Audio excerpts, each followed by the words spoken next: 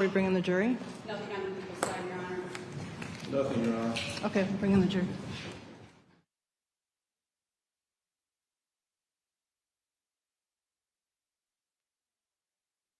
Welcome back.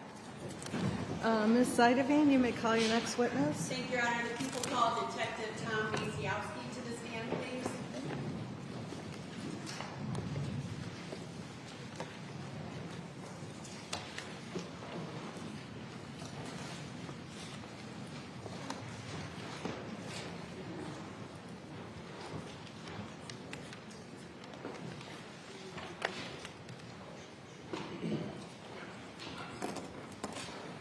Raise your right hand, please. Do you solemnly swear or affirm that the testimony you're about to give in this cause will be the truth, the whole truth, and nothing but the truth? I do. Thank you. Please have a seat. And once you're settled in, give us your full name and spell the last. It's generally easier to move the microphone than it is the chair. So if you could move that close to your mouth, please, so jury can hear you. Tom Maciaskowski, Maciauski. Thank you. Ms. Seideveen? Thank you, Your Honor. Detective, what is your current occupation? I'm retired. And what did you do before you retired? I was a deputy sheriff for Buren County. And how many years were you a deputy sheriff? 29 years here. And were you a detective at some point as well? Yes. When did you become a detective? I believe the first time was 2007 in narcotics. And so on January 7th of 2007, were you a detective at that time? Yeah, I may have misspoken. It was in the 90s that I was a narcotics detective. In 2007, I would have been a criminal investigation detective. And were you, did you become involved in an investigation involving the death of Todd Stermer at that time on January 7th of 07? Yes, I did. And how did you become involved? I was notified, I believe through dispatch, that there was a fire that occurred out, I believe, on 215, and that there was a subject there at the scene that was deceased and was asked to go to the scene there. Do you recall approximately around what time you arrived on scene? I want to say it was around 5 o'clock in the afternoon. Do you recall approximately what time then the fire had occurred? I do not remember exactly what time or remember when the fire occurred. So once you were dispatched, did you then proceed to the scene on County Road 215? Yes, I did. And what did you observe when you arrived? When I got there, I could see from the roadway that there was a lot of fire equipment in the form of fire trucks and such down a long driveway that I believe traveled west off of 215. There was a deputy or reservist at the front of the driveway restricting entrance into there. So was the driveway actually then taped off? Or It would have been something like that, taped off, or certainly access would have been restricted by the officer that was there. Then did you walk down the driveway? I believe, that part I'm not sure whether I parked alongside the shoulder of the driveway or whether I stayed out on the street, but I did walk the majority of the driveway back to the house. Any of the fire vehicles or emergency vehicles or law enforcement vehicles, were any of them stuck in that driveway? No. And did you see a fence at all on the property? It appeared that there was a fence going around the property. I can't say the exact how much of the acreage was covered by fence, but when you first came in, there was a fence. And could you see the home at that point enough to then recall what it looked like? Yes. And what did the home look like? It was a two-story home. It was still, when I got there, there was some remnants of being on fire still. Fire crews were still actively working the fire, but it was definitely a two-story residence. If I recall, it was yellow siding on it. And at that point, did you know what the terrain was with the basement? At that time, no, not till later. And once you arrived, did you make contact with anyone from the sheriff's department? I did. Who did you make contact with? Would have been Deputy Verge Franks. And were you briefed then about the facts that they were aware of at that time? Yes, he informed me of one being deceased, stating, I'm sorry, I couldn't hear you. Objection. Hearsay. Sorry. Your Honor, I'm just getting a basis for then what his investigation and what was leading him then to then make further investigation. So I'm not offering it for the truth of the matter, just in terms of investigative, the basis of what his knowledge was. I'll allow it for that purpose. Thank you. So you were briefed then with Sergeant Franks. Did you also meet with Deputy Evans at that time? I did. And do you recall who else was on scene in terms of lay people? I had been informed that there were neighbors that were on the scene. Mike Matheny, I believe, and his girlfriend at the time, Connie Calhoun. Did you see them? I did. And where were they at? At the time, they were in a personal vehicle on the property towards the front of the house. Did you see the defendant? No, not at that time. Did you see her at any time then when you were on the property? I don't believe I did. Okay. And did you then make contact with any of the witnesses on scene after your initial briefing? Yes. Who did you make contact with? I made contact with Mike Matheny and Connie Calhoun. And you spoke to both of them? I did. At some point, did you become aware that Todd had been moved from the original location where Deputy Evans found him? I was informed by Deputy Evans that they had moved Todd Stermer from where he was located at originally to a location further away from the house. Were you shown where the body was positioned when he was found? Sorry? Were you shown by law enforcement where the body was originally found? Yes. At that time, were there flags marking that area? I don't recall. And did you find any evidence that assisted you in determining that that was in fact the location he was found? Observation-wise, I did see that there was pooling water or fluid that was stained red at that location. There was also some, I would call it medical waste from people at the ambulance working on Todd Stermer. I believe it may have been rubber gloves or some tubing or things like that. Did you have an opportunity to view Mr. Todd Stermer while you were on scene? I did. And can you describe to the jury then what you viewed and saw? He was laying on the ground, had several items of clothing placed over him because of the inclement weather at the time. To me, it appeared like he had been burnt. I don't know what his hair looked like before, but it looked like his hair had been mostly burnt. When the medical examiner turned him over onto his side, I could see a large 3 to 4 inch laceration to the back of his skull. His clothing was disheveled. His sweatpants were done around his ankles. He was in stocking feet, just socks on that I saw. Basically, that was it. You could tell his upper chest area had been exposed, but it mostly had been covered up with, from what I later learned, items of clothing that had been placed on him to keep him warm by the Mathenys. And at the time, was he laying on the ground or was he laying on something else? That I don't recall. He may have been on a backboard, if I can remember correctly. He actually started speculating. Just testified he doesn't remember now. He's saying he may have been. I'll overrule that. I'll allow it. Thank you, Your Honor. Did you observe any, did you smell anything at that point? I could smell an odor of accelerant gasoline. How close were you to the body then when you smelled that? Within, I'd say 6 to 8 inches. That was right there.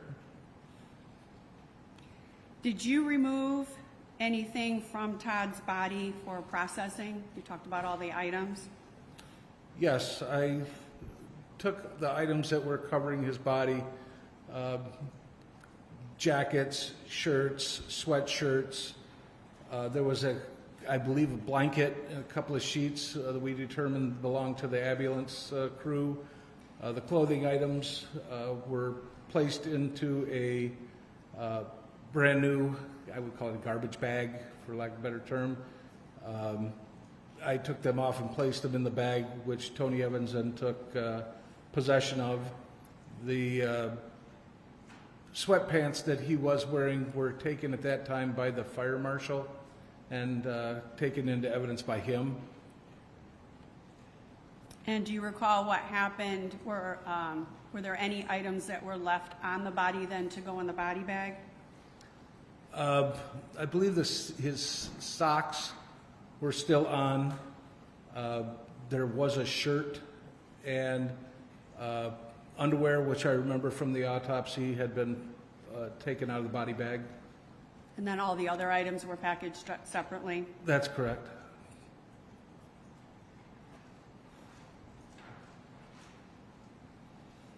And through your conversations with Mr. Matheny, were you able to determine items that belonged to him?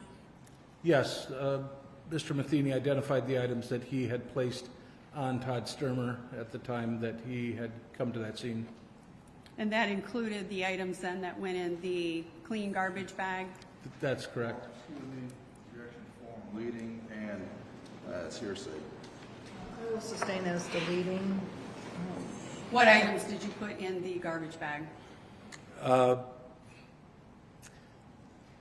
I can remember a few items. I can't remember from that far back every item, but I know that there was a sweatshirt. There was a jacket that was like a Carhartt coat or similar to that. There was, I want to say, another shirt or something of that nature, but a couple of jackets or coats that I can remember. I'd have to look and see what I put in a report to state item for item. Would it help refresh your memory if I showed you your report? Sure.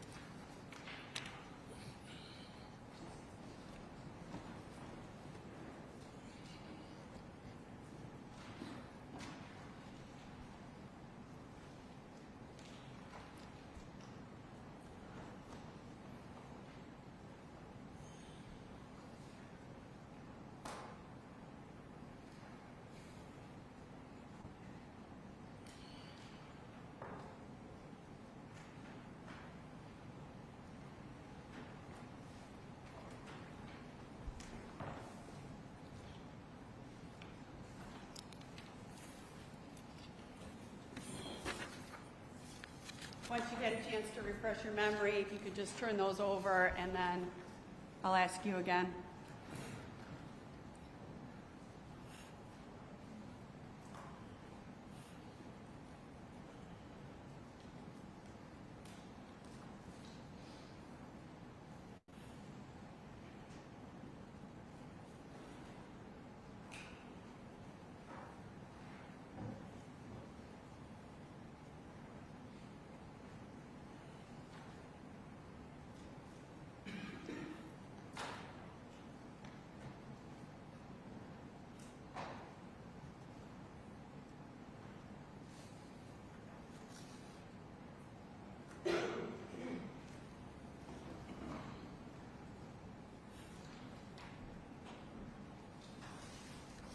Did that help refresh your memory? Yes. And I'll just ask you, what items then did you take and put into the clean garbage bag? Okay. It would have been a maroon colored jacket, a tan colored Carhartt style coat, a black and white plaid long sleeve shirt, and a brown hoodie type sweatshirt. Do you recall the location of the shirt that you said went into the body, where that was located on Todd's body? I don't.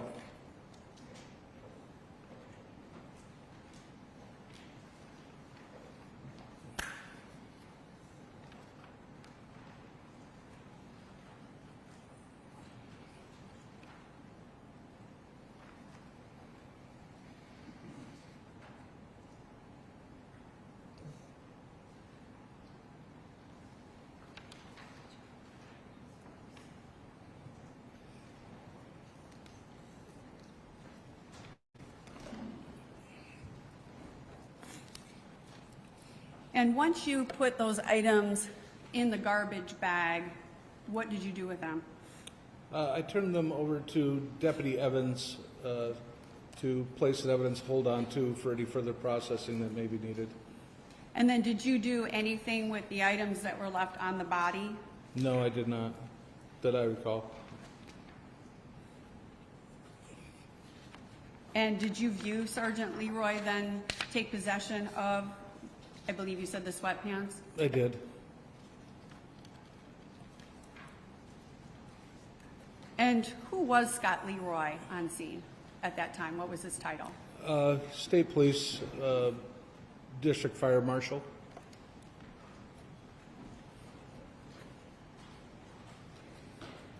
After you observed Todd and the condition of his body, were you able to walk around the scene? I was. And what did you observe as you were walking around the scene?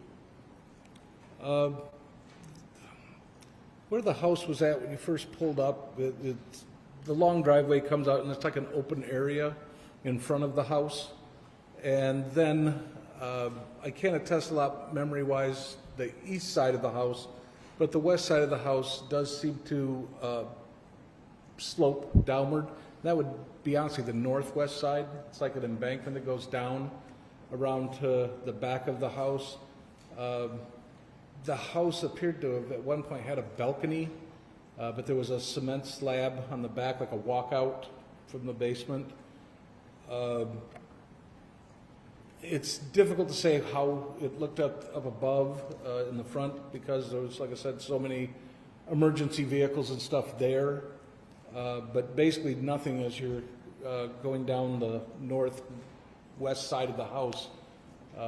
It was pretty blanketed. I believe there was a fence along the west end covering the back of the house back there. I observed a brown van that was parked behind the house on the northwest side, and the vehicle was running. I'd been told by Deputy Evans that the vehicle was in that location when he arrived and that it was running at that time. And it was still running then when you looked at it? That is correct. How did you know it was running? It was cold out. You could see the exhaust and you could hear it running. Did you observe on the north side of the home, and because I'm directionally challenged, I'm going to say when you're looking at the front of the house to the right, did you observe if there was any pathways in that yard? I can't remember that there was necessarily a pathway. I do remember where Deputy Evans showed me where the body of Todd Stermer originally was, and you could see where the van was located, kind of like a trail going from there, from where the body was at, down to where the van was at. From the front yard driveway to where the body was there any improved trail or driveway leading to the body? No, there was nothing that I saw that looked like a regular driveway that went down back behind the house. I'm sorry, what was that?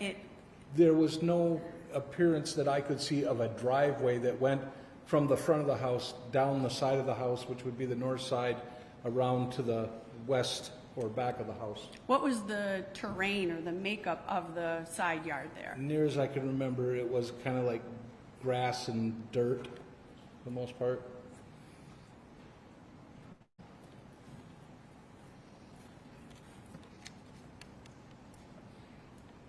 Did you see a shed on the property? I don't recall. And I want to talk to you about a little more about those tire impressions that you looked at. You said that you were able to see the direction of the tire tracks from the body to the backyard? Yes. And you were able to see those clearly? Yes. And did they appear to just be one continuous motion? Yes. And was it clear that the tire tracks you were looking at from the body to the back of the house, was it clear that those were not made by emergency vehicles or fire trucks?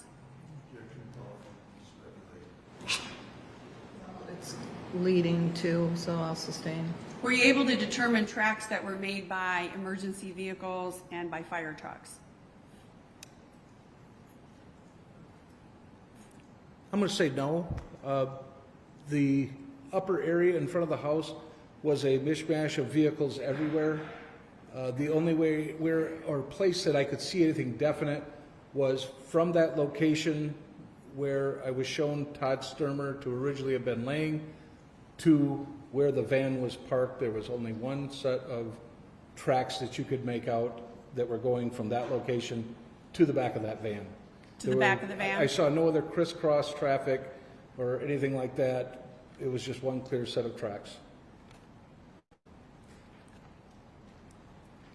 And at that time, were there flags placed? There was. And where were the flags placed? I believe they were placed on the backs, or excuse me, on the outer side of the tire tracks, and there may have been flags placed where Deputy Evans had stated Todd Stermer was at when he had located him. Did you examine the tire tracks to see if there was any evidence of a vehicle being stuck? I did not notice any. In looking at somebody who gets stuck in a track, there's going to be a lot of spinning and dirt or mud or whatever flying up from that. There will be a rut. I saw no ruts. I saw no dirt flung about or anything like that. I just saw the two tire track trails going to the vehicle. And did you take some photos while you were on scene? I may have.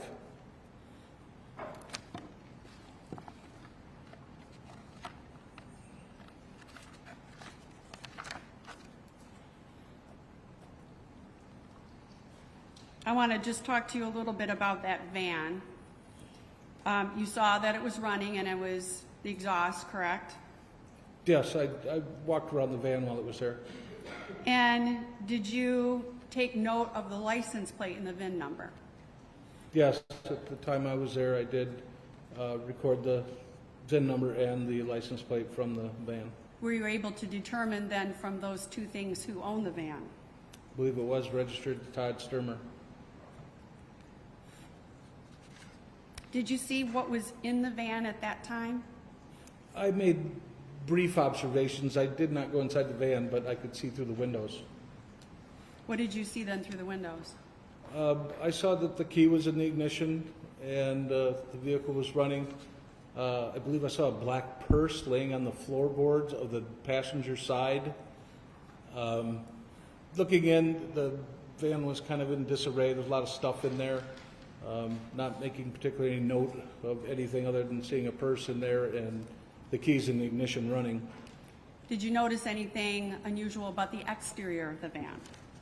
Yes, when I walked around the van, in the front of the van, there is a plastic skirt that goes under the bumper, and then there's above that is a chrome bumper. On the driver's side, there was red staining on the plastic skirting, and then above that there was a little bit of red staining on the bumper on the driver's side of the vehicle.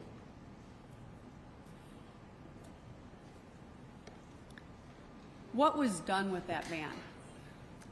At that time, it was, I believe it went from raining to snowing, and at that point it had been determined that the van was going to be needed for further processing, so a wrecker company was called and the vehicle was loaded onto a flatbed type wrecker and was transported to, I believe, Decatur Towing, and had been placed inside their facility there at Decatur Towing until such time that a search warrant could be obtained to go through the inside of the vehicle and further analysis on the outside. At some point then you had said that there were people that were blocking the driveway when you came in. Yes, there was a deputy at the front of the entrance there. Was the scene secured then throughout the evening? To my knowledge, somebody was there until the scene was released. which would have been when? I do not remember.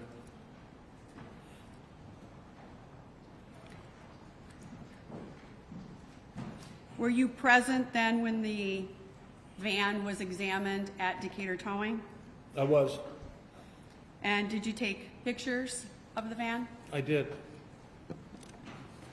I'm going to show you what's been marked as People's Proposed Exhibit number 29. And there are 13 photos with exhibit number 29. If you could just take a look at these photos and tell me if you recognize them.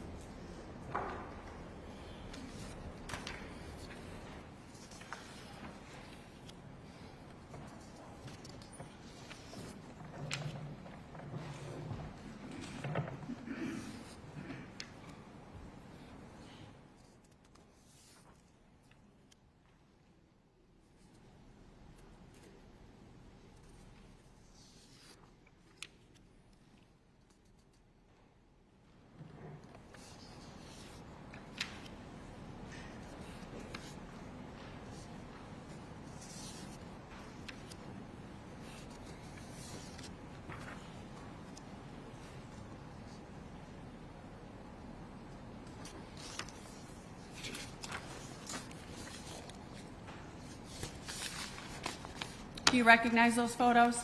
Yes, And why do you recognize those? they appear to be photos that I took. at Changed the- or altered in any way?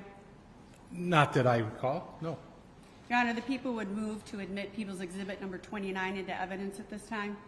Objection, Your Honor. Court will receive Exhibit 29. Permission to publish? You may. Thank you. I'm going to show you 29-1. Could you describe to the jury what we're looking at here? That is the Ford van that I saw out at the Stermer residence, parked out back behind on the northwest side of the home. The photo that I took was of the front left side of the van, depicting the red stain on that plastic skirting and depicting the tires on the vehicle. I'm going to go then to picture number 2 of this exhibit. Can you describe what we're looking at here? That would be the red stain that I saw on the driver's side front of the vehicle, that plastic skirting. Advancing to then number 3, can you tell the jury what we're looking at here? That is a photo of a red staining to the front driver's side tire, I believe. I'm going to advance then to number 4. What are we looking at here? Number 4 would be the undercarriage, I believe driver's side. You can see parts of the suspension spring and such, and there was, difficult to say, but red staining there as well. Is that what you were taking a picture of, is the red Yes. staining? And I'm going to advance then to number 5. Let me stop you real quick. Are you then starting at the front of the van going back when you're taking these pictures? Yes. And what are we looking at here in picture number 5? Okay. On this one, it is red staining from underneath the vehicle, but I would have to look back at my notes to see exactly what I'm depicting. It is traveling backwards in sequence, but exactly what piece that is, I cannot remember. It's on the underbody of the Yes, van it would be the underside of the vehicle. as you're walking back then from the front. That is correct. I'm going to advance then to slide number 6. What are we looking at here? Again, undercarriage suspension on the driver's side. You can kind of depict the right front tire there, and what I guess next is like a running board from the underside inside going a long way back. So, What side? I said on the side there, you could see the running board next to the tire. So it's kind of taking a picture to the outside of the vehicle from underneath. so if I were then looking at the red staining, where's the running board that you're talking about? Go down there. So this is what you're talking about? with Yes, the running that's just board. part of it is part of the running board, but the actual photo isn't depicting the red stain. And so the actual photo, the reason you took the photo is because of this staining that I'm pointing at here in the photo, Correct, kind of in the middle of the photograph. correct. Okay, and I'm going to advance then to number 7. What are we looking at here? That's the driver's side rear axle, rear tire. You can kind of see the spare tire mounted underneath to the left, but that is the driver's side rear axle area in the red stain. And you said we're looking at the rear tire. This is the Rear extra tire spare mounted tire? underneath, yep, So maybe the record reflect I'm pointing to like the left side of the picture in the middle, right in that area? yes, And you were taking it because of the staining? yes. I'm going to advance then to photo number 8. What are we looking at here? Photo number 8 is a picture of the red tire, or excuse me, the rear tire on the vehicle. Appears to have some kind of staining on the back of that. And that's the tire that we just had in the previous photo? Yes, that's the spare tire, I believe, mounted underneath the van. I'm going to advance then to photo number 9. What are we looking at here? Number 9 is a picture, again, that's a running board that you're looking at the bottom section there. So I'm going to stop you real quick. The running board that Right, you yeah, if you referenced go is down just a little bit, there, Right there. that's the running board, yep. there. Again, that's pretty much, I can't tell you exactly why. There may be a red stain there, slightly above center. So if I'm in the center, are Keep you going, talking keep right about- there. Yep, And that's kind of where you're focusing that on this photo? right. And may the record reflect I'm directly in the middle of photograph number 9. I'm going to advance then to photograph number 10. What are we looking at here? Again, the undercarriage of the vehicle in red stain. I want to say that's like part of the suspension bolt that holds the suspension in, but it's underneath the vehicle on the driver's side, and it's red staining. I'm going to advance then to number 11. And what are we looking at here? Then I'm not an automotive person, but there is this metal box underneath the vehicle, and in the right lower corner there was red staining there as well. So you're talking about this box here, That box there and to the right there, yes. and we're looking at then the staining right there on that corner. Yes. And I'm going to advance to our last photo on number 12. What are we looking at here? That's a photograph that indicates the right passenger side of the vehicle on the front. Captain's chair with a black purse on the floorboard there. And actually, I lied to you. There are 13 photos. And what are we looking at here? That's a photo from the front passenger side over to the driver's side, depicting the key in the ignition and basically how it looked from that center console area.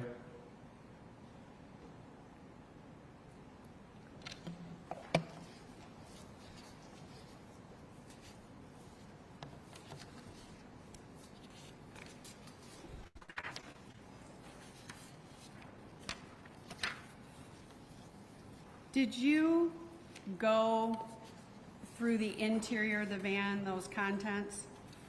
I did. And did you go through the purse that was located on the passenger side? I did. And what did you find in the purse?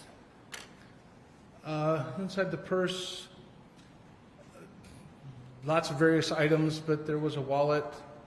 There was ID for, I believe, Linda Stermer, and I believe cash-wise there was $202. So there's $202 in cash in there? I believe so.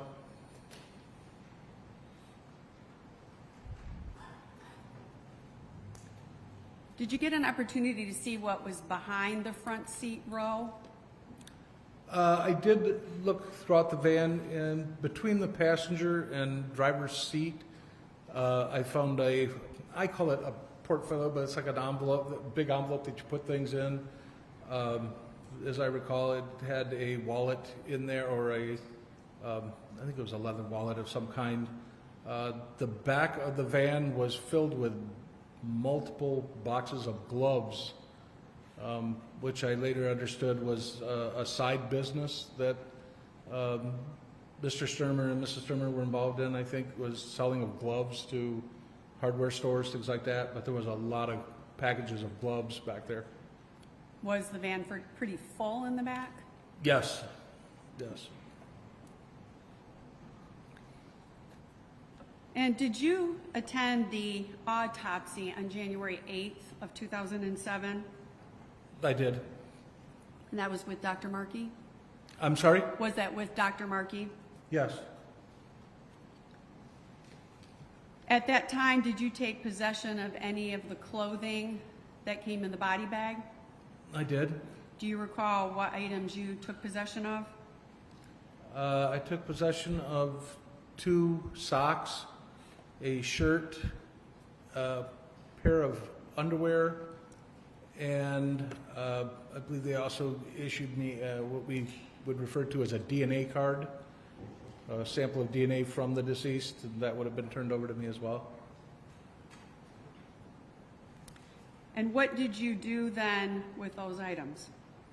They were transported back to the Van Buren County Sheriff's Office, and I believe at some point were turned over to the fire marshal, as well as I believe the DNA card was turned over to the crime lab for comparison analysis to samples that they had taken that same day of the search warrant of the van.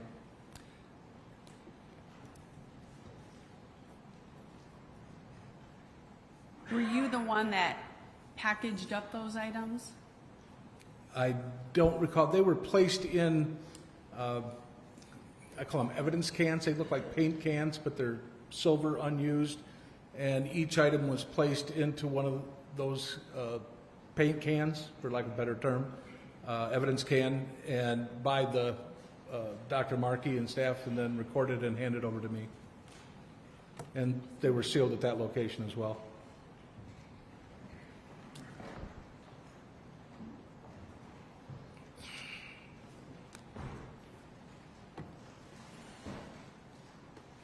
I'm going to show you what's been admitted.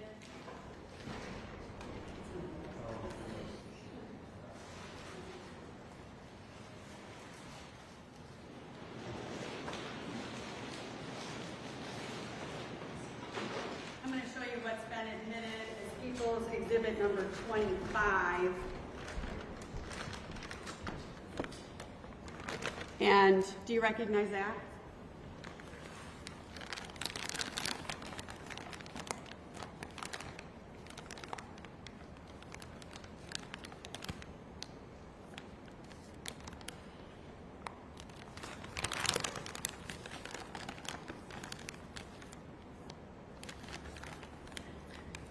Yes, there's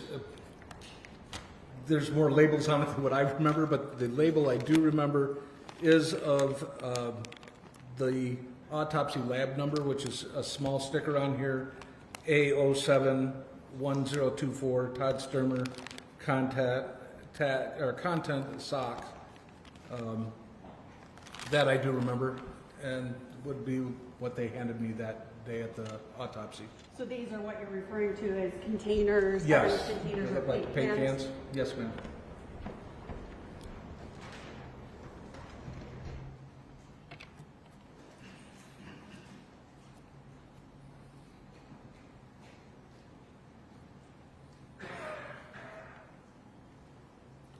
When you were, I apologize, I forgot to ask you this question. When you were underneath the van taking pictures, the Michigan State Police Crime Lab was there as well, correct? Yes. Did you see any evidence? I'm gonna stop. You talked about the looking at the treads on the ground to see if there was any evidence of somebody being stuck. Did you see any evidence of the van being stuck when you were underneath the van taking pictures? Objection to call from to speculate what he would see underneath a van to see if it was stuck a day before in whatever terrain. I'll overrule it. I don't think it's speculation.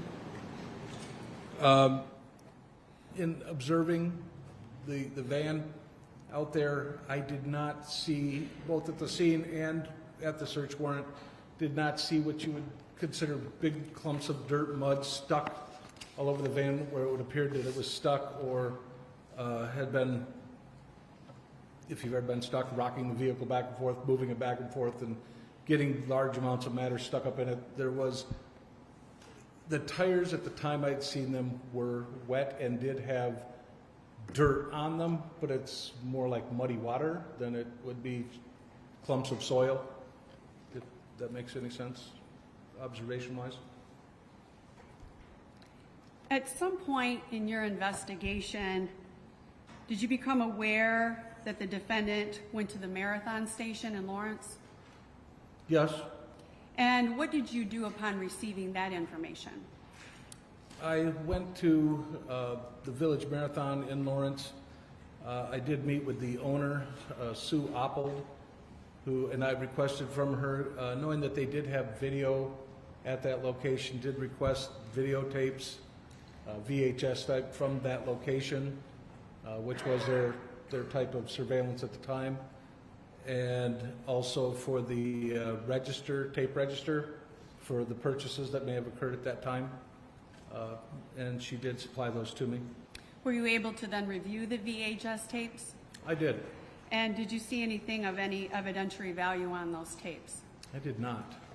And why is that? The time frame established to where Ms. Stermer had been at the marathon, you could see transactions before that, but at the time frame or shortly before that time frame, it stopped showing video of actions at the store and just went to what I call snow, like, you know, when the TV show's off the air. It just went blank, so to speak, and that was the end of it. I did take them to the Sheriff's Department in Kalamazoo County, where they have, back at that time, video analysis, where they would look at things, and had them look at the videotapes as well, and there was nothing there that they could recover or get from those videotapes. There was just nothing in that time frame that you needed or could find? No, there was not. And you said you were able then to collect tape of some sort? The register tape from the transactions of that day and what was purchased and what time and things like that.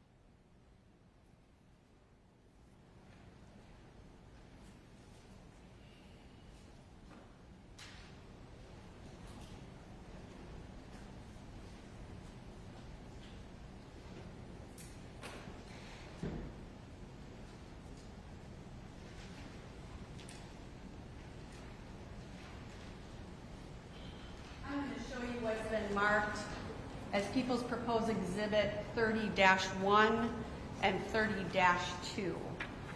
I'll start out with 30-1. Do you recognize this item?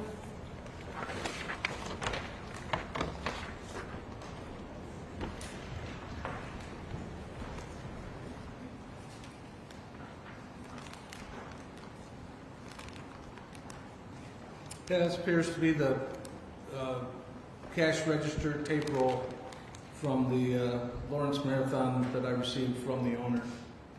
And that's, I'm sorry, go ahead. That was back on 2/1 of 2007. And that's when you received it? That's correct. I believe it's when I received it. 2/1 of 07? February. Well, that's what I have dated here from Sue Apple to Detective Sergeant Maciaskowski, 2/1 of 2007. And has it been altered or changed in any way?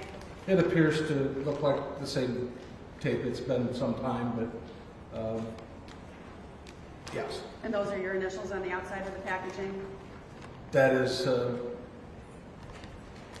you say initials, and Or your name or signature? it is my name printed on the chain of custody on the first receiving of it. And I'm going to show you what's been marked as 30-2. Do you recognize this item?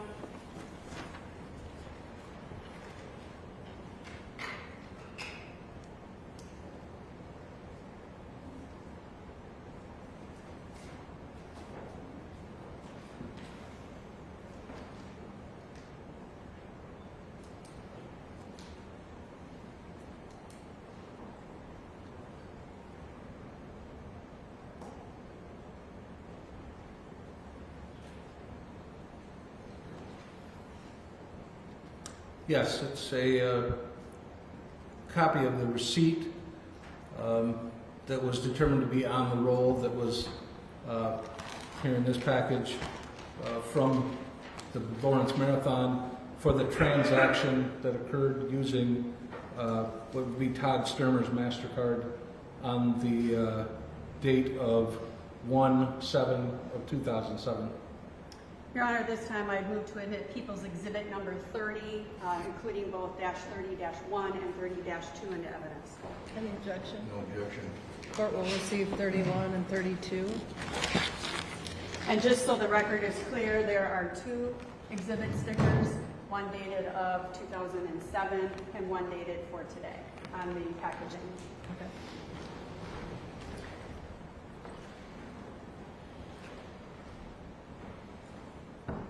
Once you got that tape,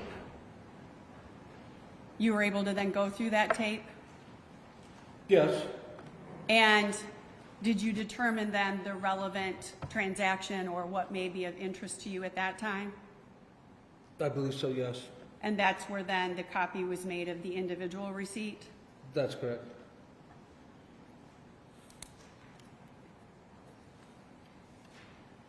Once you then collected that tape, you took the pictures of the van, and you examined the scene. Can you tell the jury then what your involvement was other than those items?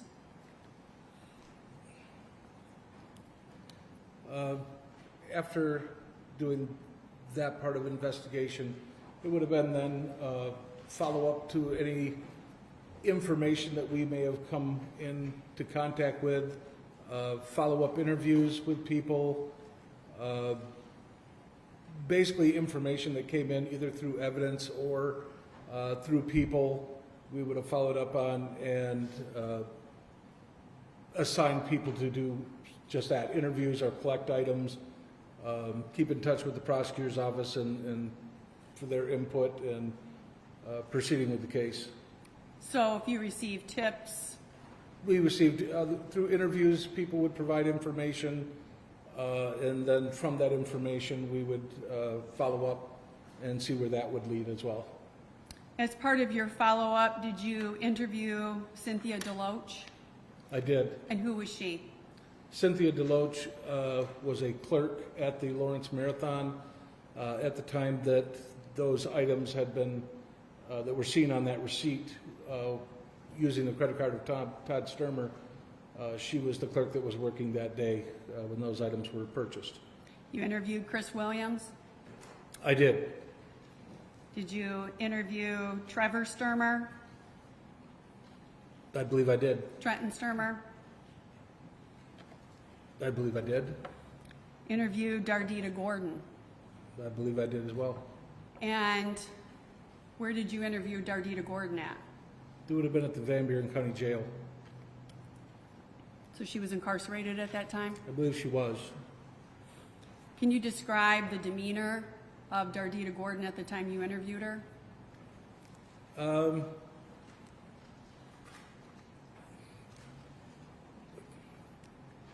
I use the word guarded, but it could be kind of, she was willing to speak with me, but she was kind of nervous at the same time. And did you share details of the scene, the investigation, and any evidence that you had with Dardita prior to your interview? Objection form. I'll overrule that, I'll allow it. It's difficult to say, it's been so long ago, as far as report-wise, as to what I did and did not say to her at that point, other than informing her that I had heard she had heard something within the jail in regards to Miss Stermer or Mrs. Stermer, and asked her to tell me what she had heard. And at that time, you were a trained detective, correct? Yes. And as part of your interviewing training, would you have told somebody pertinent details before they actually told you what you were talking to them about? We don't give specific facts that we have. If per se it's something that we know and we want to find out if that person actually did know it, they'd have the same information. So we probably really would not give them exact information that we knew for fact. We would wait to see if they verified that fact. And then once they verify that fact, then you may ask additional questions. Correct.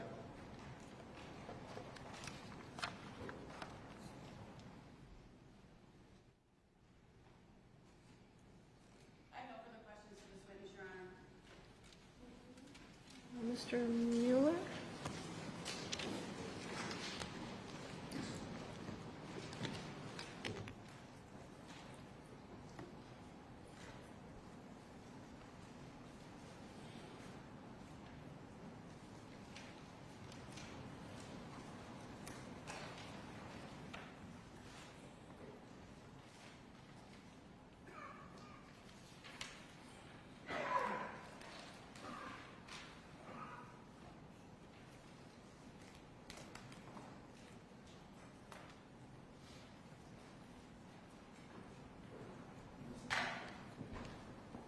Give me 1 second, Your Honor.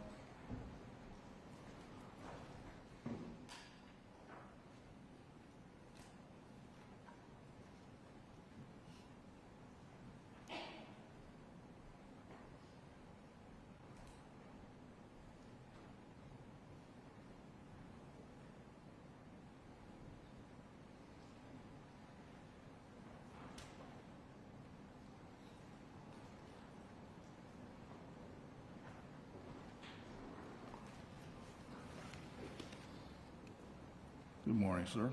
Good morning. Let me start out by asking you a little bit about the information you learned on the scene, okay? Yes, sir. At first, as I understand it, you learned your information from Detective Evans, Officer Evans? My first contact, I believe, at the scene was with Sergeant Franks, Franks. who directed me to Deputy Evans. Evans. I'm sorry. Okay. And then you learned from Deputy Evans where he thought Todd Stermer had initially been, is that right? He took me to where he had found him at, yes. All right, where Deputy Evans found Todd Stermer. That's what he told me.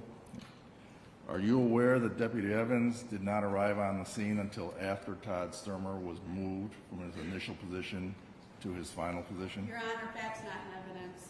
It's already been testified to. It's misconstruing the testimony, Your Honor. Your It's Honor, not facts and evidence. Jury has notes. Okay. I'll allow you to rephrase it to consistent with what's in evidence. You're not aware, are you, of whether Deputy Evans came to the scene after Todd Stermer was moved? My recollection is that when I spoke to Deputy Evans, he had told me that this location where he showed me was where Todd Stermer was at, and that he and others had moved him. He as well had moved him from that area, was my recollection. Do you have any photographs to show us that? No, I do not. Did you put that in your report? Exactly where Todd Stermer had been? I'm not sure. I'd have to look back at it. I may have made mention of where I was shown by Deputy Evans, but I'm not sure. But you can't help us, as we sit here today, pinpoint where Todd Stermer may have originally been. Is that fair? I was not there when he was moved, no. Now let's talk about your van inspection. That happened the day before, correct? I'm sorry? I mean, the day after the incident. Are you referring to the search warrant? Yes. Okay. Van hold That on. was, I'm sorry? The van inspection, we'll call it that. I call it the search warrant of the van if it was, while it was inside the towing agency. Fair enough. You had gotten a search warrant, am I right? Again, I'm not sure. It's been some time. I know that I did, the day after being called to that scene, I was present the following day at a autopsy for Todd Stermer. The day after that was the search warrant at the towing company. As to did I author the search warrant, I do not remember. When you were the officer in charge of this case, am I right? I was a case officer in that respect. I had superiors as well. And certainly the initial evening of the incident, Lieutenant Brian Stump was in charge of the scene. But somebody eventually is assigned as officer in charge of the case. Yes, Would that have been you? I would say so, yes. Okay, so you're the one who's in charge of marshaling all the evidence, am I right? Again, other people can be handed off and be made responsible for items and things like that under the direction that I give them, or I myself, for certain piece of items of evidence, may be responsible for those as well. I don't want to confuse us, but typically there's somebody has to be in charge of the case. Can't have 20 people all running willy-nilly doing their thing. Yes, that's true. So you're kind of the quarterback of that case, correct? I guess that'd be a way of putting it. And you were the quarterback of this case, correct? Okay? Yes? Sure. Okay. So you attend a van inspection, a search warrant inspection on January 9. That is true. Right. A search warrant is issued when there's suspected to be a crime, correct? Yeah, we don't have consent for the search of that van. We must take and articulate reasons why we want to search that van. Okay, so when you saw blood on the front bumper or the skirt, you said, of that van, you thought something's odd here, right? Yes, And so you suspected there might be a crime, right? certainly warranting investigation. Okay, and that's what drove the search warrant for the van. Yes, Right. Now, you went to the garage, correct? yes. If And you're referring to the tow company, Decatur Tow Company? yep, It was inside, right? yes. So it's room temperature, right? I cannot tell you if it was it was just out of the elements, I know that. Inside, were you wearing a winter coat? I do not remember what I was wearing that day. Typically, if it's inside and it's roughly about room temperature, roughly about 70 degrees, right? Again, I cannot remember what the temperature was in that room at that time. You would certainly expect that tires, after being inside for 2 days, would not have snow, and that would account for the tires being wet. It was and dry. dirty. It was definitely dry, yes. Okay. Now, this vehicle is a 1993 Ford Econoline van, correct? Okay? I say that because I know it's a Ford van, I know it's brown, I don't remember the year without looking at a report. You have your van inspection report, don't you, or no? I have nothing up here. Let me see if I can refresh your memory.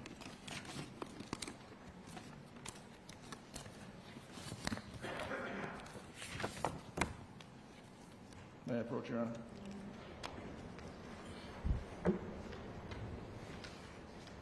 I don't mean to appear offstanding, it's been that long, I don't remember. 18 years, right? Yes, so it's, appreciate the Yep. help.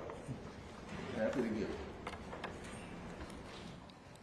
On the first page, it said, it should be noted that the vehicle is a 1990. I'm going to object, that's not the proper way of recollection, or of refreshing someone's memory. I'll ask you to take a look at the vehicle. Sir, let me make a rule. Okay? I'm sorry. The objection sustained. Good. I'll ask you to take a look at where it says vehicle on page 1, on the bottom.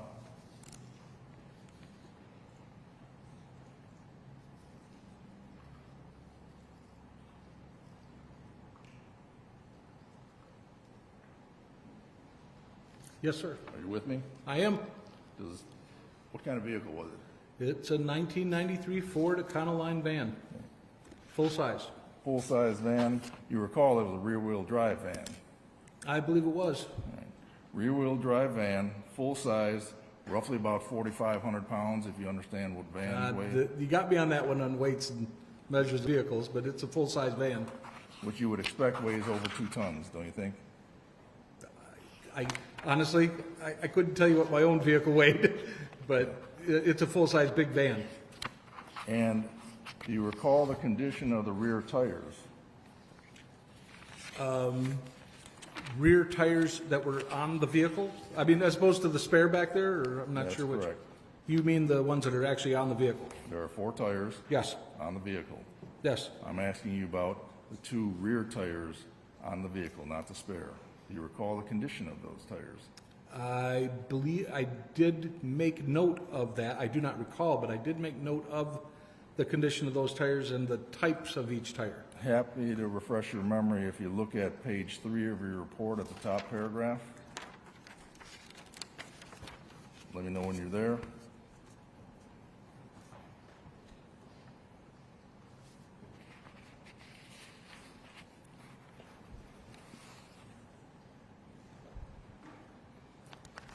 Yes, I've read that top section. Okay. What was the condition of the rear tires? They were worn. Worn rear tires on a rear-wheel drive van that is 14 years old at that time. Okay, I didn't do the math on it, but the 2 tires to the front were definitely newer condition, notable than the ones to the back. You did note the type of tires that were on the vehicle, correct? I did. Can you tell us what tires were on the vehicle? If you, I'll direct you to page 2 at the okay, bottom. thank you. Okay, if it's permissible, I will read that the front driver's side tire was identified as a Uniroyal Tiger Paw, noted as a P235/75R15. The rear driver's side tire was identified as a Dunlop Radial Rover, noted as a P235/75R15. Number 3, the front passenger tire was identified as a National 400 XT, noted as a PR235/75R15. And the last rear tire was identified, or that being the rear passenger side tire, was identified as a Dunlop Radial Rover, noted as P235/75R15. So that both rear tires on that van were of the same make and model, both being Dunlop Radial Rovers, and the front tires were of 2 different types of brand. So for 4 wheels, we have 3 different kinds of tires, am I right? That is correct.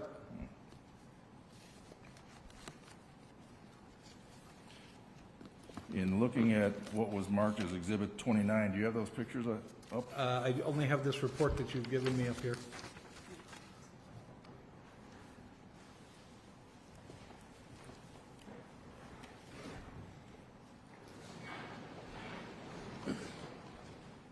May I approach, Your Honor? give you those photos. Thank you, sir. And I'm also going to give you photos that we have marked as Exhibit E 1 to 4. And ask if my photos match up as part of your photos, and they should.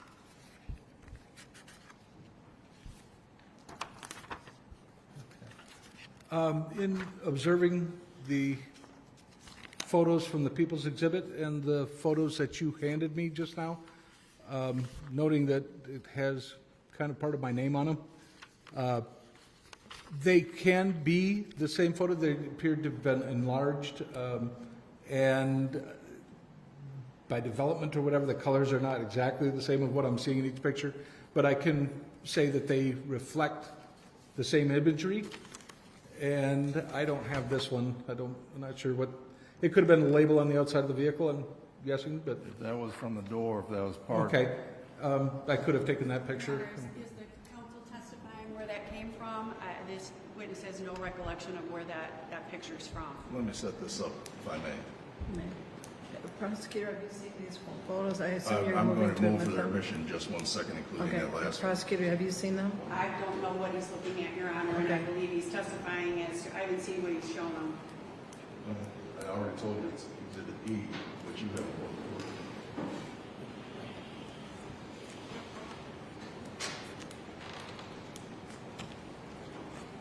Prosecutor, you do or don't have them?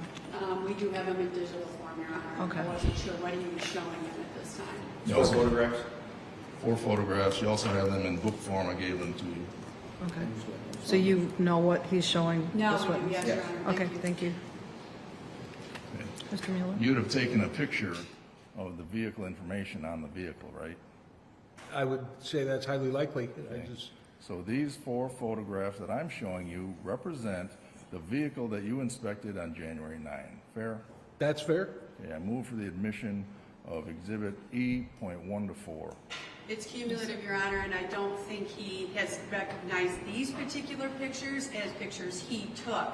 I believe counsel said you searched and you took pictures, but we haven't identified that he recognizes these pictures. I feel he's already testified that he doesn't recognize the sticker, so I do have an objection at this time. Well, Your Honor, photographs for admissibility just have to represent fairly and accurately what was being represented in the photograph, and those include the vehicle that he inspected. I agree. He doesn't have to be the one to have taken those photos, but I do have concern about the one, I don't know that you've laid a foundation for this one with the tab on it. Yeah, maybe question him. Let me just some ask more. you, on that vehicle, would that comport with the vehicle you were expecting? You can look at the vehicle information. Your Honor, it still doesn't meet the foundation that that's what he saw on the van.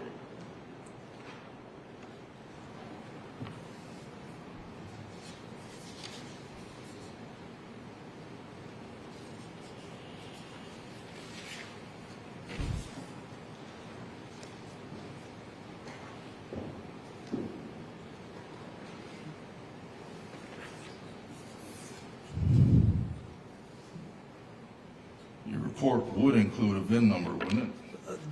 That's what I'm searching for right now in this report that you gave me. to see if I had recorded the VIN number in the report.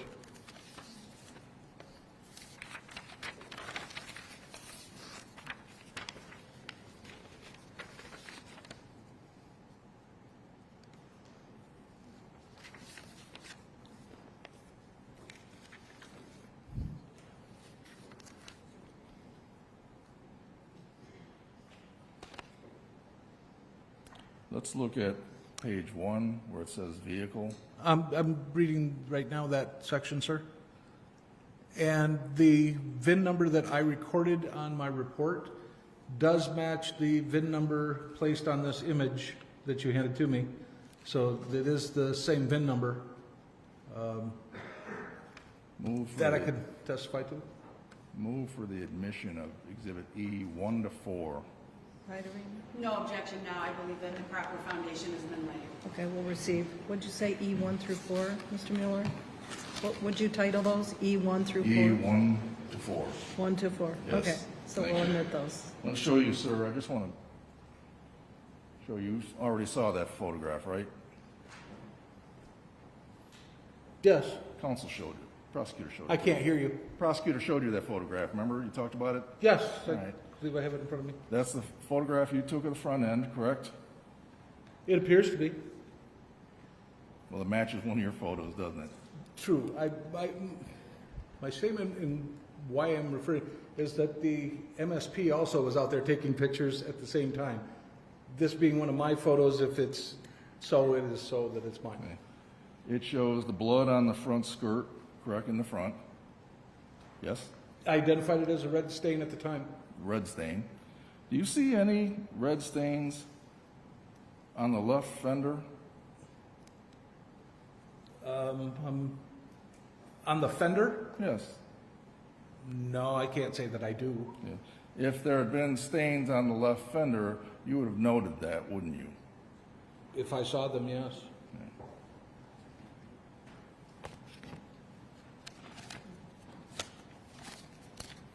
Did you have a tape measure at all?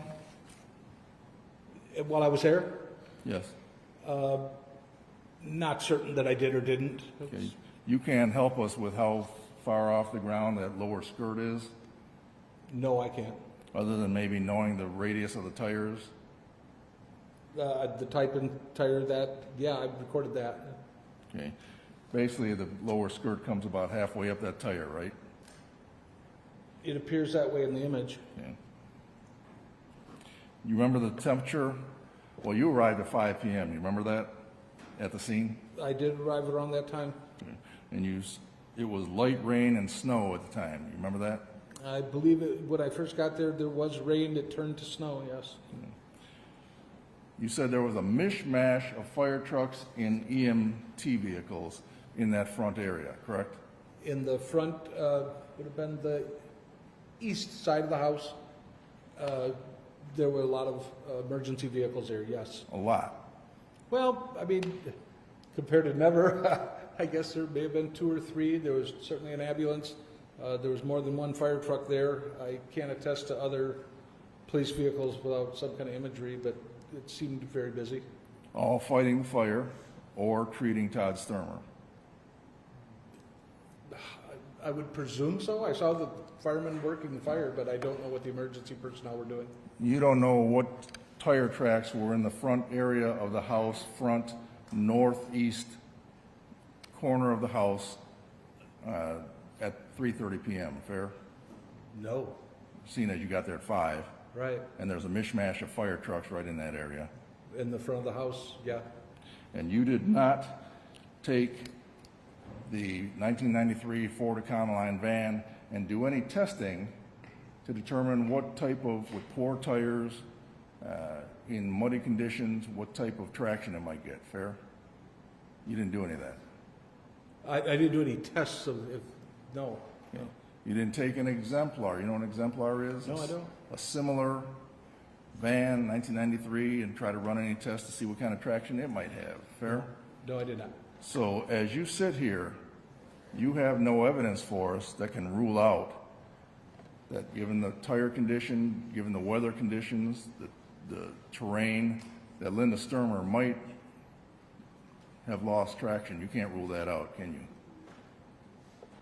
I saw no evidence of anybody getting stuck, but I mean, as far as loss of traction, I'm not sure I follow what you mean. Loss of traction to where Linda Stermer might go in another direction than where she intended to at first. You have no evidence for us. Speculating at this point, I would prefer that he just ask questions of the detective. This is cross-examination. I can ask a leading question. It is, leading's okay, but this, it does call for Right. speculation. You'd be speculating to say, one way or another, whether there's any evidence that Linda Stermer had lost traction, right? In fairness, what location are we talking about? Up above in front of the house? Correct. Yeah, I have no idea. Okay. That'd be pure speculation. Fair? I cannot even speculate. I don't know what happened up there on the top section, or the northeast section on top where the driveway was. I don't know. And in terms of what you learned, you did not see Linda Stermer, correct? Don't believe I did, no. But you heard of people and talked to people who had seen Linda Stermer, correct? Yes, I did. And described the situation and the chaos? In the interviews that I conducted out there was from the time those people arrived on scene, what they saw, what they did, and that was referred to me, yes. And you learned, learned about the chaos that was going on. From their perspective, yes. And what their observations of Linda Stermer, how she was behaving. You learned that, correct? I would have to spend a long time, refer to a report that said I don't remember what they portrayed Linda Stermer as being at that time. If she was described as hysterical, that would be Your Honor, I believe it's asked and answered. He doesn't know, and now we're continuing then to put words in the witness's mouth. It's a leading question, and I can explore his memory. It's already asked and answered, Your Honor. I'll allow one more time. Thank you. If she was described as hysterical, sir, that would be consistent with somebody who had been fleeing a fire This is for her life. speculation. Sustain at this point. Please move on, Mr. Miller.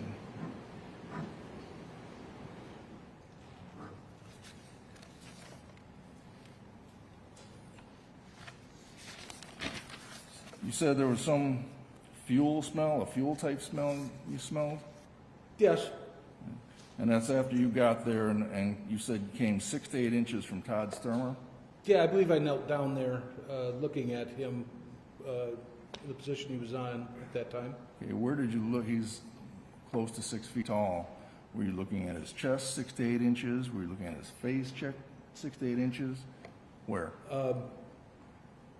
Recollection-wise, I would have observed him as close as I could within reasonableness and from the head of him to the toe of him, kind of looked him over. So you would have gotten, he's on the ground, right? Yes, he is. You would have gotten on your knees, Yes, I would have. and you would have gotten between about 6 to 8 inches from his whole body? Well, when you put it this close, maybe this would be better. What would be better, 18 to 24 12 inches? inches. 12 inches. I mean, I didn't climb on top of him by any means, but I did get close enough where I could smell, for lack of a better term, and not being able to positively identify the fuel, I would call it an accelerant, if you would, or a gassy smell. You can distinguish gas from anything else? Again, to sit here and say I could tell gasoline from kerosene or any other kind of fuel, whether it's diesel or not, I would have difficulty in pinpointing beyond saying fuel. Okay, we'll just call it fuel, because I don't want you to speculate and narrow it if you can't, okay? I cannot, but thank you. You got there, you're smelling this, and the clothes are still on him, correct? Yes. And the clothes are covering his private area and around his groin? This would have still been in the time that clothing items were being removed But you from were there. him. From standpoint of when I first made contact to the point of removing clothes, the smell of fuel was there. Okay. Now, if you wanted to know what did Todd Stermer smell like when the first people arrived before you got there, you with me? Mm-hmm. Yes? Before I got there, If you wanted to know what he smelled like would it be reasonable to ask the people who were first there whether they smelled any fuel? That sound reasonable? I don't know that I asked that question. Didn't ask you that. Oh, I'm sorry. Does it sound reasonable to you? Sure. To, if you wanted to know what he smelled like first, you'd ask the people who were there before you. Sure.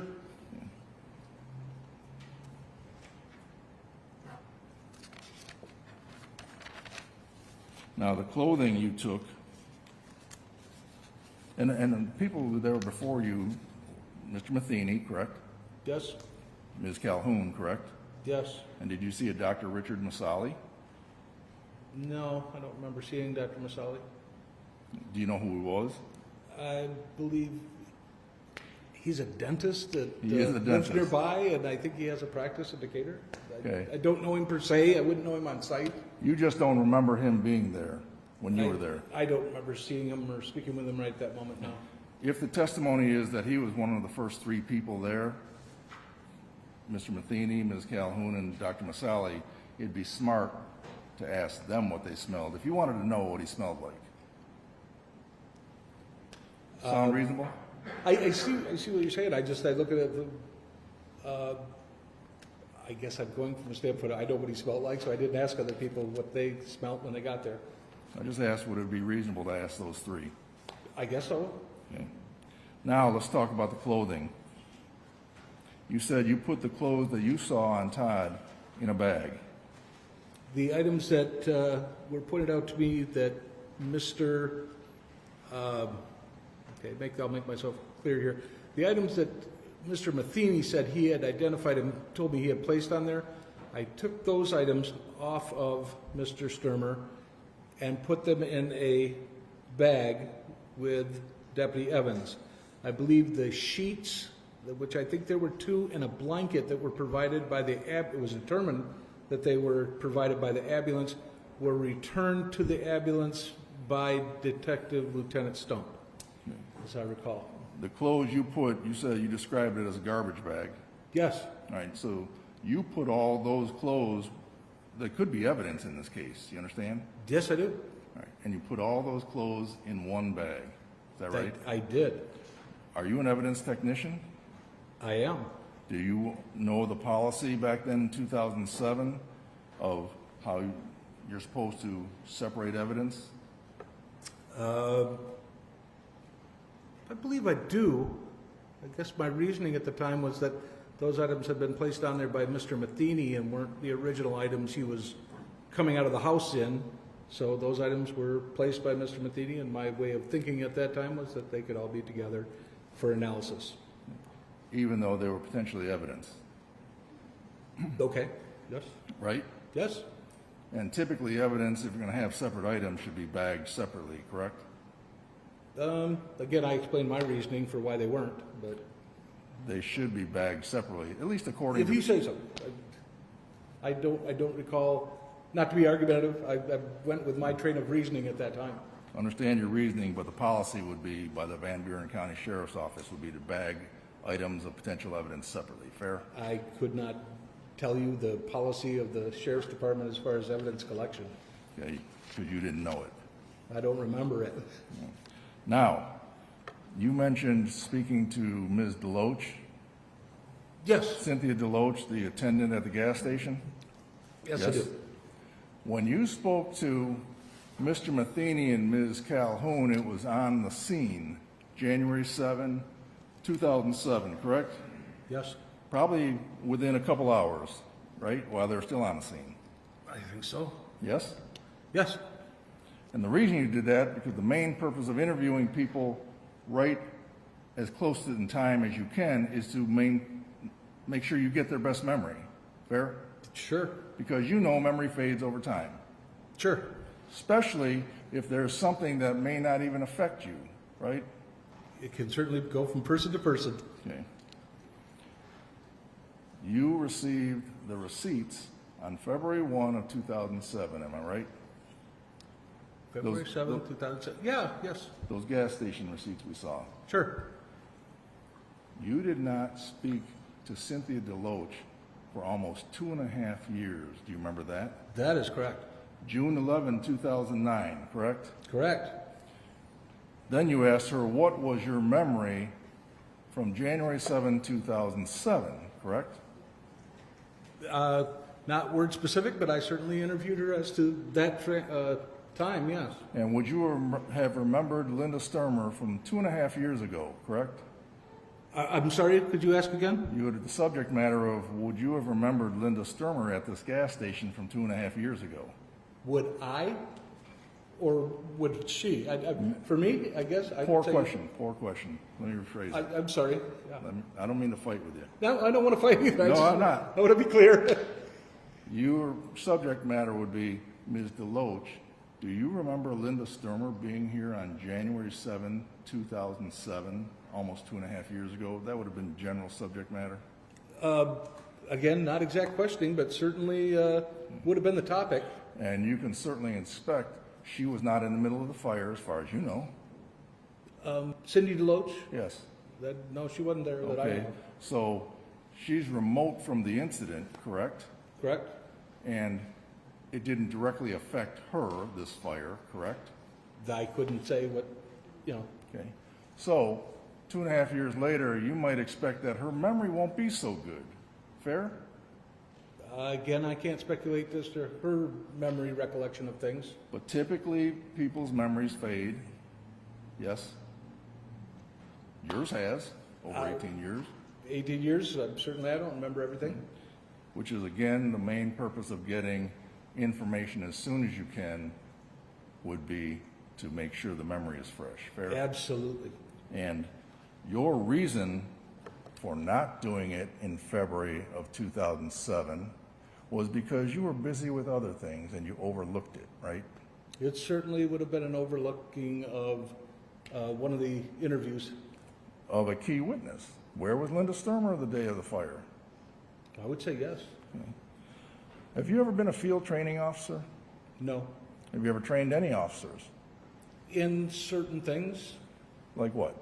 I was basically putting it hand-to-hand combat instructor for the department. Okay.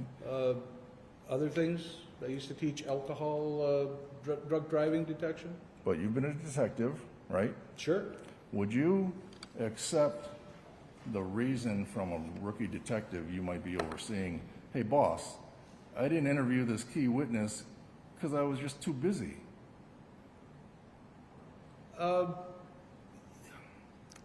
When you put it in that respect, it assumes that the person knew they were supposed to do it and just didn't do it because they got busy. Okay. It doesn't mean that if the person has said, I totally forgot, I was busy doing this, that, I forgot to do this, my reaction may be totally different to them if I was a supervisor. Well, you were a veteran police officer at the time. Okay? You knew Cynthia DeLoach would have been a key witness in this case as to where Linda Stermer was on January 7, correct? Mm-hmm. Yes? Yes, yes. And your testimony in a prior hearing was, I overlooked it because I was just too busy. Your Honor, we're getting into asked and answered. I think he's asked this several times. Answered. Sir? I don't know if I got a direct answer to the question. Would you accept that excuse? I was too busy Asked to and interview a answered, key Your Honor. Old witness. Mr. Mueller, you've already asked the question, it's been Thank answered. you.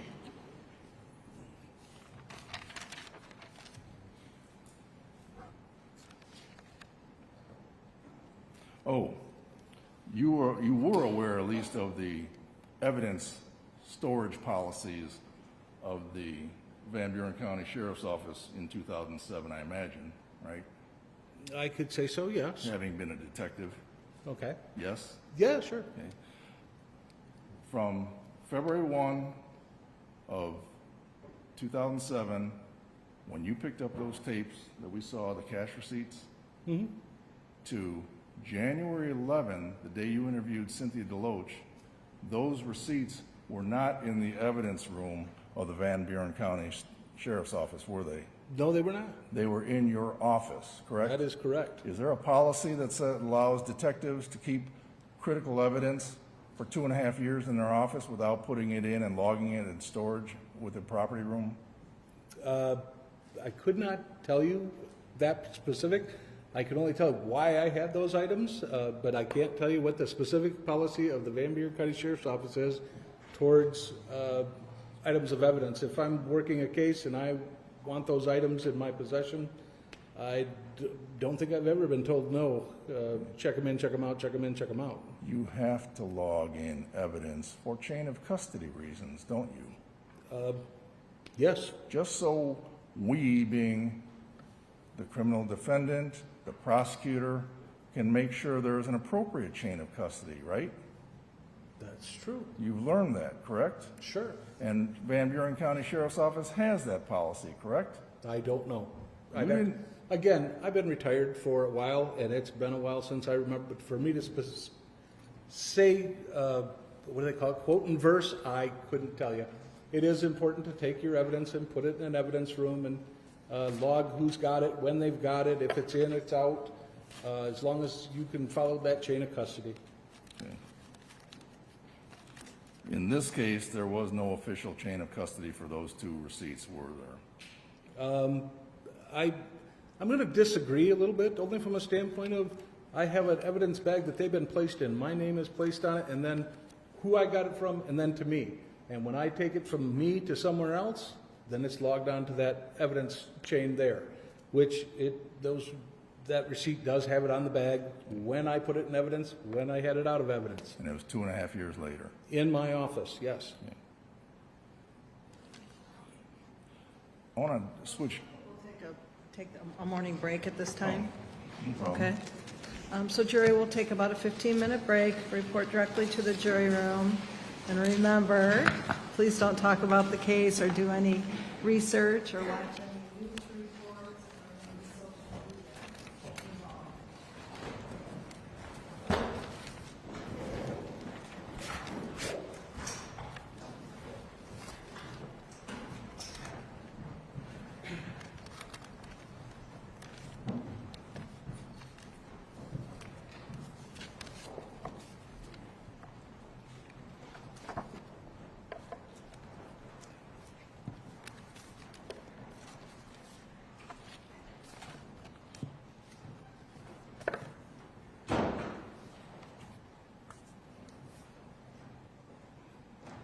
Fifteen minutes, Your Honor?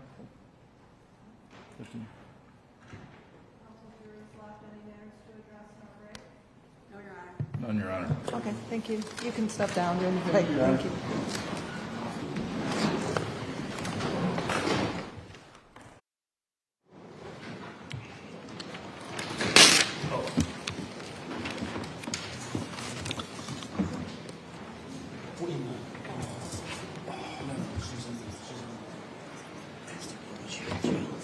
We're back on the record in the case of People versus Linda Stermer. Any matters to address before we bring in the jury? I have none, Your Honor. Okay, we will bring in the jury.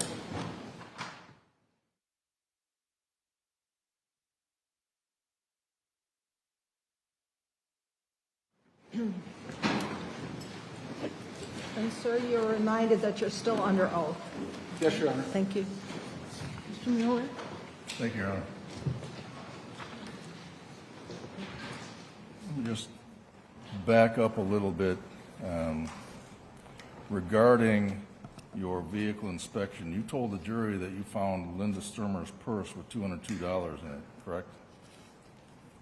I heard most of it. I found Linda Stermer's I purse. apologize. Pardon? I apologize. I didn't speak clearly enough. No, it's better. Actually, I have hearing issues, but You found Linda Stermer's wallet or purse in the car I did. with $202 in it. Yes. Right. You also found Todd Stermer's wallet in the vehicle, didn't you? I think I identified it as such, as a wallet, yeah. This being a rural area, not Detroit, people tend to leave their keys in the car, right? Your Honor, objection, speculation. He's lived up here. He can testify if he leaves his own wallet in the car, but he certainly can't testify what the community does. I'll sustain that objection. It Okay. calls for speculation. The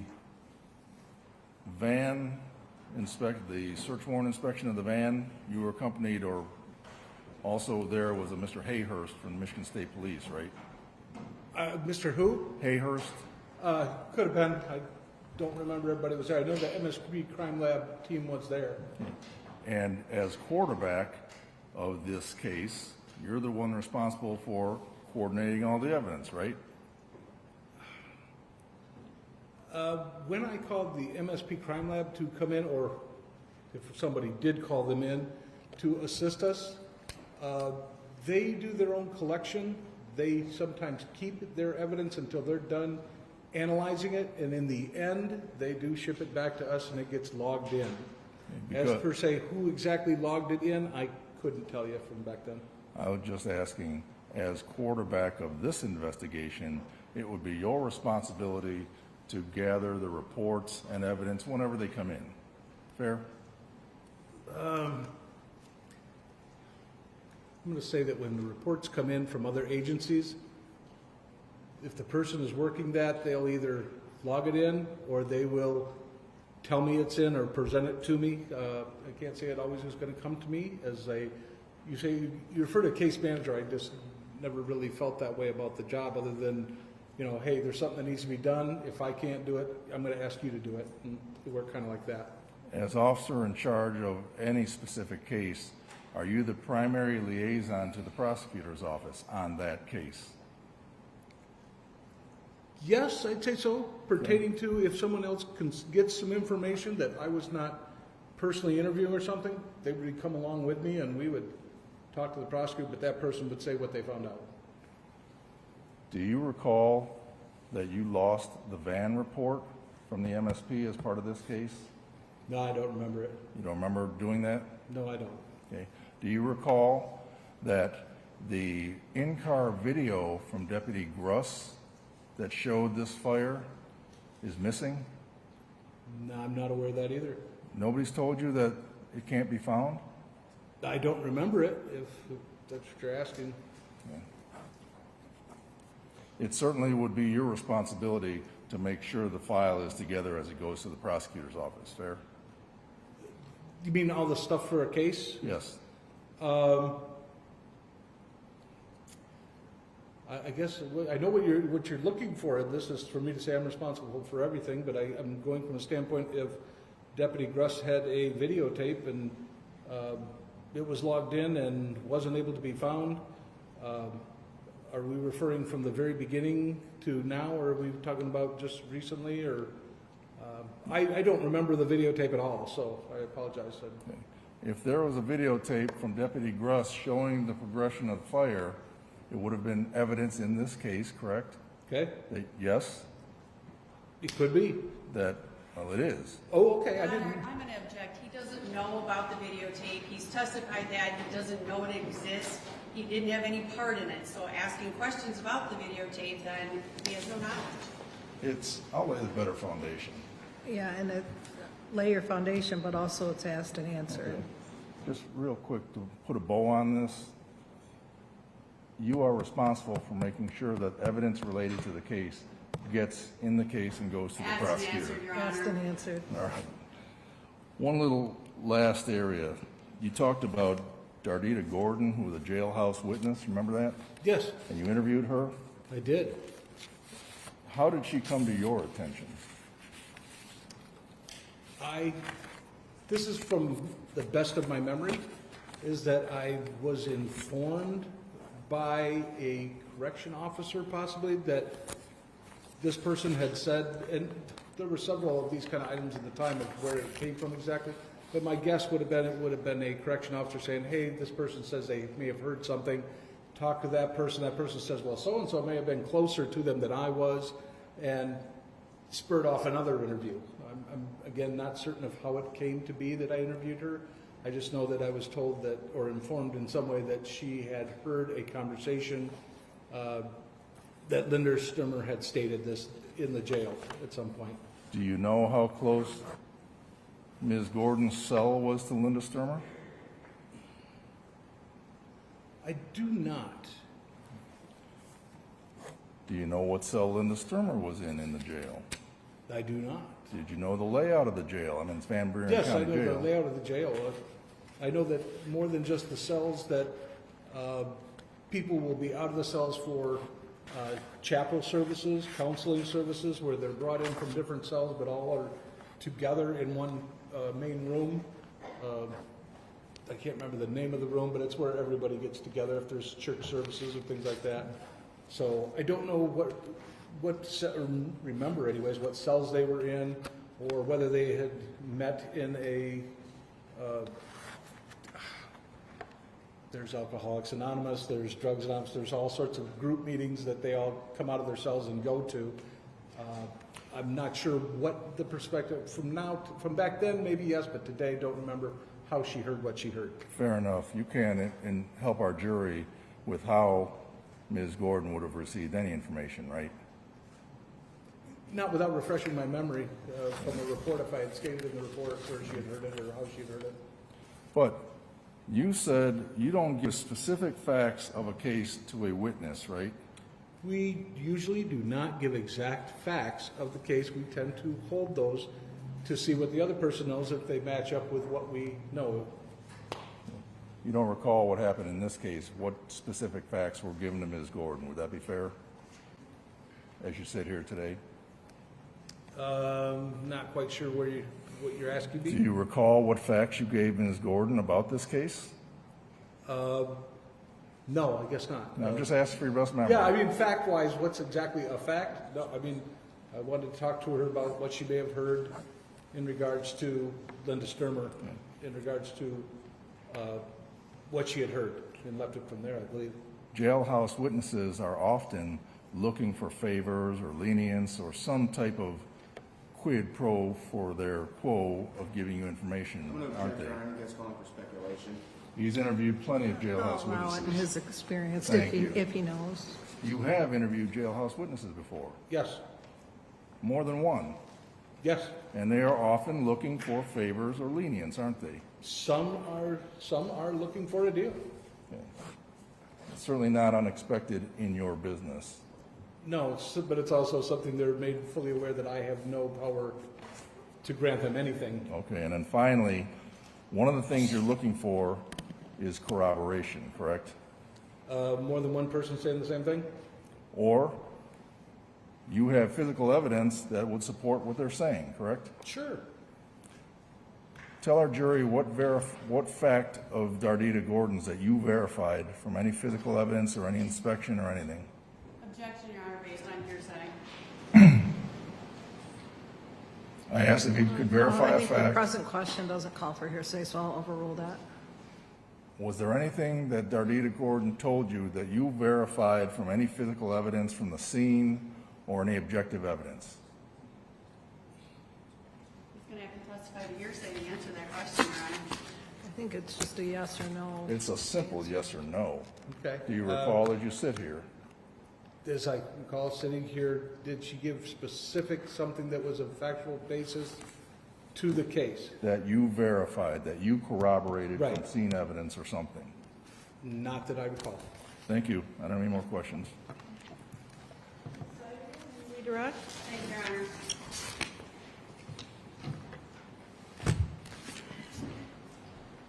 I'm going to start out with Dardita Gordon and your interview with her. Would it help refresh your memory with what your interview was with Dardita Gordon if I gave you a copy of your report? Sure.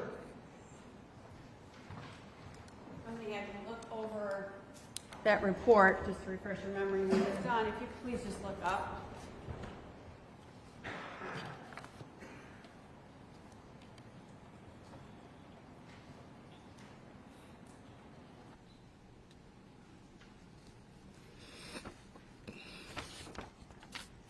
Got a chance to read through that? I beg your pardon? You had an adequate chance to read through that? Yes. And does that help refresh your memory as to what your interview with Ms. Dardita Gordon was? Yes. And that was written very close to the time that you interviewed Ms. Gordon? Yes. So you had stated earlier in your testimony that you observed laceration on Mr. Todd Stermer's head on the scene. Is that correct? Yes. And that you also observed blood pooling where you believed Mr. Todd Stermer then had been laying in the ground. Is that correct? Yes. Did you receive information from Ms. Dardita Gordon that may or may not give insight into those lacerations that Todd Stermer received on his head? Hearsay. He doesn't need to tell me exactly. It's a follow-up from his cross about corroborating evidence, Your Honor. Okay, as long as we're not going into the substance, but the current question's fine. Thank you. So don't tell me what she said, because obviously that would be hearsay, but did you receive information from Dardita Gordon that may or may not give insight into those lacerations? Yes, Did you tell her about those head lacerations or about that blood pooling that you saw on scene before you talked to her about the potential information? Objection form leading. I'll allow it for this. no, So I want to get back to why you had those tapes in your office. Was your office secured at that time? yes, I had an office with a lock on it. And was it common practice that you would lock those doors? Yes, And was evidence then kept secure in your office? absolutely. And why did it take you that amount of time to then interview Ms. Cynthia DeLoach at the Marathon Station? Okay. I would say that it wasn't an important interview. It would have been surely a oversight on my part or on the team's part that we are a small department. We do multiple crimes at a time, and you may have heard the term before. It's juggling. You're juggling things. And the interview with Cindy DeLoach was something that when I was reviewing all the case reports and going through items that had been collected in preparation of this case, noting that the clerk had never been spoke to, and immediately was sought out to get an interview from them. But it was not that it wouldn't been considered important. It was more that it got slipped, if you want to say slipped through the crack, but found and rectified. And you had already spoken to the owner of the gas station. Yes, I had. You'd gotten the tapes, the VHS tapes. I did. That, it's getting to be leading, if you can rephrase. Before that, did you get the tapes from the Yes. Marathon Station? Did you work then to try to view the tapes? I did. Did you work with another department to see if you could recover information on those tapes? I did. And you also then did you also recover the tape, the cash register tapes that have been entered into the exhibits? I did. So all that had happened then close to the time frame of the fire. Yes. You were asked a little bit about tapes that were in the car, I believe from other officers. Do you recall what type of taping system was in the police cars at that time? I don't. As a detective, did you have a system in your car? No, I did not. Was that common for detectives not to have systems in their car? No, detectives did not have recording devices at that time in their vehicles. Detectives, did they have body cams at that time? No, we didn't. And again, this is back in 2007, is that correct? Correct. I want to bring your memory back to the picture that defense counsel had up on the screen for quite a while of the van being heisted up. Do you recall that picture? Yes. And do you recall if you saw any mud flaps on that van? I don't recall seeing any mud flaps on the van. Did that picture depict any? No. And do you recall seeing any mud in the wheel well in that picture? No, I did not. And do you remember if there was mud in the wheel well of the rear tires? No, there was not.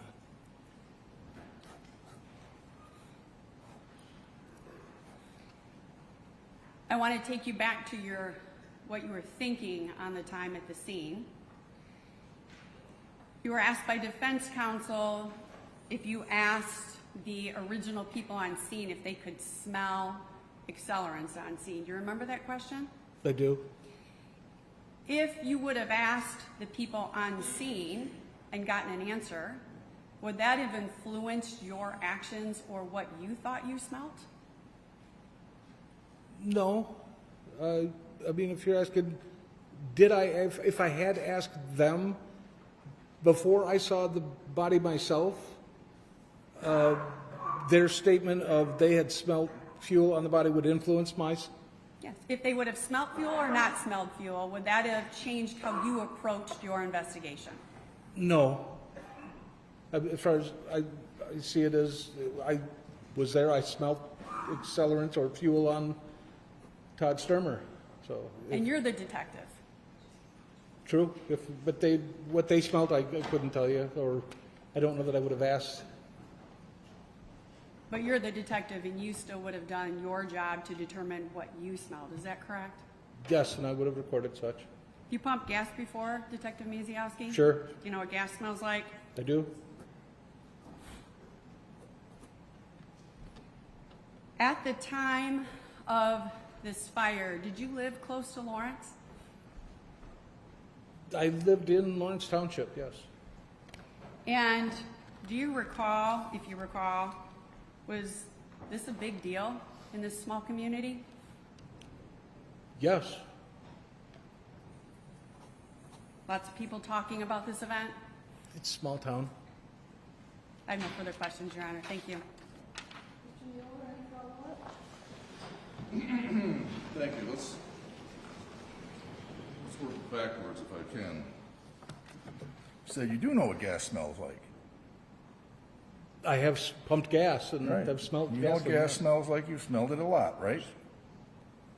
Well as anybody else, yeah. Okay, but you can't tell this jury that what you smelled on Todd Stermer was gasoline. You remember telling us that? Yes, I do.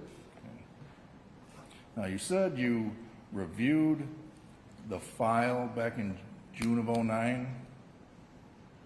As you were reviewing the file, remember you told Yeah, I do remember realizing that we hadn't interviewed her and it was later in the investigation, yes. Exact date, kind of, if you say that's what I reported, then fine.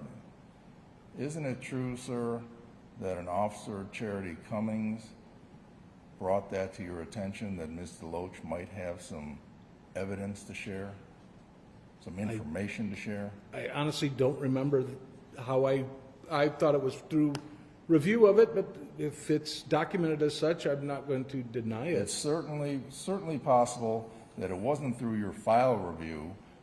It was through information you got from somebody that prompted you, oh my God, we didn't talk to this witness. And right? again, that I can't remember, but if there's documentation to such, I would not say no to. I'm just saying from what I could remember, it was during reviews of things, so. And you testified just a second ago that, I think you said, what are you, a small sheriff's office and you're juggling a lot of cases? That is true. Right? Death case is a big case, right? Pardon? A death case is a big case. Small sheriff's office or not, right? Okay, yes. Yes. Didn't that case deserve your best effort? I believe I did give a very good effort in this case. By simply overlooking it because you were too busy? I believe nobody's infallible, but I will definitely admit to it didn't get done in a timely fashion. Okay. Then you were asked some questions about Dardita Gordon, and did she provide information as to what might have caused lacerations on Todd Stermer's head? You remember that? I do. Were asked questions about that? She asked me if she gave any information that was pertinent to that case or that would have followed through, yes. But Really? specifically, she didn't say, that being the prosecutor, what specifically we were talking about. Okay. You do not recall testifying 5 minutes ago that Dardita Gordon may have given you some information about what caused lacerations on Todd Stermer's head? Okay, yes. You do now remember. Again, I'd almost have to go back to that. I thought that what was asked of me was, did she give any facts that were in the case or such? But if that's what it was, maybe I'm confused. Okay, I don't want to confuse you. I want Okay. to make sure you and I are very clear with each other. Okay. You never corroborated with a medical expert, like a medical examiner, Dr. Markey what caused the lacerations on Mr. Stermer's head. Fair? Not that I remember. If you would have put it down in the report. That would be very true. So as you sit here today, you have no evidence to corroborate what Dardita Gordon may have told you regarding lacerations on Todd Stermer's head. Fair? Argumentative, Your Honor. I'll allow it for cross, although it is getting Okay, asked and answered. During the course of interview with Dordita Garden, The question is, questions were asked of her that did she hear things from Linda Stermer? Did she hear them directly from Linda Stermer? And she would answer to that effect. And then in some items, she would not be totally clear. And so examples would be laid out to her as to, well, could it have been this? Or was it something like that? Or something, and she would respond to that if that's what you're looking well, about. now you took me to a new little area. Okay. You had suggested to Dardita Gordon, could some injuries be the result of this? As Or- an example only, not As- as a specific. Fair enough. As an example only, and she said, yes, it could be. That would be true. Okay. And you never corroborated with any medical expert That it would have been that item? that it was true. Your Honor. I'm sorry, I don't know you if delay it's slowly been enough where I'm answered. sitting here finding myself trying to finish your sentence. I apologize. Yeah, I think it has been asked, but I'm not sure it's been answered. So Okay, no. Last question. You can't help our jury at all with any source of lacerations to Todd Stermer's head. Fair? No, I cannot. Thank you. Thank you. Detective Maciaskowski, it's your job to try to gather all information as to what may be pertinent in this investigation. Is that a fair statement? That is true. And so when you heard this information from Dardita Gordon, you interviewed her because it may or may not be pertinent. That is correct. And you gathered that information and presented it in your report with what Ms. Dardita Gordon said. That is correct. I have no further questions, Your Honor. Okay.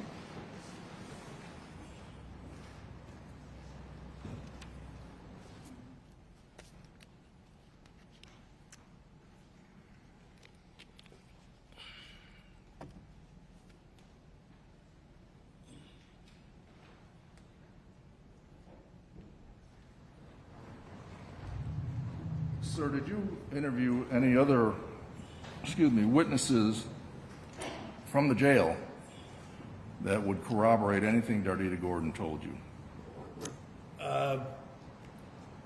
I couldn't say I remember one way or another. I did interview other people, but I don't remember the content or statements that they gave. Okay. You interviewed several jailhouse witnesses trying to get information regarding Linda Stermer's involvement in the suspected crime. Fair? Okay. Yes? Again, I doesn't just mean said, anything. I don't remember how, I know I interviewed people from the jail in regards to this. I don't remember how many. I don't remember what they told me. And you don't remember their names? No, other than to refresh right here, there's a whole list of names that she told me, that being Miss Gordon told me were in the room. So there's a possibility I may have interviewed them. And as far as you're able to tell us, nobody of all the people you interviewed corroborated anything Dardita Gordon said with respect to lacerations on the He's head? already testified that he doesn't have any of the information from the others, so unless we want to sit here while he reads all of his reports, I don't think he can answer that question. Well, then just real quick, It's asked and answered, so did move you on, prepare please. for trial today? Did I prepare Did you for review trial? anything? Oh, I did review some reports, yes. Your reports? Some of my reports. Not that one. This one right here? No. And you did you meet with the prosecutor I did for when I drove into town, yes. to talk about the case and what your testimony is going to be? I had been given outlines of what would be asked, I guess. You were given outlines by the prosecutor of what might be the direction of the questions she's going, correct? Yes. All right, thank you. You didn't you didn't memorize your interviews with others word for word in preparation for this testimony. Is that a fair No. statement? And you understand that that's hearsay, and you can't testify then to what others have told you. That's correct. I have no further questions, Your Honor. Mr. Mueller, you done? Okay. Jury, any questions of him? Yes, I have several coming.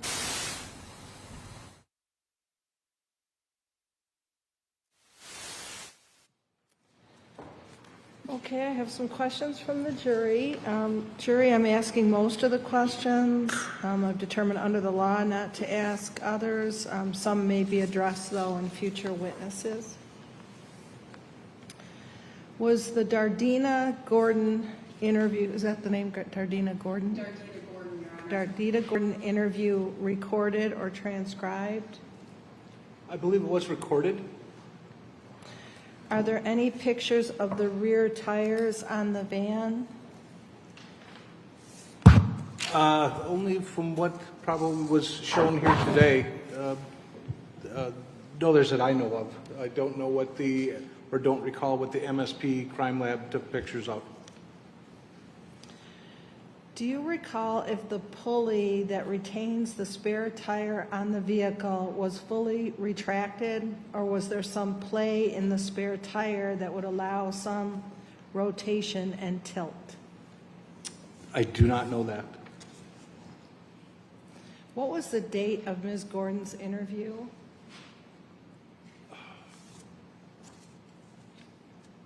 I know it was listed on the report that was in front of me. I no longer have that. Would that refresh your recollection? Okay. I could refresh. Okay.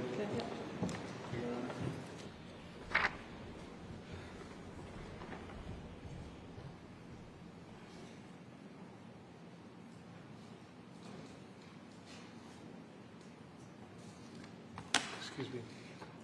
They're requesting, if I'm not mistaken, the date of the interview of Dardita Gordon. Yes. This is not that report.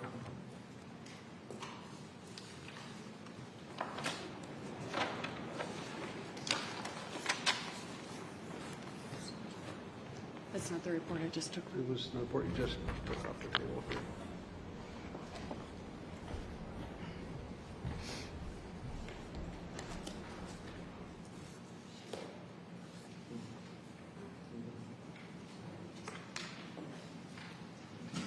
Well, while she's looking that up, sir, do you believe most of the tire tracks marked were going downhill? I believe that to be the direction of travel based on where the van was located that was running on the backside of the house, and the trail, if you will, or tracks going from the top of the house to where the vehicle rested, indicating that I saw no other tracks. It indicated to me that that's where they began, was at the top, and came down around behind the house. Got it. Thank you.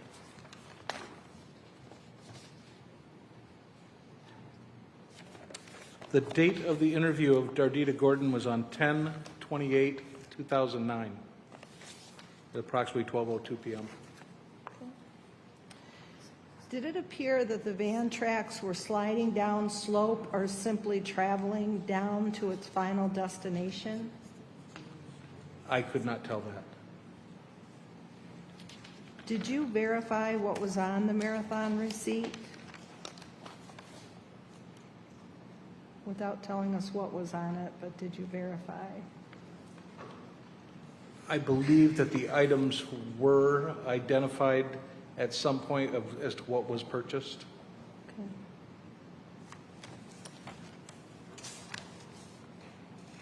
I think that's all. Let me double check. Okay. Counsel, any questions in light of those questions and answers? Just to be clarifying, Your Honor. Okay. So you did verify, you remember there were two exhibits, the big roll of receipts and then the copy of the one receipt, correct? Do you remember that? I do recall 2 rolls in the bag there. I'm sorry, my question was probably confusing. Do you recall that there was a roll? Yes. And then there was a paper copy as a separate exhibit? Yes. Did you verify that that paper copy, that was a smaller section, was from that roll? Yes. Yes. And when you were looking at the tire tracks, did you see tread going down the hill, or were you unable to see tread at that time? I do not remember seeing tread. Like if you're asking tread marks that were in that track going to the tires of the back of that van, I could not. And weather conditions at that time, when you were looking at the tracks, I believe you had stated it was raining, turning to snow. That is correct. Was it muddy as well? It was in certain locations, absolutely. And do you recall when you got there at 5 o'clock, was it raining? It was. And last question for you, you remember, even though we didn't show you a picture, we showed you a picture of the front wheel well. You remember clearly then the back wheel well? Question leading. In observation of the van in general as well as the wheel well, I did not see any large deposits of mud on the vehicle. Whether it was in the front or the back, correct? Correct. No further questions, Your Honor. Thank you.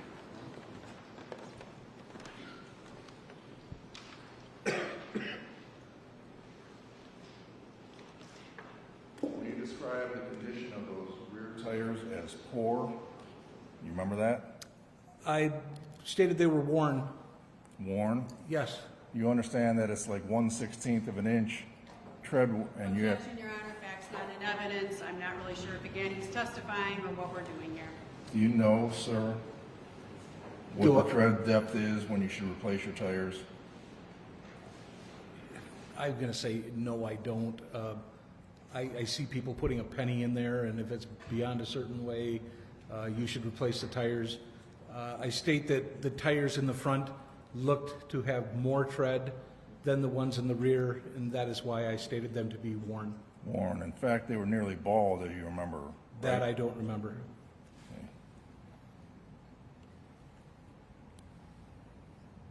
You can't tell from just tire tracks themselves which direction a vehicle is going, can you? I didn't. Because you couldn't. I'm saying I didn't determine what direction the tires were going, or the track. And as far as any path that you saw the vehicle, you can't help our jury with the path that Linda Stermer might have taken from the top of the hill to the point of final rest, fair?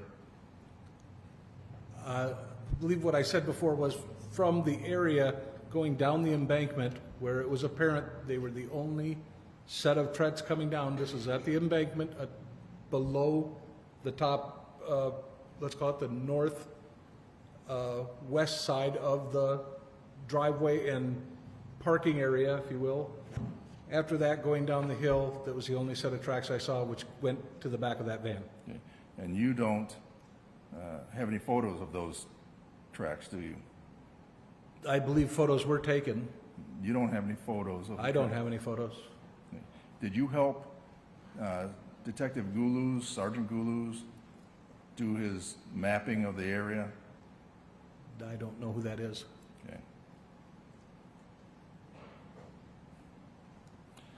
So the date of the Dardita Gordon interview was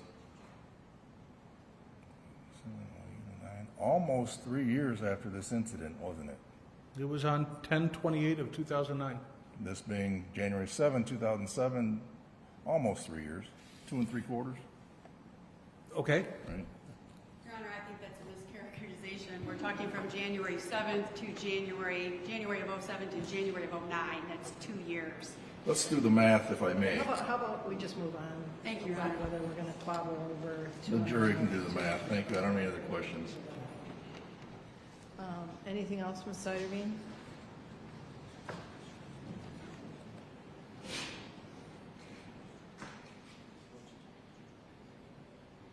Can we approach, Your Honor?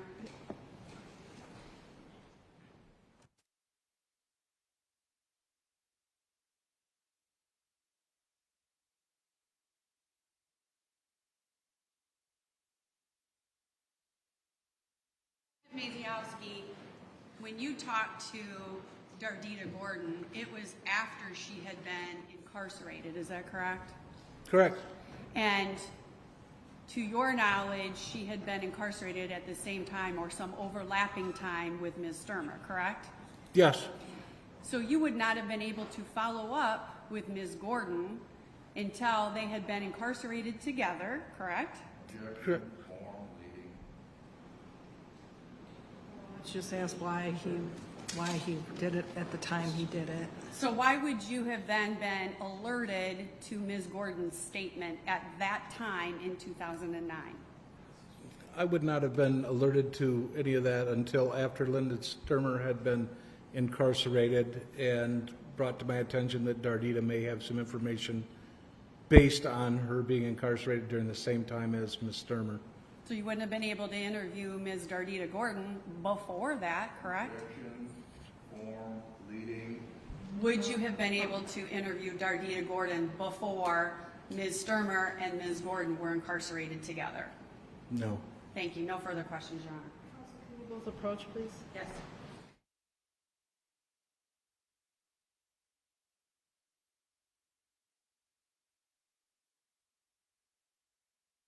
Other questions of this witness? I have no further questions, Your Honor. Mr. Mueller, any questions of this witness?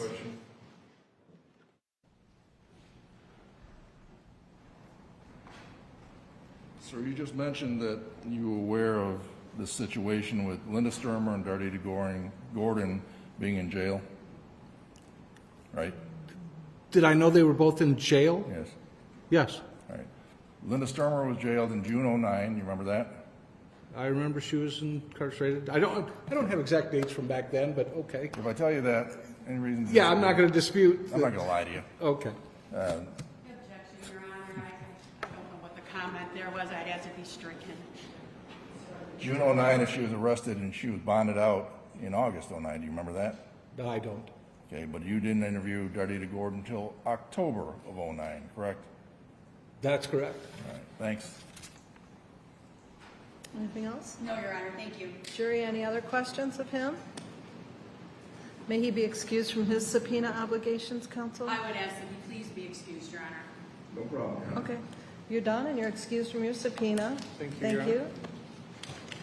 And if you don't mind, I'll take those exhibits that are sitting. Your Honor, may I approach and grab my report? Yes, yes. Thank you. If you want to keep all those, you can. That's his report. This is His report. Thank you. Okay, jury, we'll break for lunch now. Remember the rules, no media, no talking about the case, no research, investigations, experiments. And I will see you back here at the jury room at 1 o'clock, please.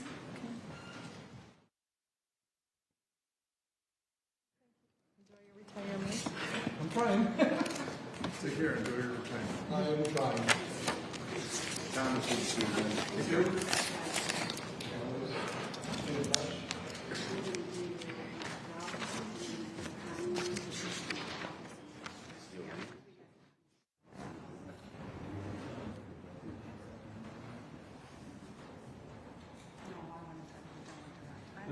Let's see what time.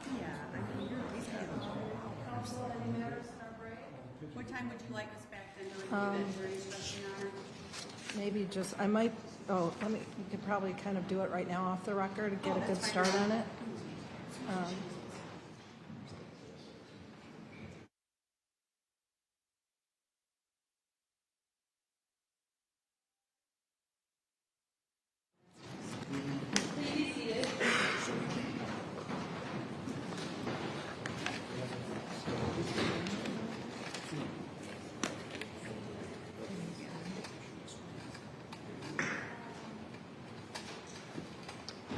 Ms. Stermer somewhere.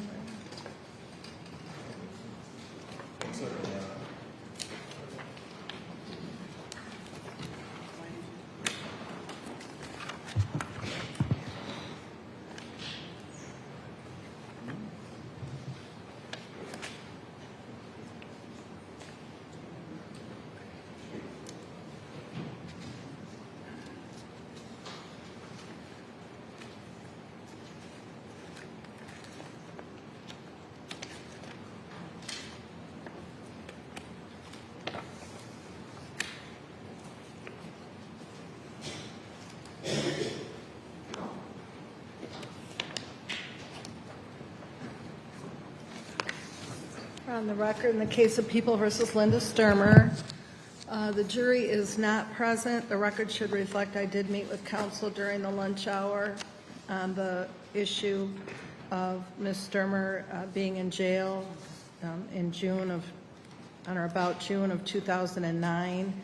I had ruled that the prosecution and in favor of the prosecution when they argued that the defense opened the door to Ms. Stermer's jail status back in June by focusing in the questioning on why Detective Maciaskowski would have waited so long to interview this Dordita Gordon. So I had ruled that that opened the door. On further reflection, I don't know how much it really did. I think the more important question is when he first got information that would cause him to interview Dordita Gordon. But in any way, we have the jailhouse snitch was brought up in the defense by their opening. We have this witness who's going to testify that she was in jail. So it's neither here nor there at this point. But parties and I have met, and I think everybody's in agreement with approaching this in the following way. I would give an initial instruction now when they come in that says you've heard testimony that Ms. Stermer was in jail on or about June 2009. The parties stipulate that she was in jail for this offense. You must not consider this as evidence of defendant's guilt. The fact that she was in jail must not impact your deliberations or verdict in any way. You may only consider Detective Maciaskowski's testimony regarding this to explain why he did the interview of Dordita Gordon when he did. And then there's a request to give the same instruction without the last sentence, honing in on Detective Maciaskowski immediately prior to Dordita Gordon testifying. Is that correct, counsel? I think that's Yes, a Your Honor. fair reflection of our conversation, Your Yes. Honor. Okay, thank you. So I'll do that. Any other matters to address then before we bring in the jury? I have none, Your Honor. Your Honor, could I just have 1 second?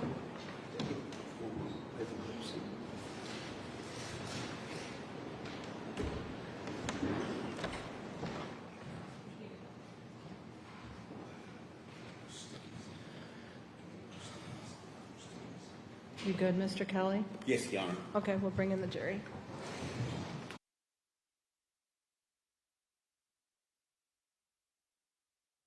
Welcome back from lunch, jury.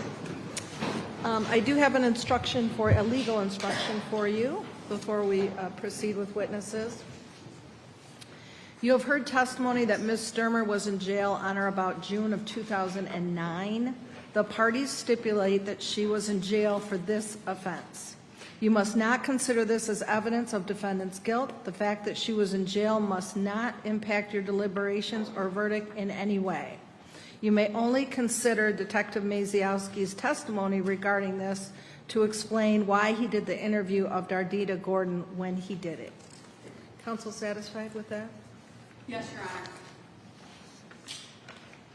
Mr. Mueller satisfied, or Mr. Kelly satisfied? Yes, Your Honor. Thank you. Okay, you may call your next witness then. Thank you, Your Honor. If you could call Gabrielle Rout. Okay.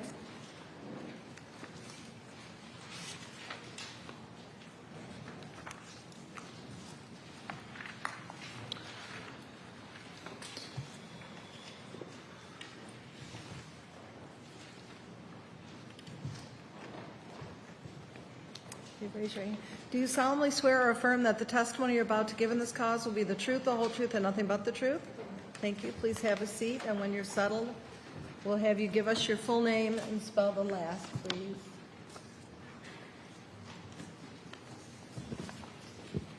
My name is Gabrielle, Gabrielle, and last Rout, Rought. Thank you. Ms. Seidinger? Thank you. Detective Rout, were you employed on January 7th of 2007? Yes, I was. And what was your employment at that time? I was a detective for the Van Buren County Sheriff's Office. And how long did you work for the Van Buren County Sheriff's Department? 16 and a half years. Are you currently still employed there? No, I'm retired. And on January 7th of 2007, did you receive a call regarding the Stermer residence and a fatal fire? Yes, I did. I was home and received a call from my commanding officer, Lieutenant Stump. And what did you do upon receiving that call?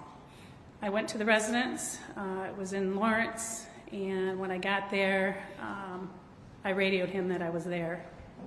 Do you recall approximately what time you arrived there? I arrived a little bit after 5:30. I think it was actually 5:35. And can you explain to the jury what you saw when you arrived there? When I arrived there, there was a long driveway that went to the west, and there was a police line tape that was across the driveway. And did you cross that police line? I did. After I spoke with my lieutenant, he advised me to go ahead and come back in. I drove just a short distance on the driveway where I parked. And any issues driving on the driveway at that time? No.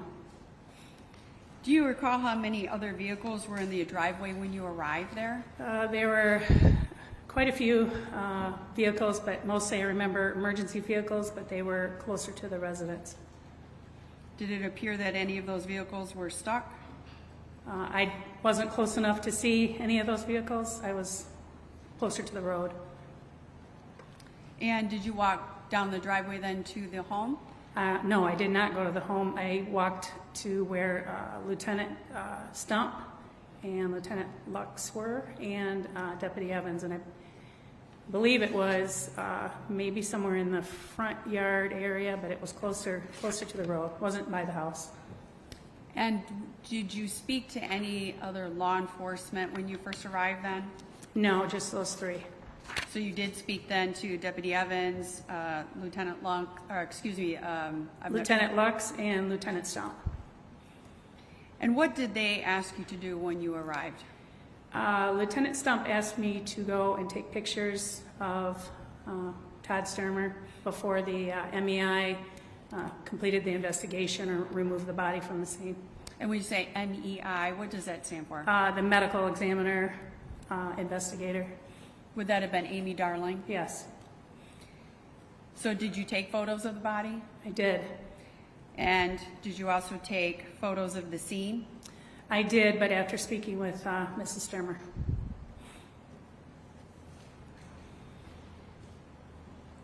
Can you describe then what you saw when you went to, can you describe Todd Stermer when you were taking pictures of him? Well, the first picture he was covered with a tarp, but after those items were removed, I saw extreme burn injuries. Saw some skin slippage on his hands, and when he was rolled over on his side, I saw some lacerations on the back of his head and shoulder area. And so you said he was covered with a tarp at that time. Yes. Was he alive at that point? No. Did you speak to the defendant on scene? I did. Do you recall approximately when that was? It was about 6:25 in the evening, So approximately an hour after you arrived. even a little less than an hour, but yes. And what was your purpose of your questioning at that time of the defendant? Well, my purpose was to just get preliminary information from her as to what happened. It was not an interrogation, and this was the scene of a fatal house fire where her husband just passed, so I was certainly trying to be sympathetic to what was just happened. Where was she when you spoke to her? Initially, I was told that she was seated in a red pickup truck, but actually I was directed to an ambulance where she was in the back of the ambulance. Was anyone else with her in the ambulance? Yes, a woman by the name of Gail Crandall. And that's when you had the first opportunity to speak to her? That's correct. And did you confirm that she lived in that home with Todd Stermer? Yes, I did. And did you ask her who lived in the home with her? I asked her if she had the number of children, and she told me she had 5. And she named her 3 boys, and then she named 2 girls from her previous relationship. And they did not live there. When you say they did not live The there? girls. Did you ask her to recall the events from that morning? Yes, I did. I asked her if she could recall the events from the time she got up until the present time that I was there. And did she tell you when she first got up? She did. She said that she got up earlier than Todd that morning, and she estimated to be about 7 a.m. And did she say when Todd woke up? She did. She thought that he woke up at 10 a.m. And did she say what condition Todd was in? She did. She told me that Todd had been suffering from an ear infection and that he was taking medication for that. I asked her if she knew the type of medication, and she told me she didn't. And did she say where Todd was? She did. She said that Todd was in the living room snoozing on and off, watching TV. Did she say what she did? She said that she made breakfast for everybody, and she said it was eggs and breakfast sausage, smoky links, and coffee. And did she talk about where her sons were at that time? She said her 3 sons were home, but she had asked them not to bother or wake up their father. Did she talk to you about any arguments that may have occurred? She did. She said that they had had an earlier argument in the morning when they were in the kitchen. Asked her what the argument was about, and she said that she had told Todd that she used a debit card and that she didn't record the activity in her checkbook register, and she didn't transfer money from one account to another. Did she tell you where she had sent the boys or where they went? First before that, I asked her what she had purchased with the debit card, and she said that she had bought some prescriptions, some groceries, and a disposable camera. Yes, she did tell me that she had asked the boys, or told the boys they could go to the mall to hang out so that they wouldn't hear any further arguing. And did she tell you what time the boys left that day? I asked her what time she thought that was, and she thought that it was around 12 noon. Did she say if there was any arguing between her and Todd Stermer after the boys left? Oh, I asked her if any arguing occurred after the boys left, and she told me no. Did she tell you what she did after the boys left? She said she went outside to turn water on for her horses. Did she say what Todd was doing at that time? She did. She said that Todd was in the living room, and he was starting to watch some hunting shows on television. Did you ask her if there was a fire going in the fireplace? I asked her if there was a fireplace in the living room, and she said yes, and that there was a fire going in the fireplace. And did she tell you what she did when she came back into the home? I asked her what she was doing when Todd was watching the hunting shows, and she said that she went to her bedroom and that she was reading a pamphlet on some acne medication that her son was taking, and she said she snoozed off as well. That she snoozed off for a while? Yes. Did she tell you what happened when she got up? She said when she got up that Todd had asked her for a drink of juice, and that she gave him the juice, and she told me that he was in his recliner chair when... Did she say where that recliner was? In the living room. Did she say what she did after she gave him juice? She did. She said she went down to the basement and she was doing some laundry. She also told me that when she was down there, she had let her dogs out and had fed a cat and was straightening up a bathroom. And did she say anything occurred when she then was downstairs doing laundry? She did. She said when she was in doing laundry in the laundry room, she said she heard Todd yell there was a fire, and she ran to the stairs and up the stairs, and she saw fire and a lot of smoke in the living room. Did she say if she saw Todd at that time? She said she did not see Todd and that she could not get to a telephone. And did she tell you what she did next? She did. She said she got out of the residence and that she knew she needed to get some help, and she thought to go to her neighbor's house, Mike and Connie. And did she tell you if she then did indeed leave the residence? She did. She said she got in her van, which was parked in the driveway, and she said she heard a boom and saw Todd on fire in the side yard. I tried to clarify what side yard meant to her, and she told me it was the north side. Did she tell you how Todd got out of the home? She said she didn't know how he got out of the home and that he was trying to shed his clothing. Did she say if he was on fire at that time? She said when she initially saw him with the boom and see him, he was on fire, but she also said that he was on fire and trying to shed his clothing. And what did she do then after she saw that? She said she got in her van and she tried to turn the van around, and she said she couldn't really remember what was going on. And did she say then if she saw Todd after she was in her van? She said she saw him and then she couldn't see him, and she said that she drove around the north side of her property, or north side of her house, to the back side or west side of the residence. Did she say why she was doing that? She did. She said that she was doing it to get help for Todd or to get Todd in the van. And when she saw Todd was on fire, did you ask if she took any action? Well, after she told me that she drove around the north side of the house to the back, she said at one point when she saw him on fire, she tried to get him to stop moving. So I tried to clarify this with her to see if she had gotten out of the van or if she had grabbed onto him. And she said she didn't think that she got out of the van, and she denied ever grabbing him. Did she say if she saw Todd when she was driving around to the basement area? No, she said the time from driving around the north side of the property to the back side, she did not see Todd during this process.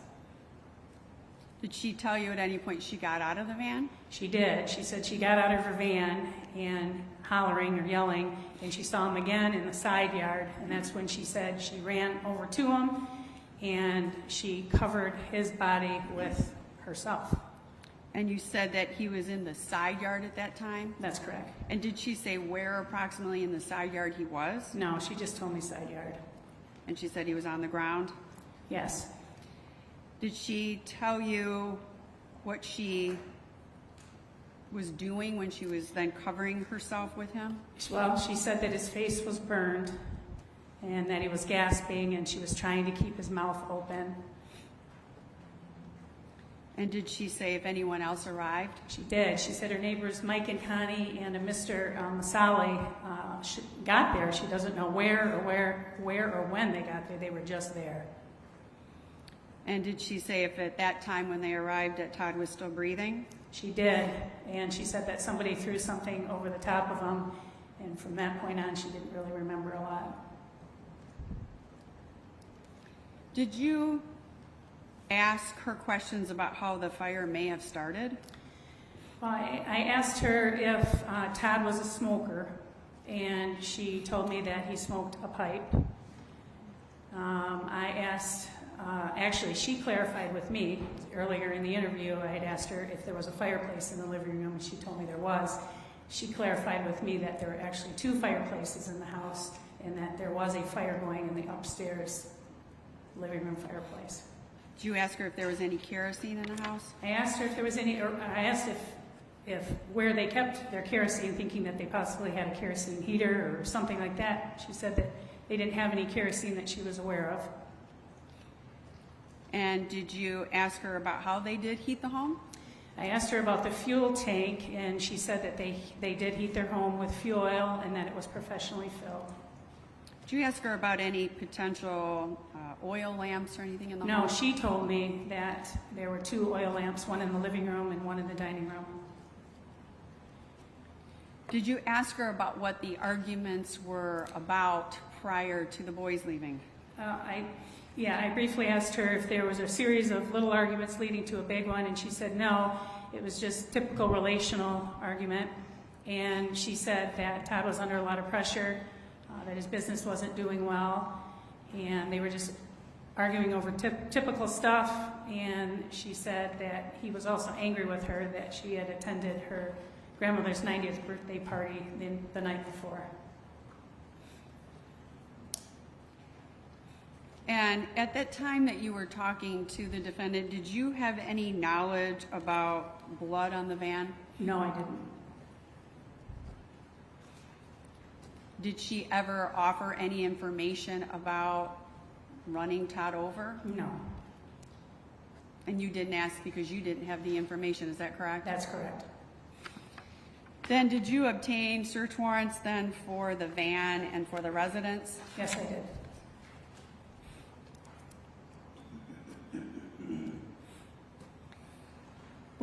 Did you have any further involvement that day at the scene?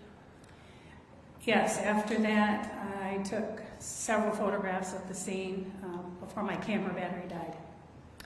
And did you see the tire tracks in the yard? I did. And were they marked with flags at that time? Yes, they were. And could you tell where those tracks started and where they led to? They appeared to be coming from a blood puddle area leading to where the van was parked behind the residence. And you saw that after your interviews then with Yes, Mr. actually, yes.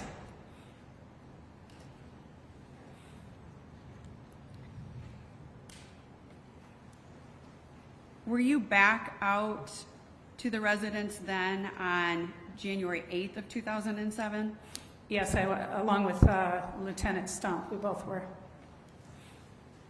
Anyone else present there when you were out there on January 8th? Yes, the fire marshal, Sergeant Leroy, and there were members of the fire department. Did you take pictures of the scene then on January 8th? Yes, I did.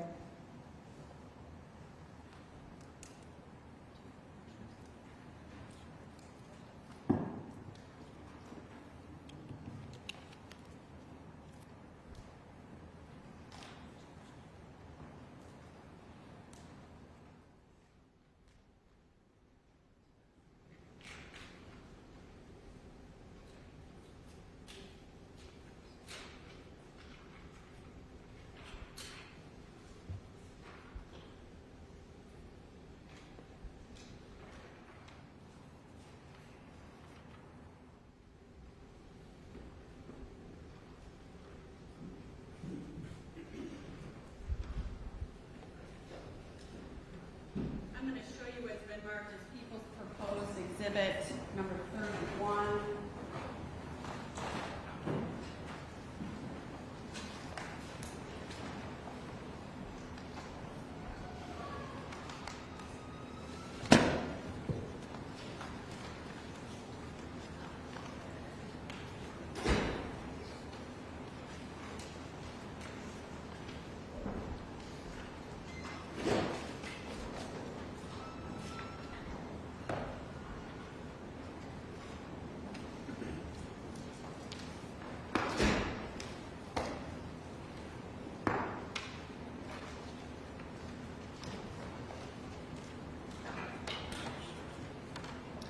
I'm going to show you a series of pictures marked from 1 to 23, so there are a total of 23 pictures.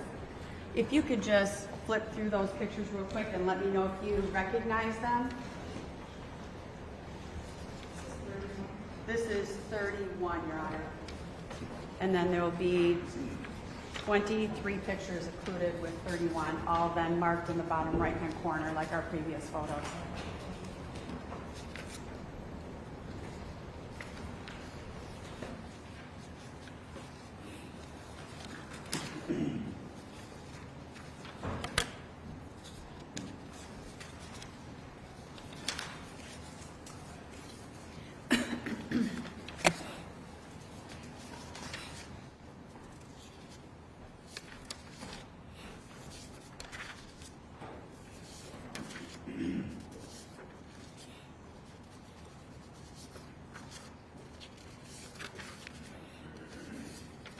Yes, And do you recognize those? I do.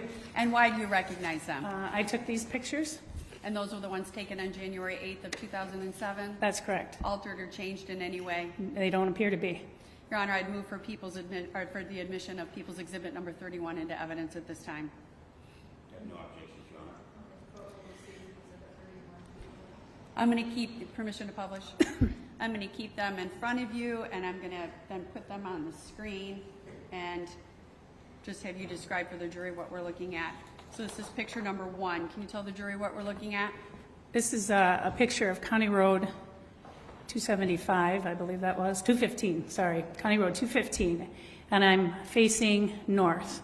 And then I'm just going to be just a little bit north of the driveway of their residence. So this is the road out in front of the house, is that correct? That's correct. And I'm going to advance then to the second slide. What are we looking at here?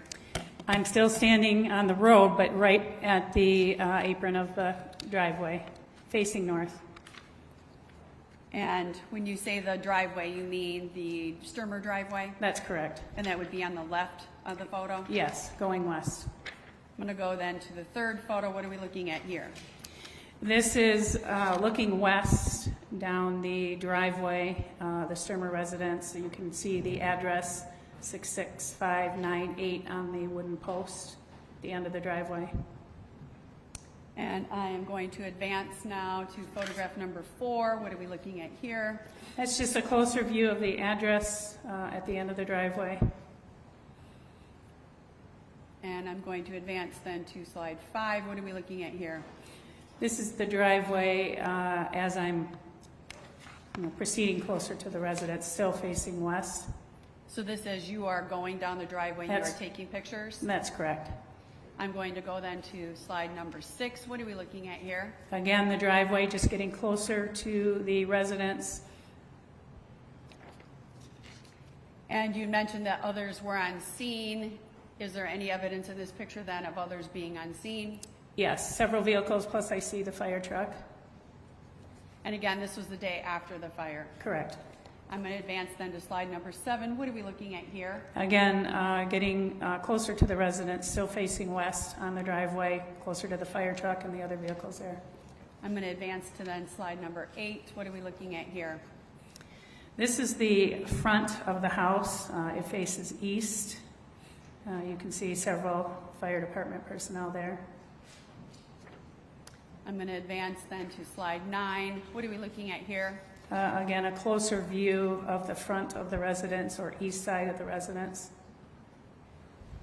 I'm going to advance now to number 10. And what are we looking at here? This is a picture of the, it would be the northeast corner of the residence. So just to be clear, for those of us who are directionally challenged, the front door The would front door would be on the, yes, to the left? yes, to the left. And that would be then, my pointer is covering the overhang then to the front door? That's correct. And it would be then walking around to the right-hand side of the house? That's correct.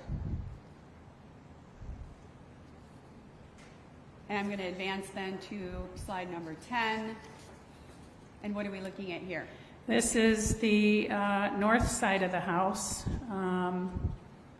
And you can see that the grade of the lawn appears that it's going to a walkout level to the back. And I'm going to stop you to the left on the home. Do you know what this is? It would be kind of a brown area on the house. Yeah, it appears that that was a service door, and the other one appears that it was some type of a slider door, but there weren't. It didn't appear that there were any finished decks or any way to go out. It didn't appear that they were using them actually. So there were no improved decks coming off of those doors. That's what it looked like to me. And then I'm going to advance to slide 12. What are we looking at here? Okay, so this is going to be as I'm walking around the house again. So this is still the north side of the house, but probably it's the northwest side of the house. So if I'm looking at the front of the house, it's on the right-hand side, but the back corner of the house, is that correct? That's correct. So you're still just walking around I'm the home? walking around the home, yep. And I'm going to advance this to then slide 13, and what are you looking at here? This is the back side of the residence, the west side, and you can see that the lower level is the walkout level or basement, and the upper level is the main floor level. advance now to slide 14, and what are we looking at here? This would be the southwest corner of the building, or the house. So are we still looking at the back of the house here? That's correct. Are you walking up to then the other side of the house? That's correct. Which if you're in the front of the house, this would be the left-hand side of the house. That's correct. I'm going to go ahead and go to number 15. What are we looking at here? That would be the south side of the residence. So again, if I'm in the front, looking at the front of the house, it'd be to the left. That's correct. And I'm going to advance now to slide 16. What are we looking at here? This is the backyard, and I'm facing north. And you can see some evidence flags on the ground. And do you know what those evidence flags were depicting from the day before? Yes, they were marking where the van had parked. And that's where you saw the van parked the night before. That's correct. We're going to advance now to 17. And what are we looking at here? Again, the backyard facing north with the evidence flags indicating where the van was parked. So the back of the home would be to the right-hand side of this picture, is that correct? The back of the home would be to the right-hand side, yes.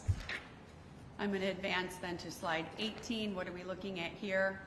Again, evidence markers, back side of the home as well, depicting where the van was parked. So, and this is where you saw the van parked the day before? Yes. And can you tell specifically then what those are marking? I believe that they are marking where the tire tracks were. I'm going to advance now to slide 19. What are we looking at here?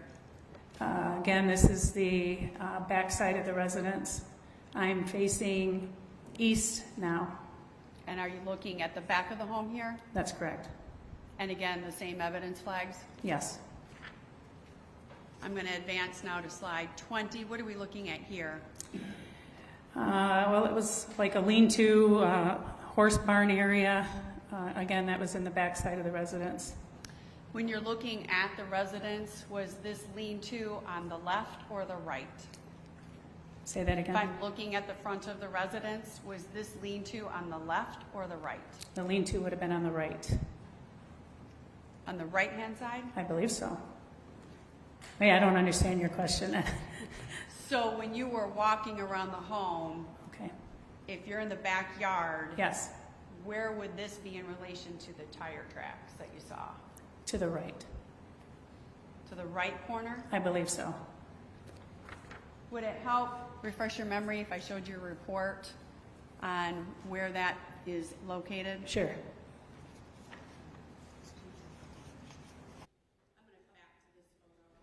Okay. It may be confusing in terms of my questioning. Okay. Do you know what direction this shed was? Or this particular lean-to? Like in what corner of the property? I believe it was on the southwest corner of the property. On the southwest corner. So Yes. Did I confuse you with my back and front? I think so. So this would be on the southwest corner of the Yes. property? Yes. As I'm walking around. Yes. Okay. And I'm going to advance this now to 21. What are we looking at here? It looks like a horse trough and pen for the horses, And and the lean-to. So this is the same lean-to that's in the other photo? Yes. Just the other side of it? Yes.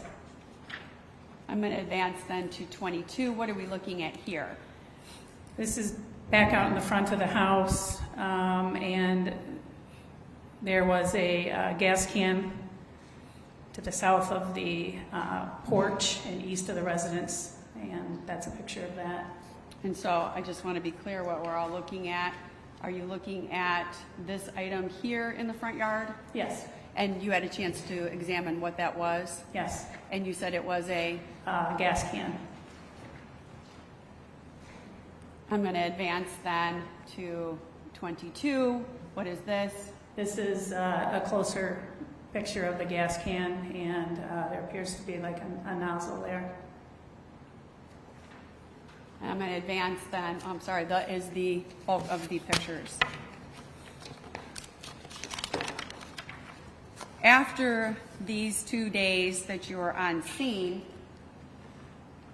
what was your involvement in this investigation then, at that time? Well, we continued with if any witnesses came forward. I got people that called into the sheriff's department. I would follow up on any leads.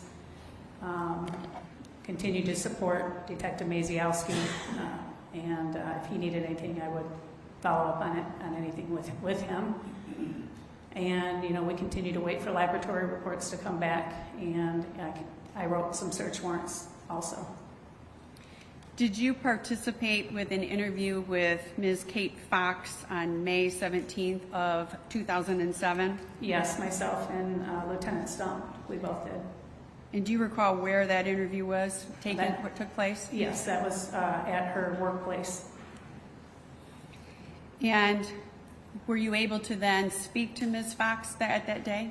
Yes, we did.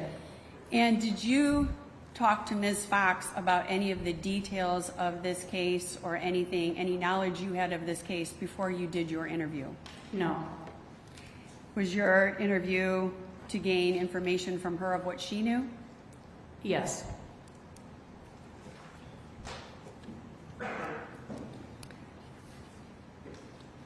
I have no further questions for this witness, Your Honor. Yes, Your Honor. Please have just a second.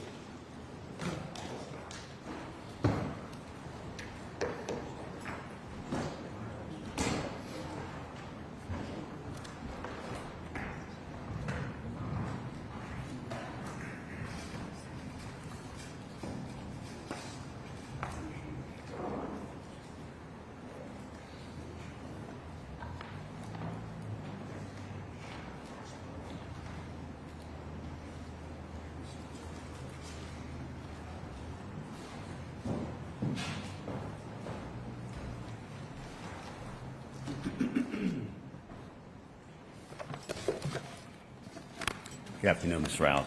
Good afternoon.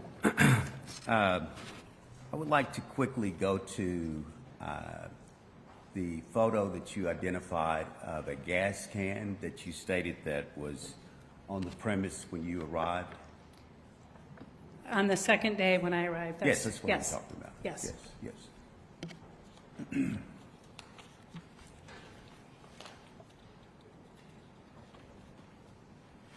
And I believe that's number 22 of the photos that you have. Is that right? Yes. Yes. Okay. Now, if we could zoom in just a little bit on the gas can. Yes. Now, you took that photo? Yes, I did. Okay. Now, on January the 7th, when you arrived at the location, did you see that gas can in the front of the house then? No, I did not. Did not? No. Okay. Can you explain to me or to the jury what you did see on the front of the house when you first arrived on January the 7th? I didn't, well, when I first arrived on January the 7th, got there and spoke to my lieutenant, and I didn't even go to the front of the house. I didn't even go near the house. Okay. I went and took pictures of Mr. Stermer, and I spoke with Mrs. Stermer. After that is when I went to the house, and I don't even believe I even walked around the full circle of the house. See, you say you did go to the house. Did you go to the front of the house, though? No, I went to the north side and the back side. So you never went to the front of the house on January the 7th? I don't believe so. And it was dark. I didn't. Okay.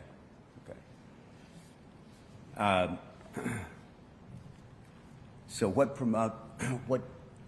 time did you arrive back at the house on January the 8th? It would have been shortly after 9 a.m.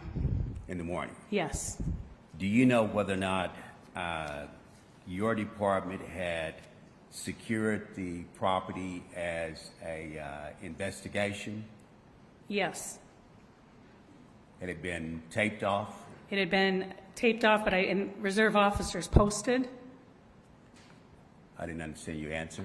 reserve officers posted, standing guard, protecting the scene. So you're saying that there were individuals that was posted over the night? Yes. They were there when you arrived back on January the 8th? I don't know if I saw them when I was there, when I came back. Or did you see anyone there when you arrived back on January the 8th? When we got there, the fire department was there and the fire marshal was there. On January the 8th? That's correct. Do you know if anyone else had reference to you this gas can that was in the front of the yard? Nobody referenced it. This is the first time I saw it when I took this picture. Okay. And that wasn't the only gas can that you saw on the premises, right? Right. Could you tell us where the other gas cans were that you saw on the premises? The other gas cans, fuel cans, multiple different colored fuel cans, were all in a shed-type building behind the house, all put away. Will you call them fuel cans or you calling them gas cans? Well, there were blue ones and there were red ones. Okay. I don't know. Gas cans. Gas cans. Blue and red. So would it be fair to say that there were multiple gas cans that was on the premises, right? Yes, the other ones were all in a little structure shed building. But you took pictures of them, right? I did. And the pictures that you took was part of your total investigation, is that correct? I was taking pictures as I was walking around the house, yes. Yes. And did you submit all of the gas cans for any type of forensic analysis? No, I did not. Why not? This gas can was different than the other ones as it wasn't put away and it was laying out in the yard, and that was the one that Detective Leroy, the fire marshal, took with him. So in other words, you was instructed by the state fire marshal about that can? No, when I found that can, I didn't take it off the property. Scott Leroy, or the fire marshal, was there on the property, and he said that he would take it at a later time and did. At a later time? Yeah, he didn't take it when I was there. What was the condition of the can when you saw it? Just exactly. Did it have mud on it? I didn't even pick it up. It was just exactly the way it was on the ground.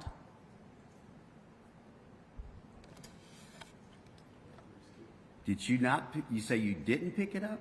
No, it was seized as part of the search warrant and recorded on a tabulation, but Detective Leroy took the can from the scene. I didn't package it, I didn't take it. But when you came back on the 8th, This is when it is, yes. but you had a search warrant, right? Yes, And the search warrant was for you to seize certain items on the property, right? yes, As part of a probable cause investigation, right? yes. But instead of you seizing it, you let somebody else remove it. I would say from- we both said it was going to be seized, and I recorded it on my tabulation, but Detective Leroy said he would package it and take it with him to the laboratory. So if your report stated that as part of the items that you seized, that would be incorrect. Well, it was part of my search warrant, we seized it, but he transported it from that scene to the laboratory. It never was recorded with the property of the chain of custody with the Buren County Sheriff's Office, right? Yes, I believe it was. It was recorded, Yes, but not taken. right, correct. Is that a standard procedure that you had at that time with the Sheriff's Office in reference to the chain of custody of items? When you have a search warrant that's detailed in reference to what search warrant is for? Correct. Well, we both seized it, but he removed it from the scene and took it with him. But Mr. Leroy didn't have a search warrant, did he? No, I did. Yeah.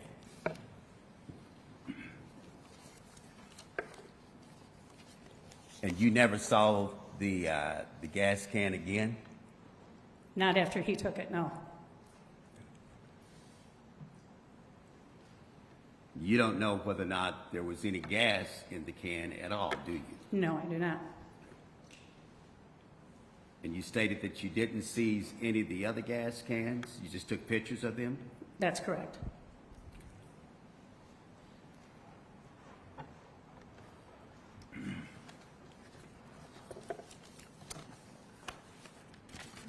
Now, when you arrived on the 7th, you actually received a call from Detective Stump, is that correct? That's correct. Okay. And when you first arrived, did you get directions from Detective Stump as to what your duties or your assignment was to be? Yes, I did. And was your first duty or your first assignment to take pictures of Mr. Stermer, is that correct? That's correct. Okay. When you approached the location where Mr. Stermer was there anyone else there with Mr. Stermer's body? I believe the medical examiner investigator was, and I'm sure there were, I just don't remember. Possibly Deputy Evans. The medical examiner investigator was there, and Detective and Deputy Evans, right? Yes. Okay. Was Mr. Scott Leroy there? I don't recall if he was, but he may have been. I just don't recall. Okay. Do you recall anyone removing anything off of the body of Mr. Stermer? When I was taking my pictures, items were being lifted away so I could take pictures. I don't recall anybody removing anything from him when I was there, no. You know, what items, you said items was being removed. So when I got there to take the pictures, he was covered with a tarp, and then things were peeled back so I could take pictures. Okay. So that gives me my next question. Did you take a picture of Mr. Stermer exactly as the body lay when you arrived? I did. With all the items that was on top of it? I did. You do? I You did. did? Yes. And you submitted that picture to? Yes, it was the first one with the tarp, the blue tarp. The blue tarp? That's how I remember, correct? Okay. And under the blue tarp, was there some other clothing on top of him? Yes. Okay. And that picture was provided to the district attorney's office as part of your investigation? All my pictures were turned in Okay. to the prosecutor. Okay. All right. Thank you. And so upon, after you've completed your pictures, what did you do then? Well, I went and put my camera away, and then I was told that Miss Stermer was in a red pickup truck, and turns out that she was in an ambulance, and that's when I spoke with her. Okay. And do you recall who else was in the ambulance with Miss Stermer? Yes, a woman named Gail Crandall was in the ambulance with her. Okay. Did you take any pictures of Miss Stermer? No, I did not. You did not? No. Okay.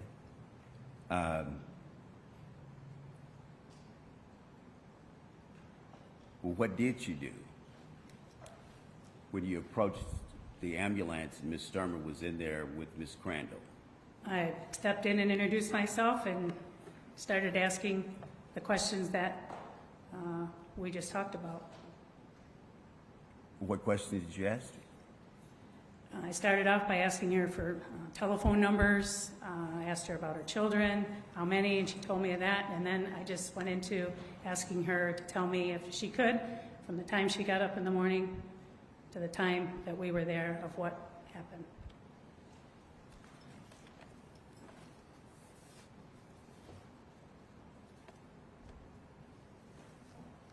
So was your interview considered to be an investigation for the cause of the fire? No, this was just a preliminary information from Ms. Stermer of what may have happened. This wasn't an interrogation. It was just some preliminary information from her as to what happened. Okay. But at some point, you had Mr. Stermer to provide you her clothes. Isn't that correct? No, that's not correct. You didn't? No, I did not.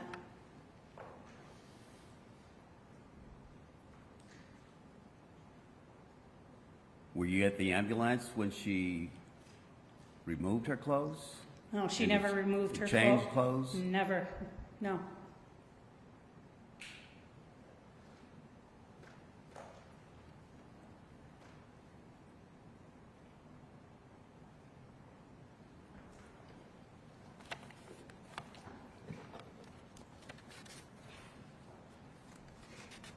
So what else did you do when you asked her about what had happened that day, what her activities had been that day? I don't understand your question. Well, you asked her about what she had done that morning, right? I asked her to tell me the events of the day starting when she got up till the present time. She started offering me that she got up before Todd. She estimated that to be about 7 a.m. And she continued telling me information. Well, were you in the ambulance when Ms. Stermer changed clothes? No. No. You didn't have a conversation with Ms. Crandall? No. When I interviewed Ms. Crandall, I asked Ms. Crandall what happened to her clothes. You asked Ms. Crandall what happened to her clothes? Yes. I believe I asked her in the interview if she remembered what happened to Ms. Stermer's clothes. Why would you ask that question? Because I didn't have them, I never took them, and I was wondering if she knew who took them. But why did you engage in a conversation about who took Ms. Stermer's clothes? Because it appeared that nobody actually knew who had her clothes before Sergeant Franks got them. So now you know that somebody had her clothes. Somebody had her clothes at one point. You said Sergeant Franks. Sergeant Franks is who I was told had her clothes, but somebody gave them to him, and I don't know who that is. Who told you that?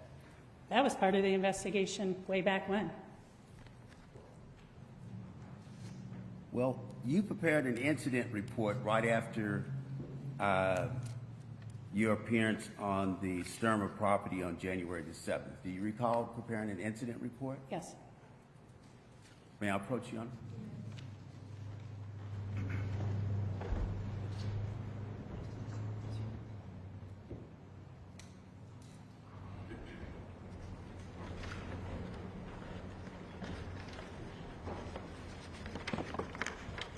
I'd like to show you, see if you can refresh your memory in reference to that report that's dated January 7th, 2007.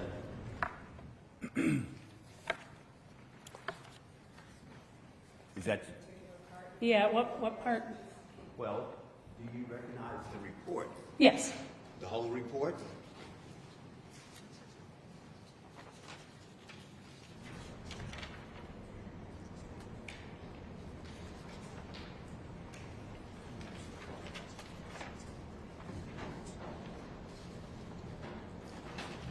Yes. Okay. So, in your report, there's no reference to you talking to Ms. Stermer in the ambulance, right? There are two reports there. This is the first one. One And- is dated January the 7th, the other one is dated January the 8th, right? No, the other one is dated January 7th as well. Okay. This is just the initial, when I briefed and took the photographs. But it's the incident report, right? That's correct. And the incident report references to individuals that you either took instructions from other officers or individuals that you had communications with, right? That's correct. And as part of your investigation, you was considered to be, at that time, you were a detective, right? That's correct. And you and Detective Maciaskowski became the lead investigators for the Buren County Sheriff's Office in reference to this case. Is that correct? Actually, Detective Maciaskowski was in charge of the case. And what was your position in the case? I was a detective, and I assisted him when necessary. But on that date, you was considered a detective, right? That's correct. Okay. And so my question, my point was, is that you never referenced to the conversations that you had with Ms. Stermer in that report, right? Not in this first report. Did you have another report that you prepared for January the 7th? Yes. Have you reviewed that report? Yes. Prior to your testimony here today? Yes. When? It was given to me in a packet from the prosecutor. Today? No. Would that report have the conversations that you had with Ms. Stermer? Yes. Okay. And that report, would it have who seized her clothes and what happened to her clothes? Not in that report. It would have been probably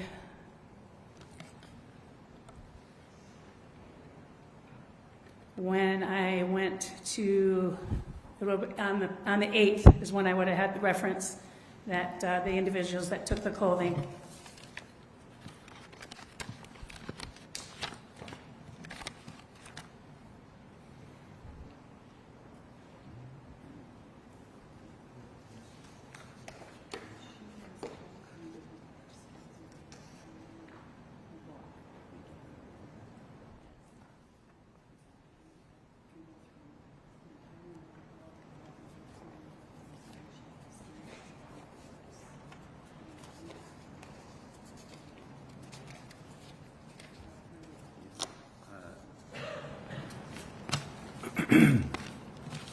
Now,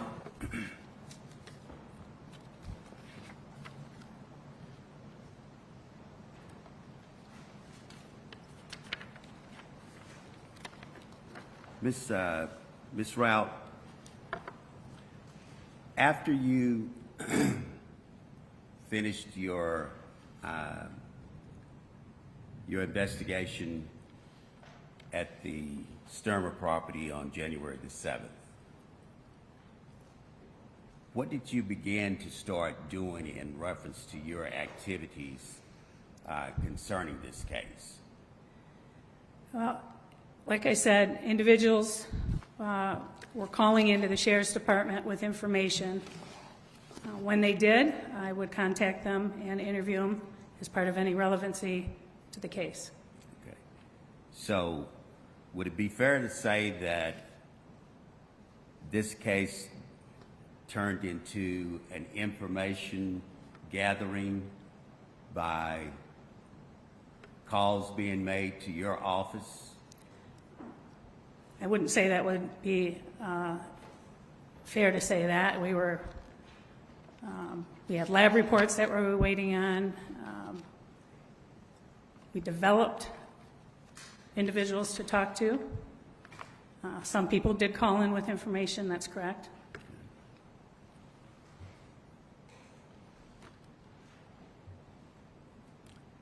Would it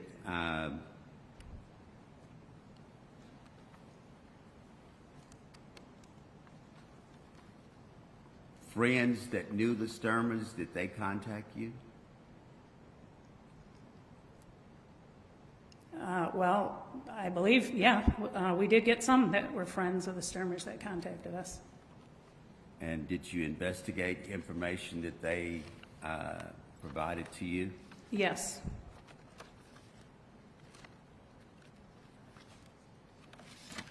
And so did you make reports on individuals that you received information from that you tried to verify or corroborate? Yes. Did some of that information seem kind of wild to you? Well, Hear you. I'll rephrase it, Judge. Okay.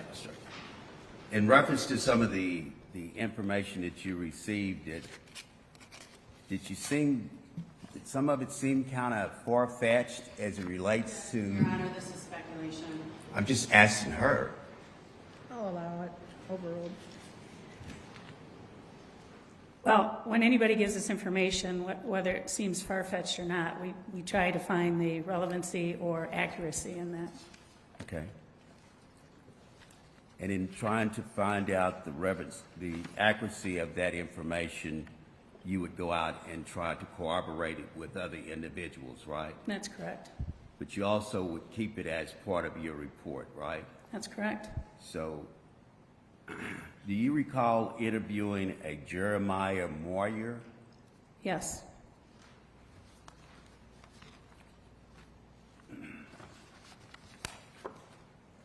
Do you know where you interviewed him at?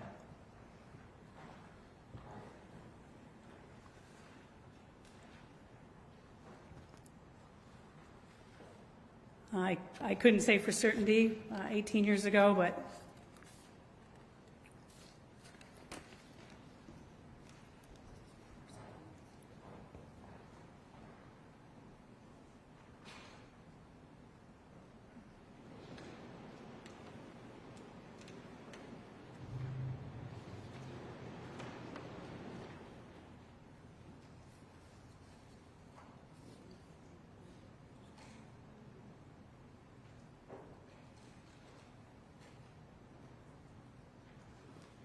May I approach you, Your Honor?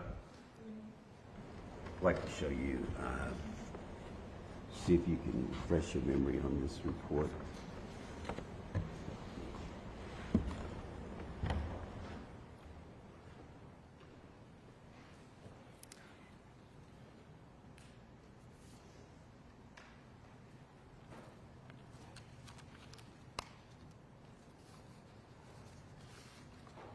yes, You can? yes. And did you try to corroborate the information that was provided to you in that report? Yes, he's the one who actually called the sheriff's department, and then I went to his residence and talked to him. What did you find out? Objection, Your Honor, this is all going to be hearsay. Your Honor, it's a report. Is that your response, that it's the police report? Yes, is this your report? Yes. You, Okay. Then I'll sustain the objection as to hearsay if that's Thank you, your Your Honor. only response. Did you also interview a Serena Moyer? Yes. Okay. Did either one of these individuals provide you with information that was corroborated in reference to Miss Linda Stermer causing a fire? No. Okay.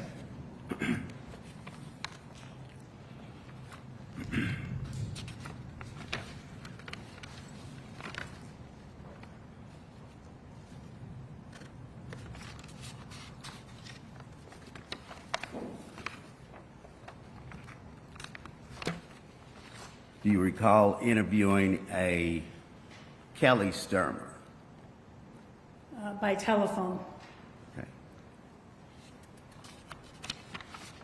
And nothing in the interview that you had with Miss Kelly Stermer corroborated any information about Miss Linda Stermer causing a fire, right? Correct.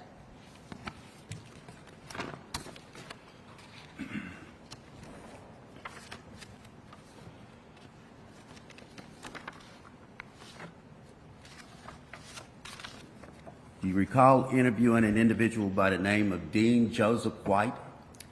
He, again, called the sheriff's department, correct? And you had a rather lengthy conversation with that individual, right? He called, and actually it was transcribed, yes. His interview was transcribed over the phone? It was recorded on the phone, and then that was transcribed. Okay. And nothing in reference to that interview had anything to do with Ms. Stermer causing a fire, right?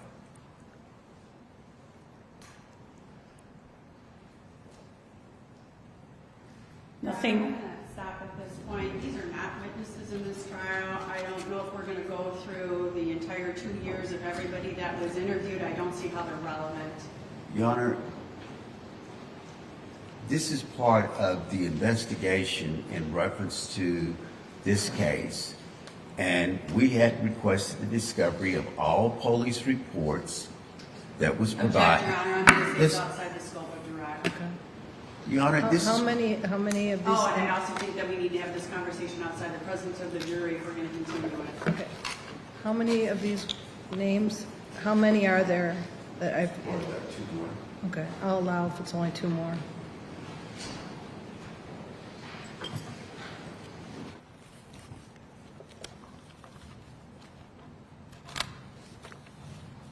I was waiting on the answer to And what was the question again? Dean Joseph White. Yes. The information you obtained from that individual was not corroborated to establish any evidence that Ms. Stermer caused the fire, right? No, he just told me of threats.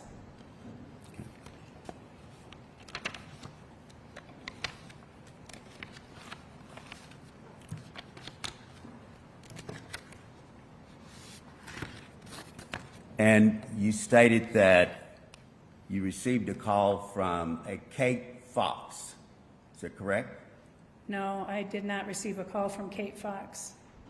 Did you interview a Kate Fox? I did, as a result of another interview. As a result of what? Another interview. What interview was that? I received a call from a Kathy Ilge. Kathy Ilge? That's correct. She told you to call Kate Fox? Your Honor, it's hearsay. How did you wind up contacting Kate Fox? From the information that Kathy Ilge told me. And did you do a formal interview with Kate Fox At her workplace with Lieutenant Stump. at her workplace? That's correct.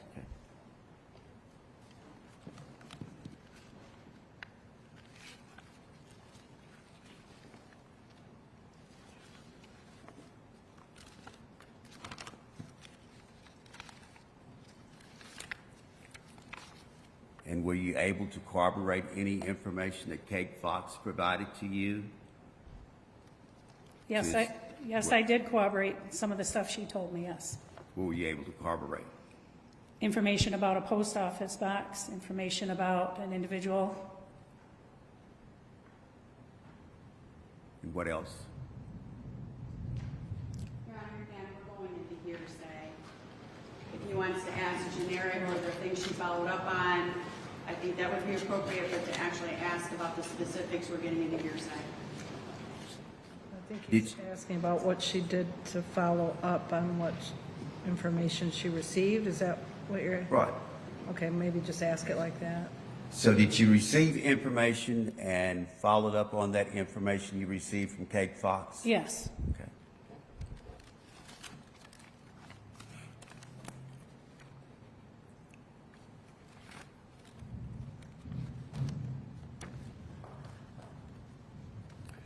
And did you participate in any interviews of other individuals that were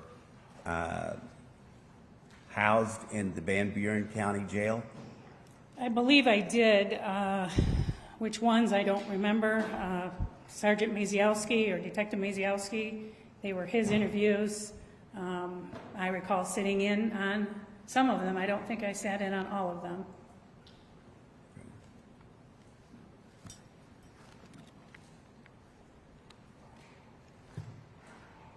Can I have just a second, Judge?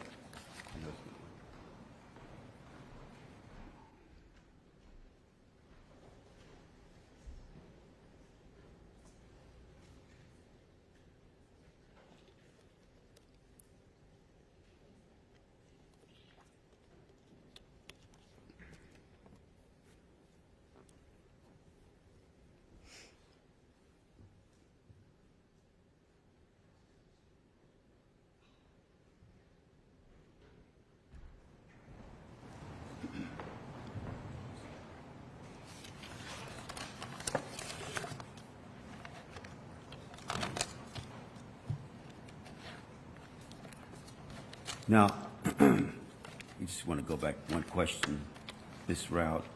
When you interviewed Ms. Stermer, was she, in your opinion, in a state of shock? I wouldn't say she was in shock. She did cry on and off during our interview, yes.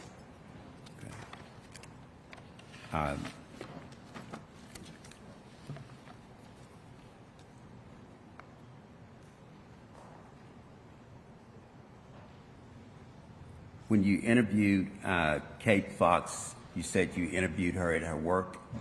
Yes, with Lieutenant Stone. Okay.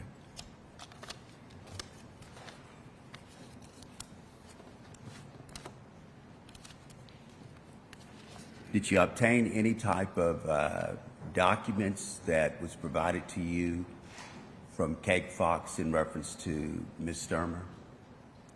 Did I obtain any documents? Yes. Probably after a month after speaking to Kate Fox, I did some search warrants, yes. Okay. And what was those search warrants for? Those are search warrants of phone records. Okay. Was there any other search warrants that you issued, that you sought? Probably periodically through the next several months and probably even the next year. Okay. For the next year?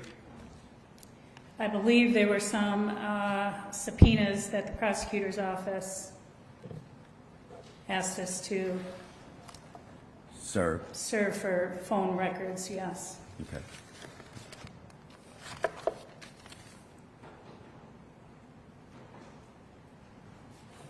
I have no further questions, Your Honor.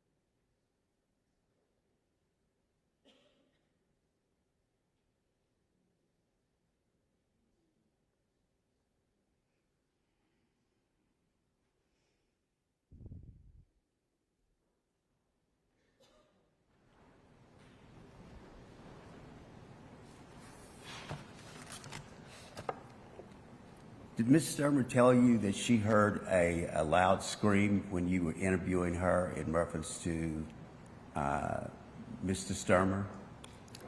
When she was in the laundry room, she heard Mr. Stermer yell there was a fire. That's what she told me. Okay. I have no further questions, Your Honor. Just quickly, Your Honor. Is it common for law enforcement agencies to work together on an investigation? Absolutely. And is it common to then work with the fire investigator and the state police then on investigations? Absolutely. And you share information? Yes, we do. And I just want to clarify, Ms. Stermer did not remove any of her clothing in your presence. No, she did not. You were not part of that. No, I was not. And did you provide multiple reports as part of the overall report during this investigation? Yes, I did. What are they called? Supplemental reports? That's correct. And you would have had several supplemental reports Absolutely. documenting everything that you just went over on the stand. Absolutely. And out of the people that defense counsel asked you about, there were several names.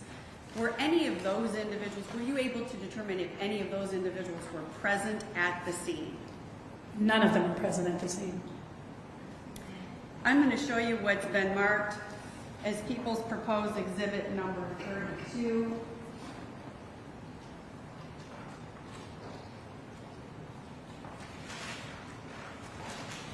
Do you recognize this photo? Yes, I do. And why do you recognize that photo? This is the way the body was when I arrived on scene. Changed or altered in any way? No. Your Honor, people would move to admit People's Exhibit number 32 into evidence at this time. No objections, Your Honor. Permission to publish? I'm Yeah, sorry. we'll receive it and you may publish it. Thank you, Your Honor.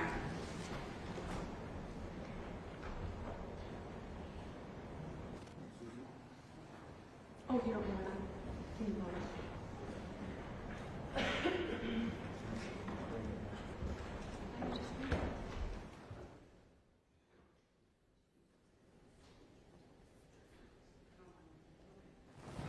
Your Honor, just so that we don't bring up anything that has not been admitted, I'm just going to pass this around to the jury. Thank you. And can you just describe, as I'm getting ready to pass this around to the jury, what that picture is a picture of? That was the position of the body when I arrived on scene and asked to take pictures that I was talking about, the blue covering tarp. So that was exactly then the picture you were describing in your testimony with defense counsel. That's correct. I have no further questions, Your Honor. I have no further questions, Your Honor. Jury, questions? Any questions of this witness? I've got a couple.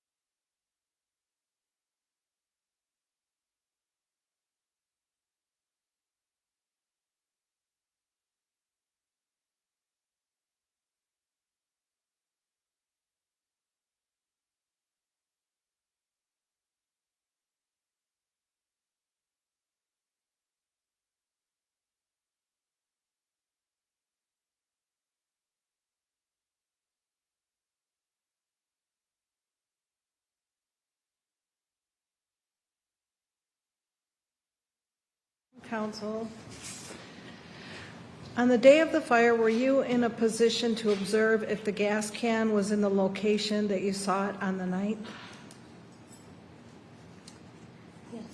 I think, was that the 8th of the night? It would have been the 8th. The day after, were you in a position, on the day of the fire, were you in a position to observe if it was in the location you saw it when you went back on? I did not see the gas can on the night that January 7th that I was there. I saw it the next morning when I was there on the 8th.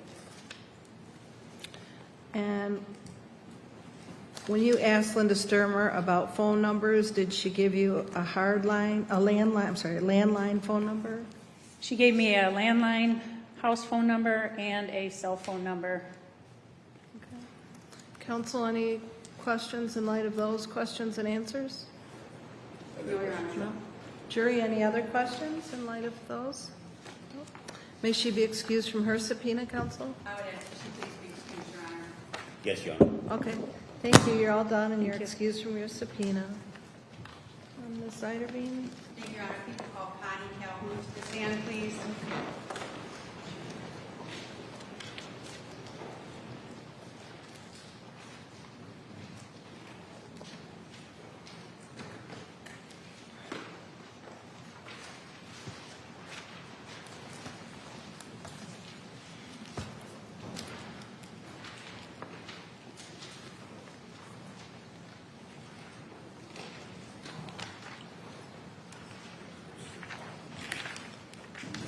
Before you have a seat, I'll have you raise your right hand. Do you solemnly swear or affirm that the testimony you're about to give in this cause will be the truth, the whole truth, and nothing but the truth? Okay, thank you. I'll have you have a seat. And, ma'am, if you could maybe hand me those two documents, those were for another witness, I think. You want those back? Okay, are those exhibits? Okay. Thank you. Ms. Calhoun, if you could tell us your full name and spell your last, please. Sure, it's Connie Lynn Calhoun, Calhoun. Thank you, ma'am. Thank you, Your Honor. Ms. Calhoun, do you recall where you were living in January 7th of 2007? Yes, And where were you living? County Road 215. And who did you live with at that time? Michael Matheny. I'm sorry, what was that? Michael Matheny. And you two lived together in the home? Yes. And do you recall what you were doing that day? Which day? On January 7th of 2007? Yes. Mike and I were going bowling. We went bowling. Did you usually go bowling on Sundays? Yeah, every Sunday. Earl. Do you recall what time you guys used to go bowling? No. Is that a regular occurrence on a Sunday afternoon for you? It was in the afternoon. Pardon me? It was in the afternoon.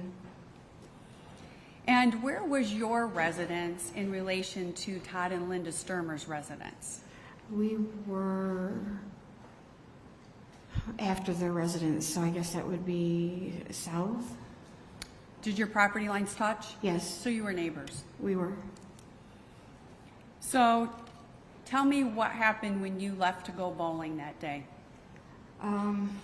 Mike and I were pulling out of our driveway, and we could see smoke. It looked like smoke coming from the Stermer's house. So you saw that from your driveway? Yes. And once you saw that smoke, what did you do? We immediately went over there to pull. We left our driveway, went on to the County Road 215, and then went into their driveway. So you pulled into the Stermer driveway? Yes. And what did you see when you pulled into the Stermer driveway? Linda Stermer's van, the house, looked like it was on fire. And do you recall where the van was positioned when you saw it? I don't. Do you recall how close it was to the house? Not really. Was it in the driveway? I mean, I don't know. I guess it's hard to explain because how our driveways were. We pretty much like made our paths ourselves. So, I mean, it was. I mean, it was in the path that you would take, but it's not like a paved driveway. It's like a dirt driveway. So it was on the dirt driveway? I believe so. And was that the dirt driveway leading out to County Road 215? Yes. And so you're pulling down the driveway. What was her van doing? I don't really recall. But you remember seeing it in front of the house? I do. And as you went down the driveway, what did you see the van do? Linda's van, it's been so long, it's hard to really remember details. I just remember the van going around the back of the house. At what point, I can't really remember. And do you recall testifying under oath on this in a previous hearing?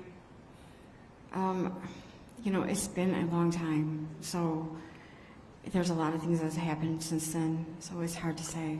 Do you remember testifying? I do remember testifying. And if I showed you your prior testimony, would it help refresh your memory? Sure, yes.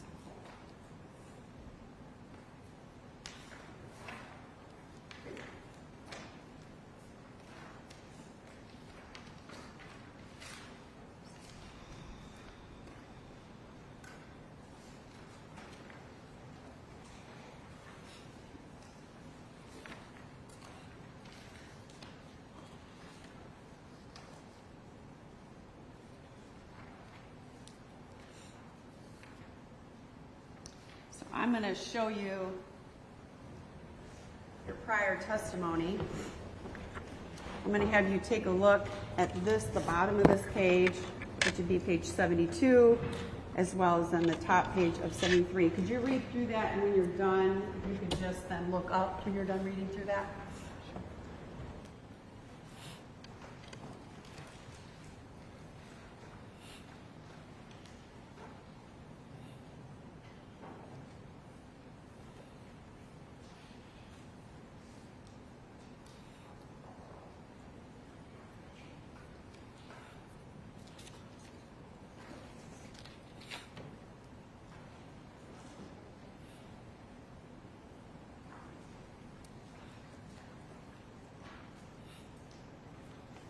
Does that help refresh your memory?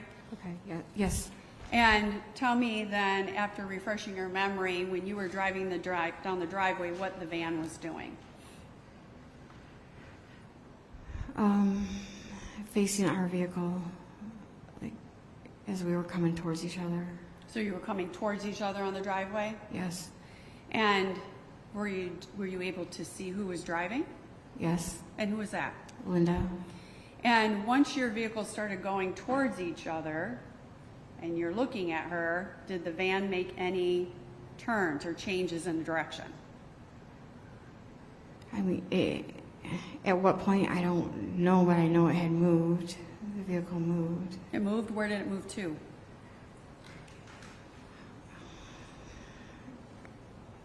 I can just tell you where it kind of ended up. I don't really recall, like, where exactly it had moved. Did you see it leave the driveway? Yeah, it left the driveway, so it went towards, around the house. Towards around the house, you said? Yes, so, I don't know which direction, so it would be going down.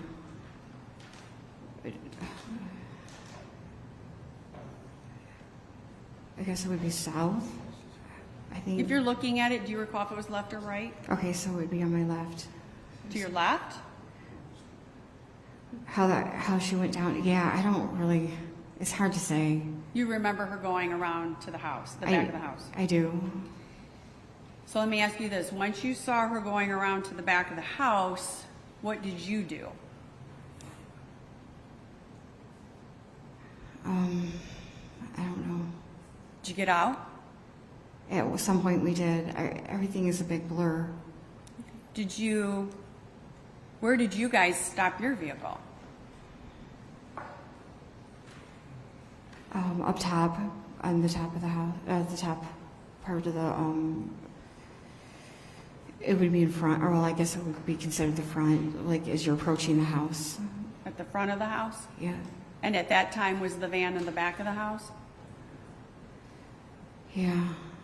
And then, what did you do then at that point? I don't really recall. Did you get out?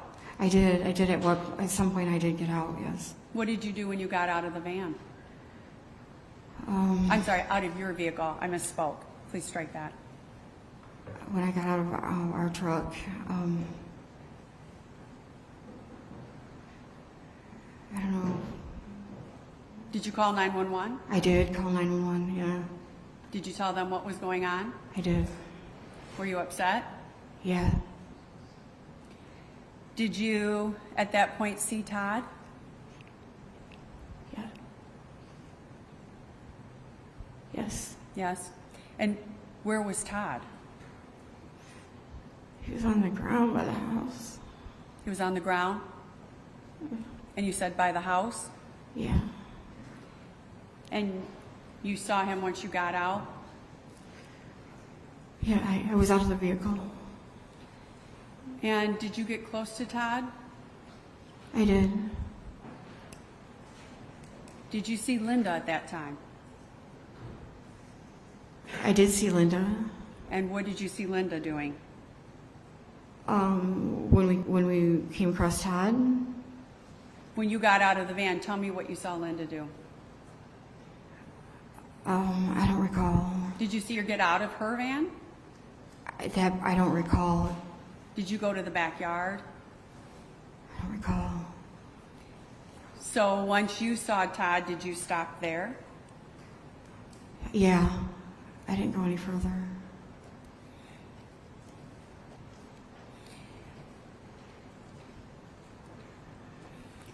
And did you see then what happened as you were standing by Todd? I mean, not really. I don't recall most of it. Okay. Did you remember what Linda was doing with Todd?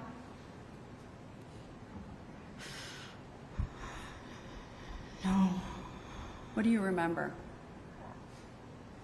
I don't remember a lot. I kind of blocked it out.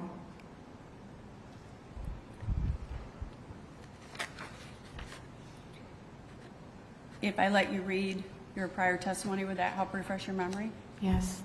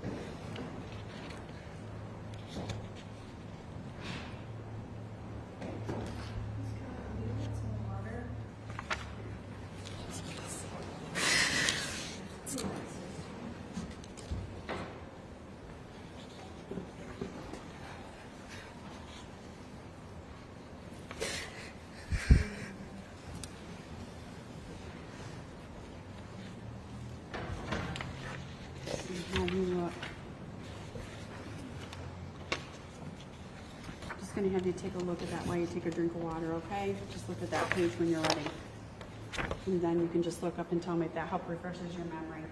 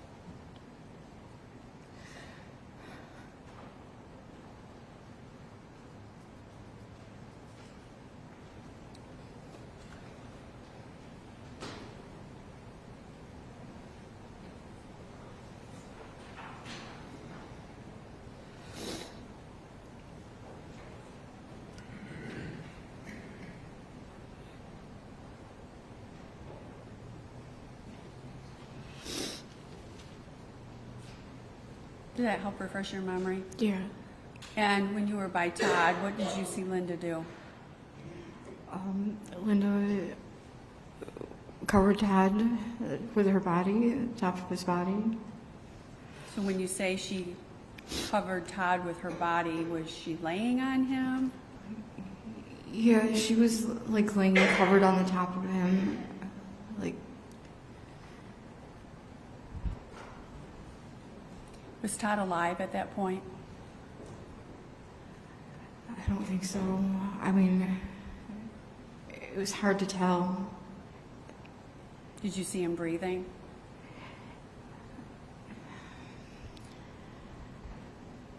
I don't recall.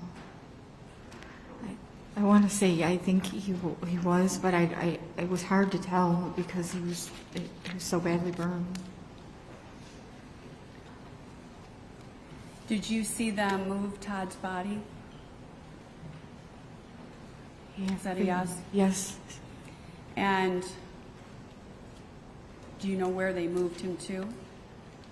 Away from the house. I remember they were concerned about some tanks, maybe, possibly on the side of the house, or some explosion they were worried about, possibly, so they moved him. Did you see what they moved him in? I think it was like a sled or some kind of some kind of whatever was on the property that they could find. Maybe some wooden pallets or something like that. I'm sorry. Like what was wood pallets or a sled or something. it? Like a sled thing? Yeah, it was.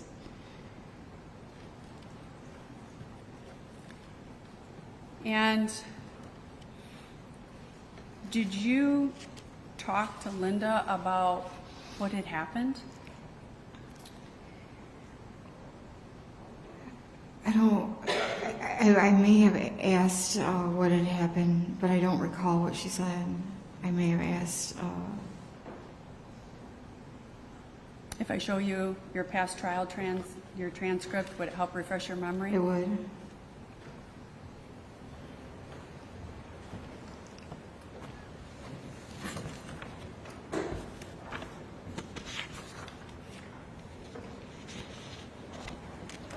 I'm going to start here and then go to the next page. Just read through that, and after you've had a chance to read that, if you can just look up.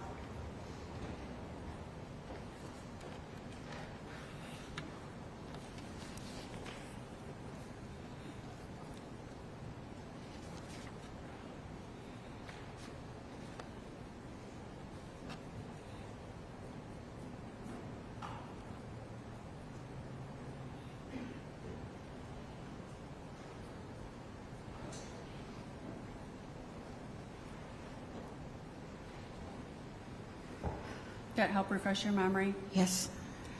And can you tell me then what Linda told you had happened? She was doing laundry in the basement. And did she tell you if she heard anything? She did. She said she heard Todd scream. Did you ask her if she had run over Todd? I don't recall. You looked at your trial transcript. Would it help refresh your memory? It would. I'm going to have you actually just continue reading there Okay. on the page that I gave you.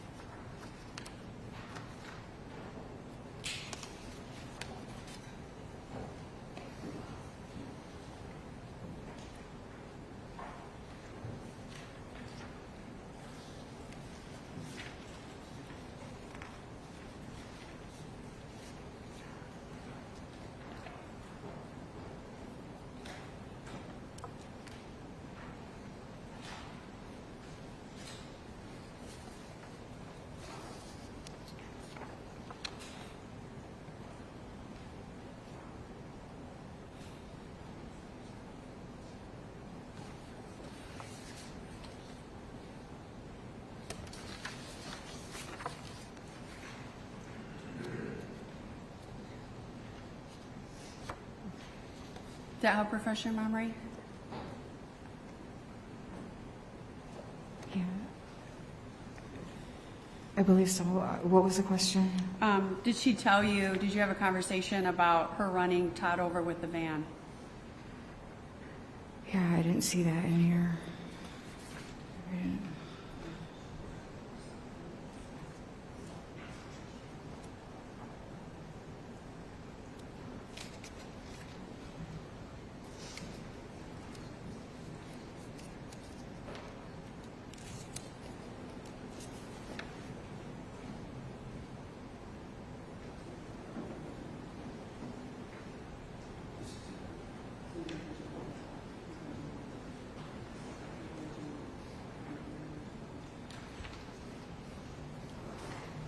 Do you remember writing out a statement when you talked to law enforcement?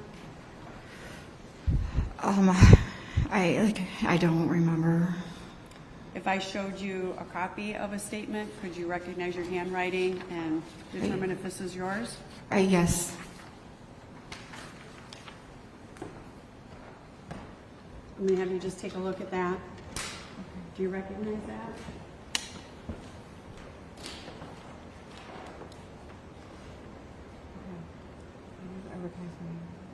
So maybe pull the microphone a little closer. Yep. Yeah, I recognize my Did you handwriting. write that? Yes, I recognize it.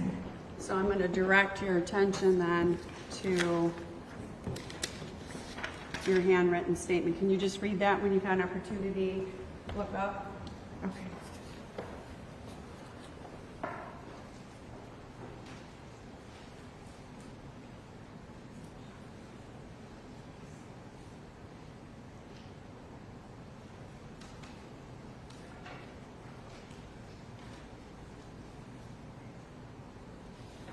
That help refresh your memory? Yes. And so did you have a conversation with her about if she had run over Todd Stermer with the van? Yes. And what did she say? That she thought that she had. And later on, did you continue to have discussions with Ms. Stermer about what had happened after that day? Yeah. Yeah. We had. And did she mention anything about fighting with Mr. Stermer or anything the day that you talked to her at the fire? I don't recall. So when you looked at your statement from your testimony, did you say that she had said that? No. No? I'm just going to have you look at one of the other pages that you wrote out.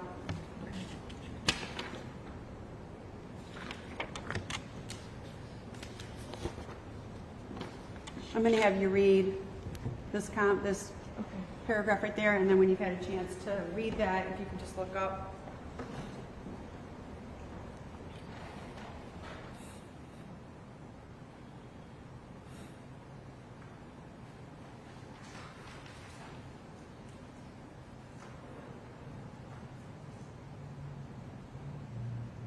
Did that help refresh your memory?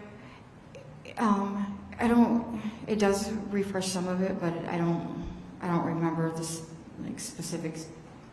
So when I ask you, do you remember any conversations about any potential arguments or anything between Mr. and Mrs. Stermer? Do you recall that conversation with Linda?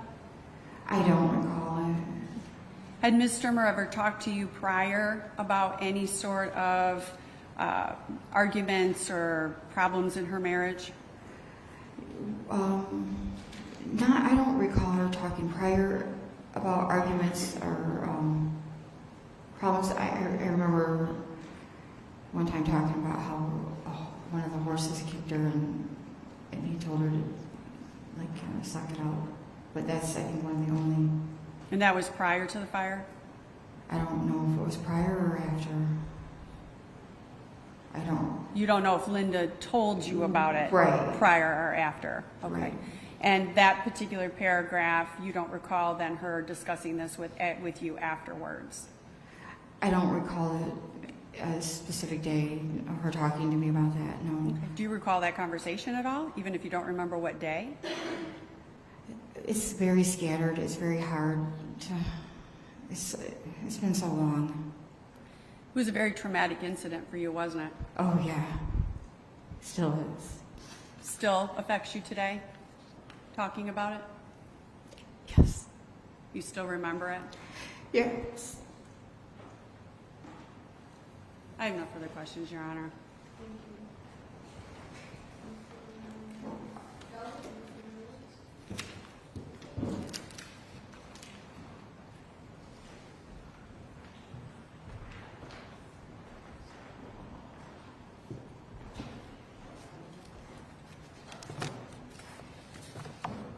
Good afternoon, Ms. Calhoun.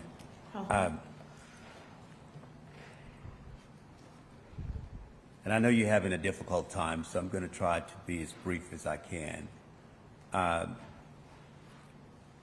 Do you recall having an interview with a detective?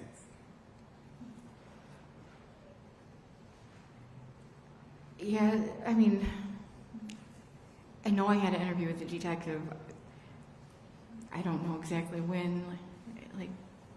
Like if you asked me if it was what month, I couldn't tell you. Okay. Do you recall the day? I know you recall the day of the fire, the day that you arrived at the Stermer's property and saw Mr. Stermer land on the ground. Do you recall that day if you gave a statement to one of the officers on the scene? I don't recall.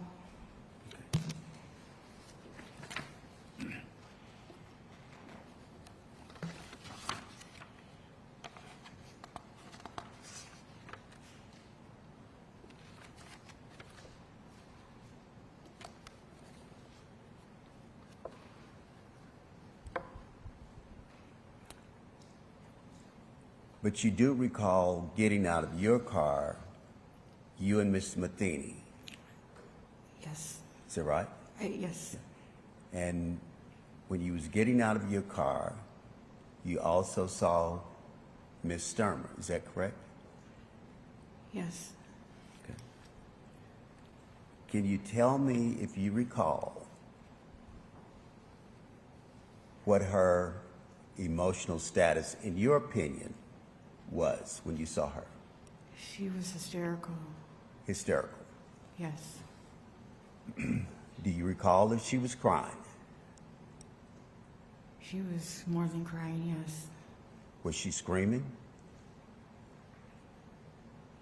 Yes. Okay.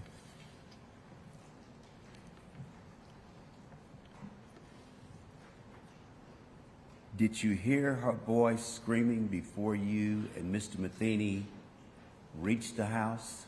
I don't recall. You don't recall.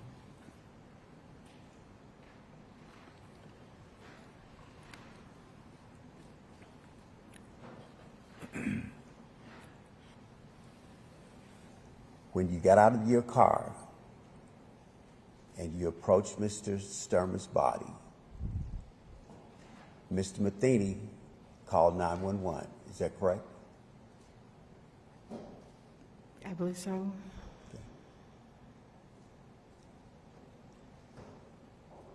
And did you also have the phone in your hand for a period of time? I believe so, yes. Okay. And you were screaming for help? Yes. Okay.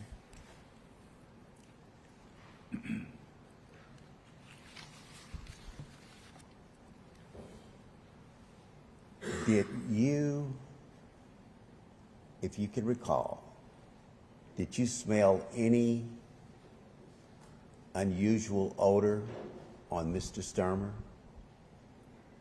No. Do you know what the smell of gasoline smells like? Yes. Did you smell any gasoline on Mr. Stermer? No, I didn't.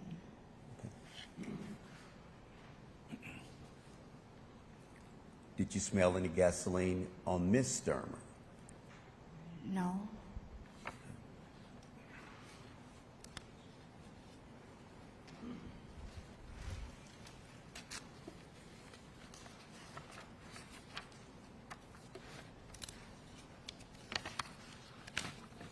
Said I'll be brief, Your Honor. Could I have just 1 second?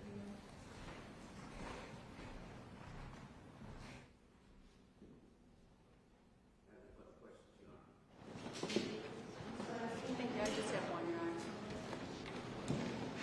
Honor. So when you see Todd and you see his condition, are you upset at that point? Yes. Did you kneel down beside Mr. Stermer? Yes. And how close did you get to him?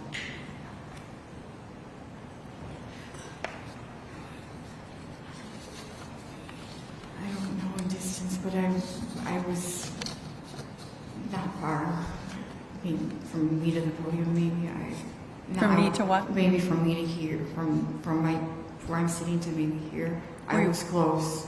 Were you by his face?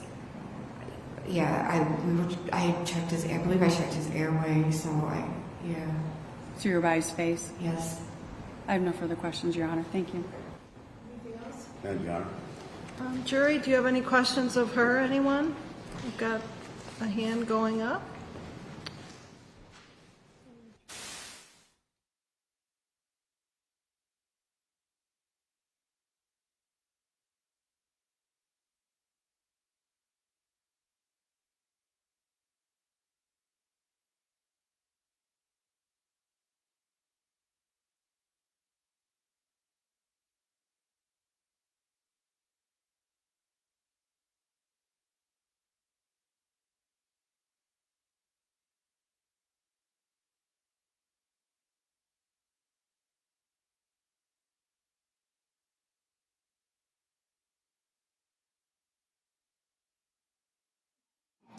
Did you call 911 or did Mike Matheny call 911?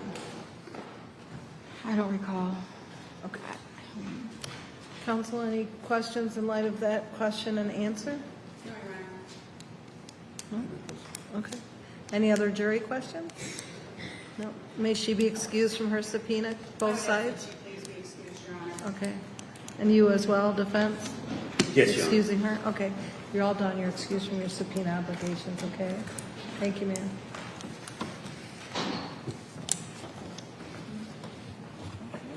We'll take a 15-minute break, jury, and remember your rules.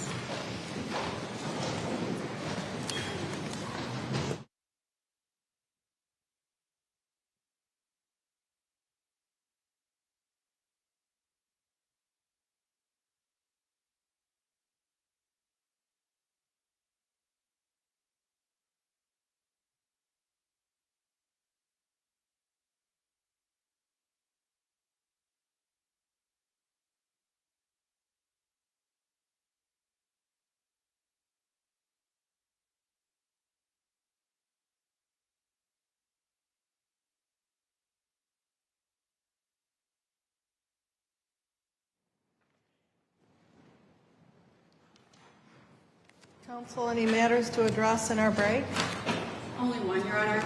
Our next witness is Scott Leroy, so we'd like to start it so that we can maybe keep somewhat on schedule for tomorrow.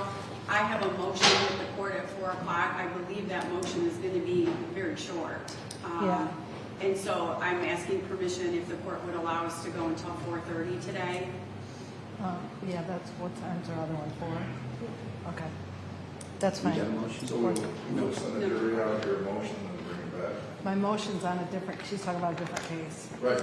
Oh, no, so we would end at 4:30 your case, and then we would go on Yeah, our my other motion motion. at 4:30 is not going to be Yeah.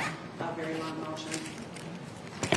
Thank you, Your Honor. I just wanted to make sure we were okay on timing, because it makes Yeah, more yeah, sense we'll to be go able to to get them out 4:30 for an hour and and then- 15 minutes compared to 45. Okay, yeah, I think that other one will be short, so. All right, thank you, Your Honor. Are you talking about the sex offender registry one? It's the motion for...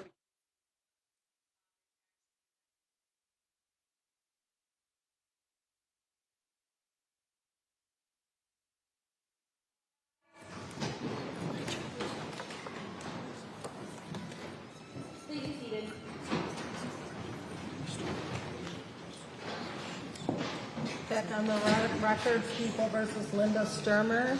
Any matters to address before we bring in the jury, counsel? No, Your Honor. No?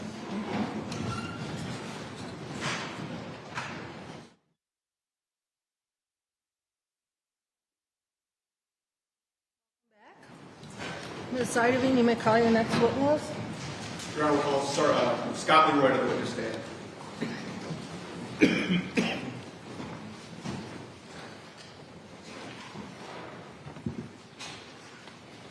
If you raise your right hand, do you solemnly swear or affirm that the testimony you're about to give in this cause will be the truth, the whole truth, and nothing but the truth? I do. Thank you. Please have a seat, and once you're settled in, we'll have you tell us your full name and spell your last, please. If you want to give me that empty cup, or it may have water in it, but thank you.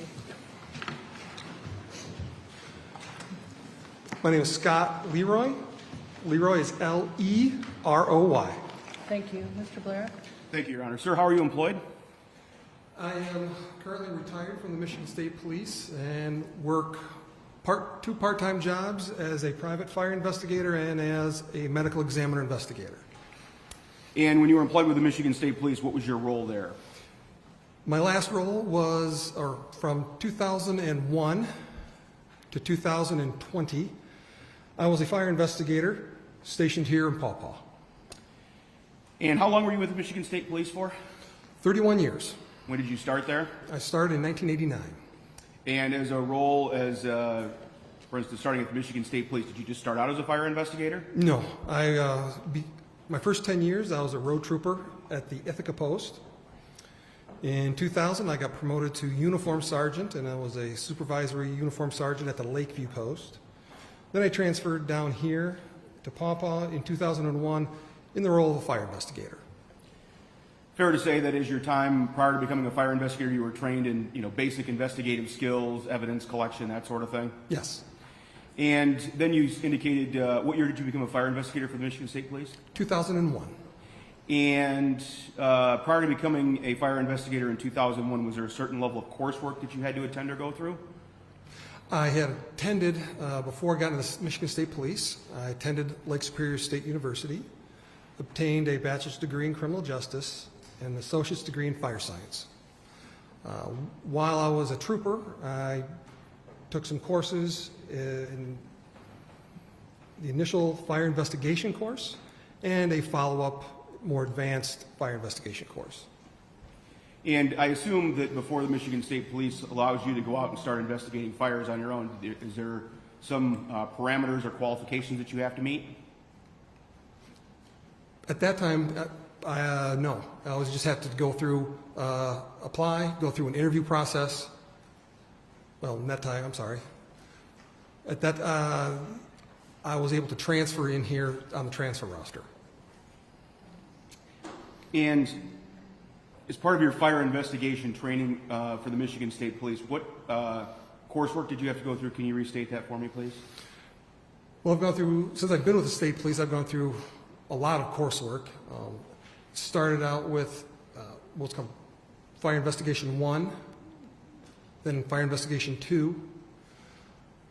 I have my CV here to review all the classes if I could, to refresh my memory, or no? Well, let me ask it this way. Okay. Have you provided a copy of your curriculum vitae or CV to the prosecutor's office? I have. And the show has been marked as People's Proposed Exhibit 33. And ask if you recognize that, sir.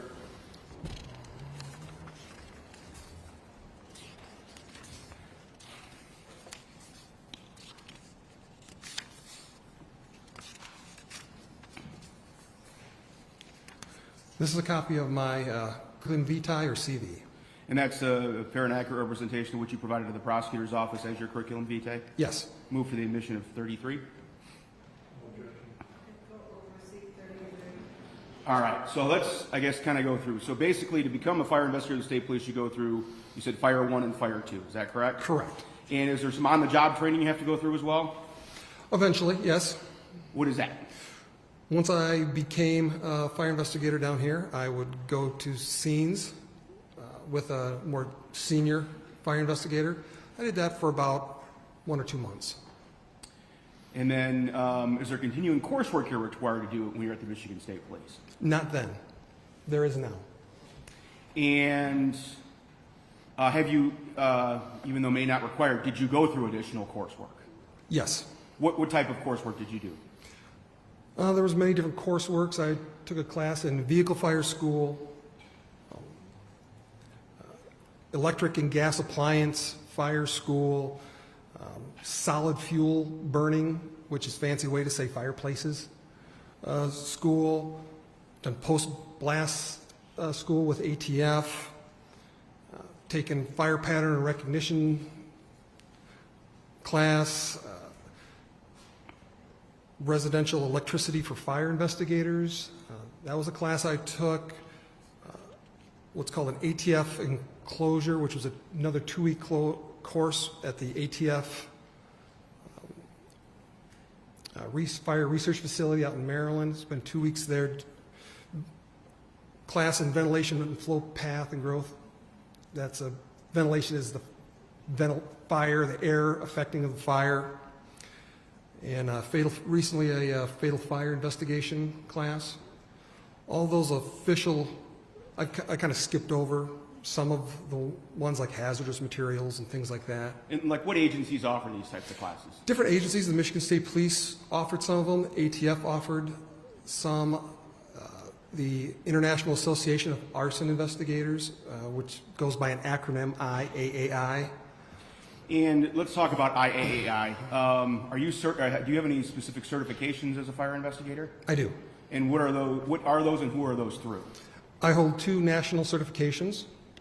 The first one is a certified fire investigator through the International Association of Arson Investigators. I obtained that in 2006.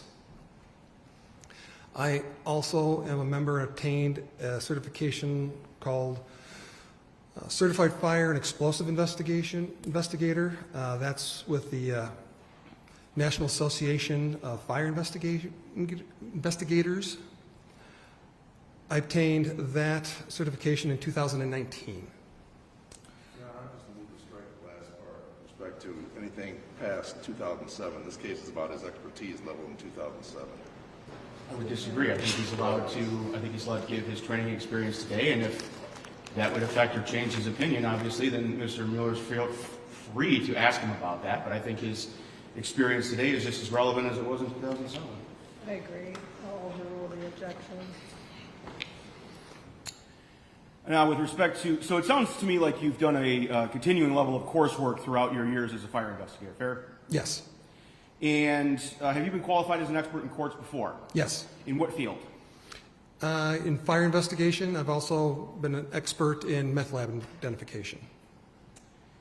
And as part of being a fire investigator, is that, we've heard maybe terms of called cause and origin. Is that something that you have opined about in courts before? Yes.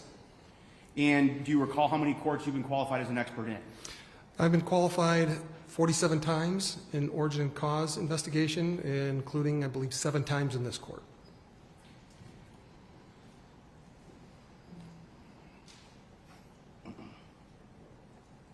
Your Honor, at this point in time, I'd move to admit Scott Leroy as an expert in fire investigation, cause and origin. No objection, Your Honor. Receive his testimony as an expert. Thank you, Your Honor. Sir, I'd like to take you back to January 7th of 2007. Do you recall that date? Yes, And on that date, were you still working for the Michigan State Police? I was. And what role were you working in at that time? I was a detective sergeant with the Michigan State Police Fire Investigation Unit out of 5th District Headquarters here in Paw Paw. And we've heard terms thrown about the word fire marshal. Is that you? That would be a, yes, that's me. Okay, all right. Just so there's no confusion, when we hear the term fire marshal, are you commonly referred to as a fire marshal? That's there's a small difference, but more people usually just interchangeably use those two phrases. And on 1/7 of 2007, did you respond to a residence on County Road 215 in Lawrence Township? Yes. Do you know that to be the Stermer residence? Yes. And how was it you were dispatched on that date? I was contacted by cell phone at home off duty at approximately 4:30 in the afternoon and informed of the fire. And did you then respond? I did. Do you recall about what time you responded? I arrived on scene approximately 6 p.m. And upon arriving on scene, can you describe what you observed? Well, I guess you rephrase that. Upon your initial arrival, what did you observe? There's obviously a lot of activity going on. Fire department was there. Sheriff's Department vehicles were there. I approached there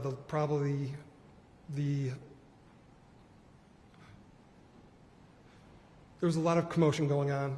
It was it was rain/snow going on. I would have contacted whoever was in charge, either the fire chief or the lead law enforcement on scene. And is this kind of just the process of you beginning your investigation into this fire? Yes, I would do that just so they know I was there. And what about the condition of the house at the time you arrived on scene? Can you describe that for the jury, please? The house was still actively smoking. There were no flames to be seen, but there was a lot of smoke still coming out of the house. There was a fire apparatus parked right in front of the house. I believe it was a ladder truck with hoses still on the ground and active fire suppression going on. Now, this might kind of go without saying, but I have to ask this anyway. Does the fact that the fire is still going on, does that prevent you from going in and conducting any investigation at this time? Yes. And at some point in time, did you have the opportunity to view the body of Todd Stermer? I did. How is it you came to do that? Can you describe that for the jury, please? One of the officers on scene directed me to where Todd Stermer was laying. And I went over there and I would document Todd Stermer's body which is common practice for a fire investigator at a fatal fire scene. How is it you document that? I use photographs. So the evening of the 7th, you took photographs? Correct. Do you recall exactly what you would have taken photographs of on the evening of the 7th? On the evening of the 7th, I took photographs of Todd Stermer. I also took some initial photographs of the structure and some of the surroundings.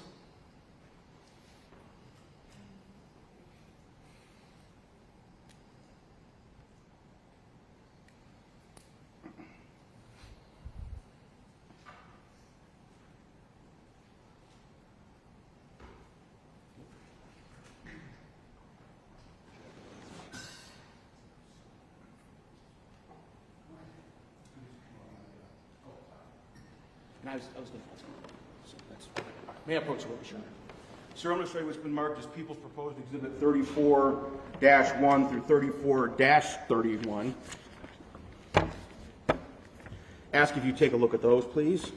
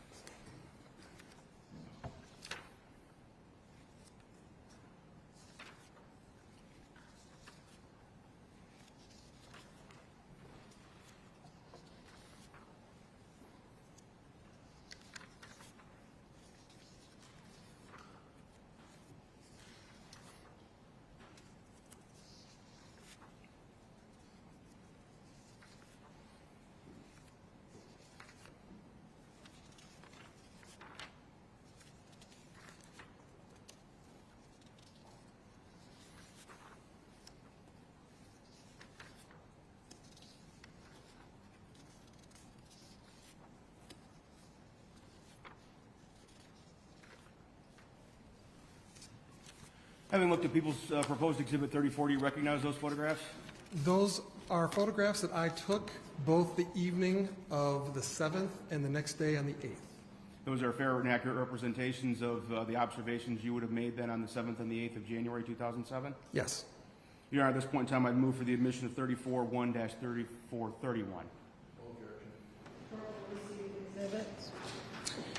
May I publish to the jury? Thank you.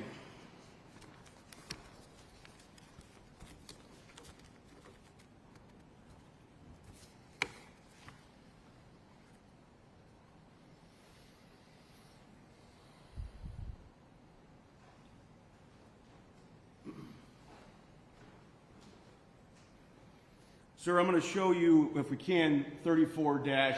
What are we looking at here in this photograph? This is the front or east side of the structure on the evening of the 7th. And you'll tell evening of the 7th is dark and snowy. The photographs of the 8th are during the daytime. And do you recall about what time it was you were taking these photographs? It would have been after I got on the scene after 6 p.m. I don't know exactly when. And contained in this photograph, right here about center where I'm circling with the red laser pointer, what are we observing there? There's fire hoses coming from the fire engine, and there's also a red gasoline can. And does that become relevant here a little later on in your testimony? It will.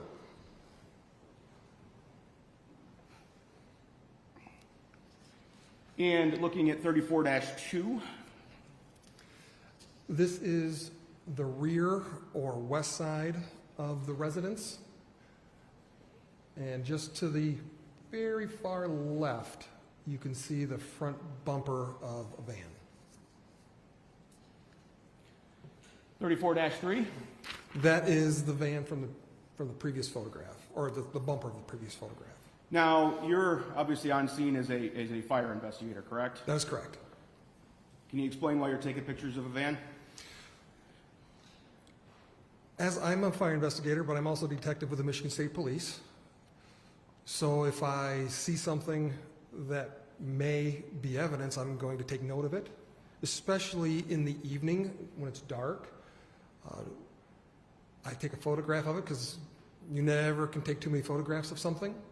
So I noticed this van behind, and I think the next picture will show what I noticed, so I took some pictures. Now, I'm going to ask this if I can right now. You've been shown approximately 31 photographs here today, is that correct? Correct. Is that the full totality of all the photographs you took? No. How many photographs did you end up taking in this case? It was over 100. And looking at 34-4, that is a close-up of the van bumper where I noticed what could be blood. and 35-5. 35-5, that is going to be the north side of the house.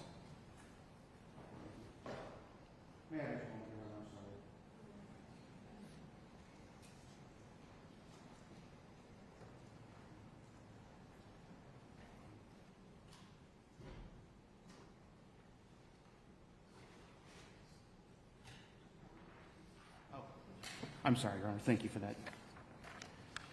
And looking at 34-6. This is on the north side of the house. Also what appeared to be blood on the ground.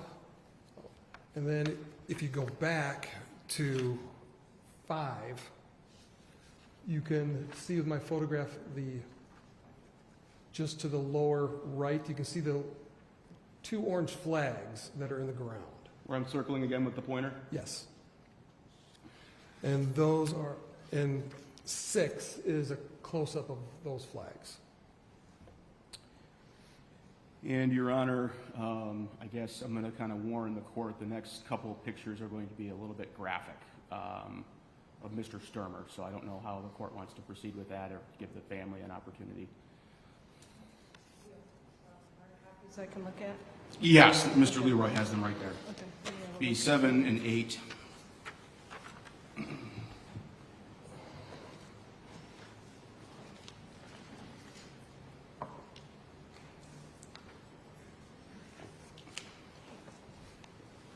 Jury, there's some graphic photos coming up next, so just alerting you to that, okay? And if there's any members in the audience who want to leave the courtroom while they're on display, I can take a break and let you leave. No one? Okay. I'm going to show you what's been marked as 34-7. What are we looking at here, sir? That is a photograph of Todd Stermer as I was examining him. And we are looking at, there are several items in this photograph. Is that a fair statement? Yes. What are we looking at these items, if you're aware, here on the chest of Mr. Stermer? Specifically the chest, well, I can see there, the 2 larger pads are AED pads, which are used by EMS. And I believe the smaller ones are heart sensors over on the chest and abdomen area. And there are a multitude of what look like clothing items here. Is that a fair statement? Yes. And do you know how those got there? Apparently bystander or EMS and Good Samaritans who arrived on scene first placed blankets and clothing over Mr. Stermer, and I would have removed some of them in order so I could photograph Mr. Stermer. And looking at 34-8, what are we looking at here? That is Mr. Stermer's feet, and around his feet are a pair of gray sweatpants and a pair of white socks on his feet. And with respect to those sweatpants, was there anything peculiar about them that you noticed? When I took other items, the blankets and other items off of Mr. Stermer to photograph him, there was a detectable odor of a liquid accelerant in the area from Mr. Stermer, and as I got closer, they seemed to be coming from the sweatpants. I'm going to show you what's been previously marked, if I may approach, Your Honor. People's Exhibit 17. See if you recognize those.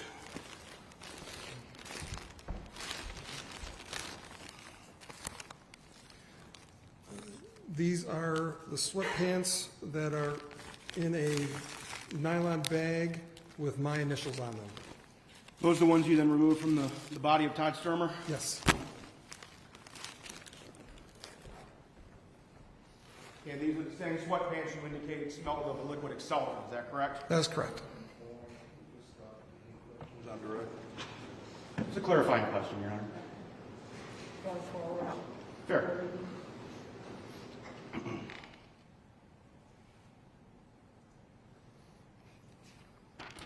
Now, on the 7th of January 2007, did you collect any other evidence? I did not.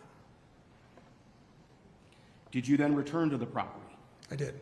On what date was that? The next day, on January 8th. And on that date, what did you do? On that date, it was concentration on starting my cause and origin investigation of the house. And how is it you go about doing that, generally speaking? In general terms, when you do cause and origin investigation, I'm going to examine the house, both exterior and interior, noting burning, things that aren't burned, things that are gone, that have burned up. It's a general examination. You typically do the entire, or you do the, if possible, the entire exterior, and if possible, the entire interior.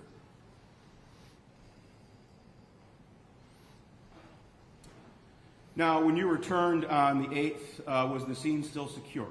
Yes. How was it secured? The sheriff's department had left a patrol car on the scene overnight. Was there also like crime scene tape or anything like that you recall? I don't recall if there's crime scene tape. And was this in the daytime or nighttime hours that you did this? On the 8th? On the 8th. It was the daytime. Do you recall about what time? It would have been, the exact time, no. I know it would have been shortly after 9 a.m. because that's when I was notified of the search warrant.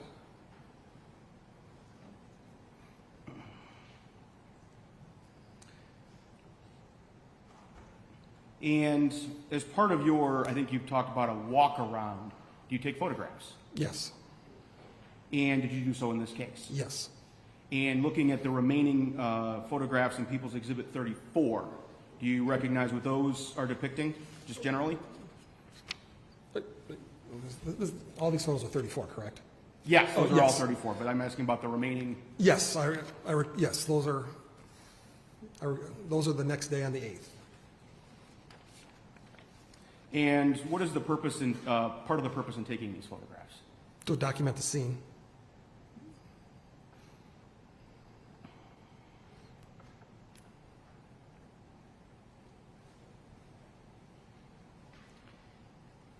And in this case, just generally speaking, do you recall what you took photos of? I took photos of the house, both exterior and interior. Now, were you able to make a deep entrance into the interior of the house? I was able to make entrance into the house on the west side. I tried to make entry into the east side, but that was limited due to the structural collapse that was on the east side of the structure.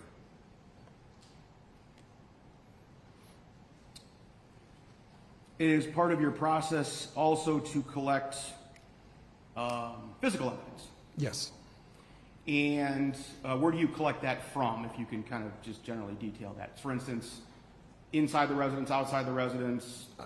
If I see something that is potential evidence, I'm going to collect it, inside or outside. Fair enough. Have you heard the term excavation before? Yes. What does that mean to you?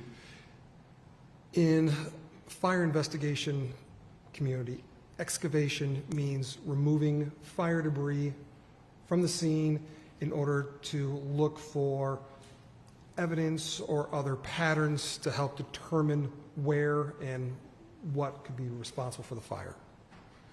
And did you conduct an excavation in this case? I did. And was that captured in your photographs? Bits and pieces of it were captured. Unfortunately, the major The scene after I excavated it, I cannot find a photograph of it.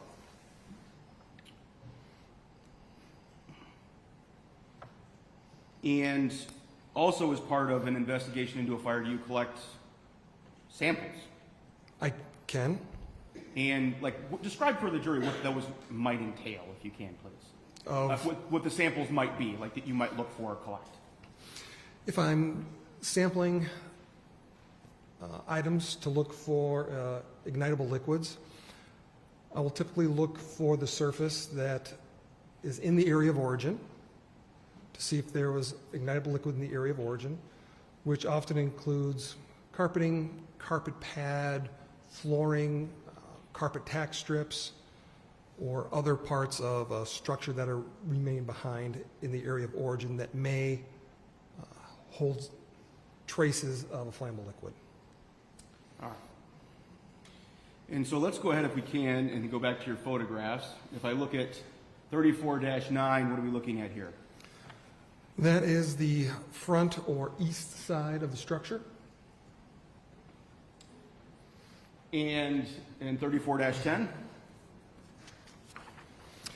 That is the south side of the structure. Now, there is, for lack of better words, we'll call it a rectangle cut along the cement foundation here. Do you see that? Yes. Do you know what that is? That will be done during fire suppression. If you go back one, you can see the same thing happened on the east side. Below the windows, you can see there is holes cut in the wall. That is standard for a fire department to do that, especially if they can't make entry through normal access, the doorway, where in this case they couldn't because of the structural collapse. What is their purpose in cutting those holes in the house? To get access to the interior to put the fire out. Spray it with water? Yes.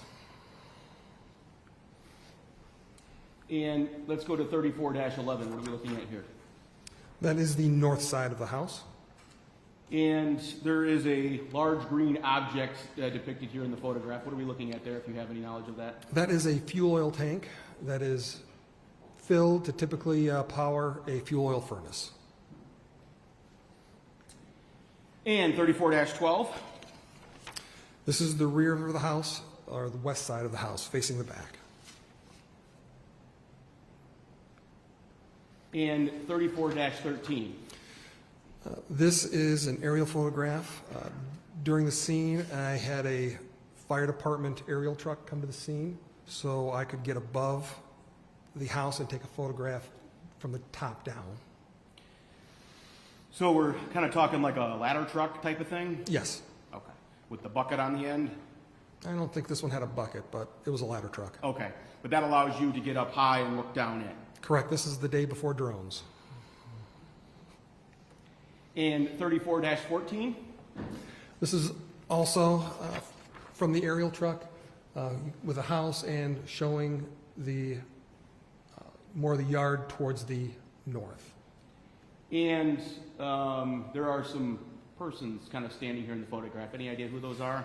I believe one is the deputy from Buren County Sheriff's Department who was doing the measuring, and probably more law enforcement officers. And there were photographs earlier taken of some flags that you saw. Is that correct? That's correct. Are those also depicted in this photograph? Let's see if I can.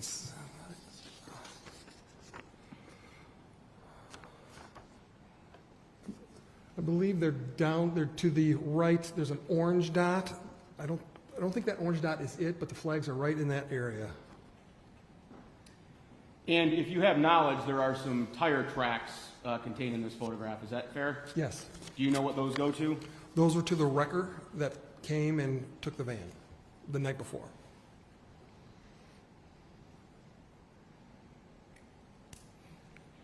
Looking at 15. This is another photograph showing to the north. And as you've previously testified, is that Mr. Galoo's from Buren? I believe so. Okay. I can't identify him from this photograph. And 16.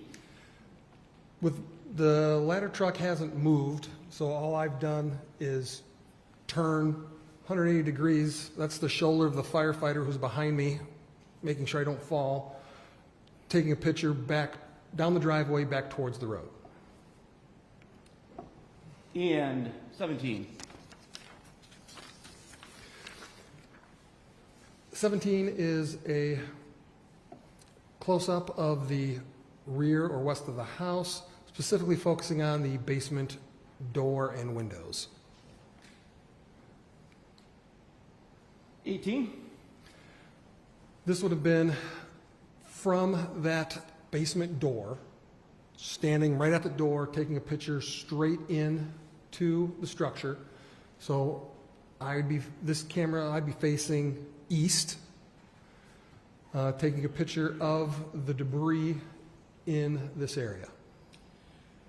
Now, without getting into too much detail, there are a few objects contained in this photograph other than debris.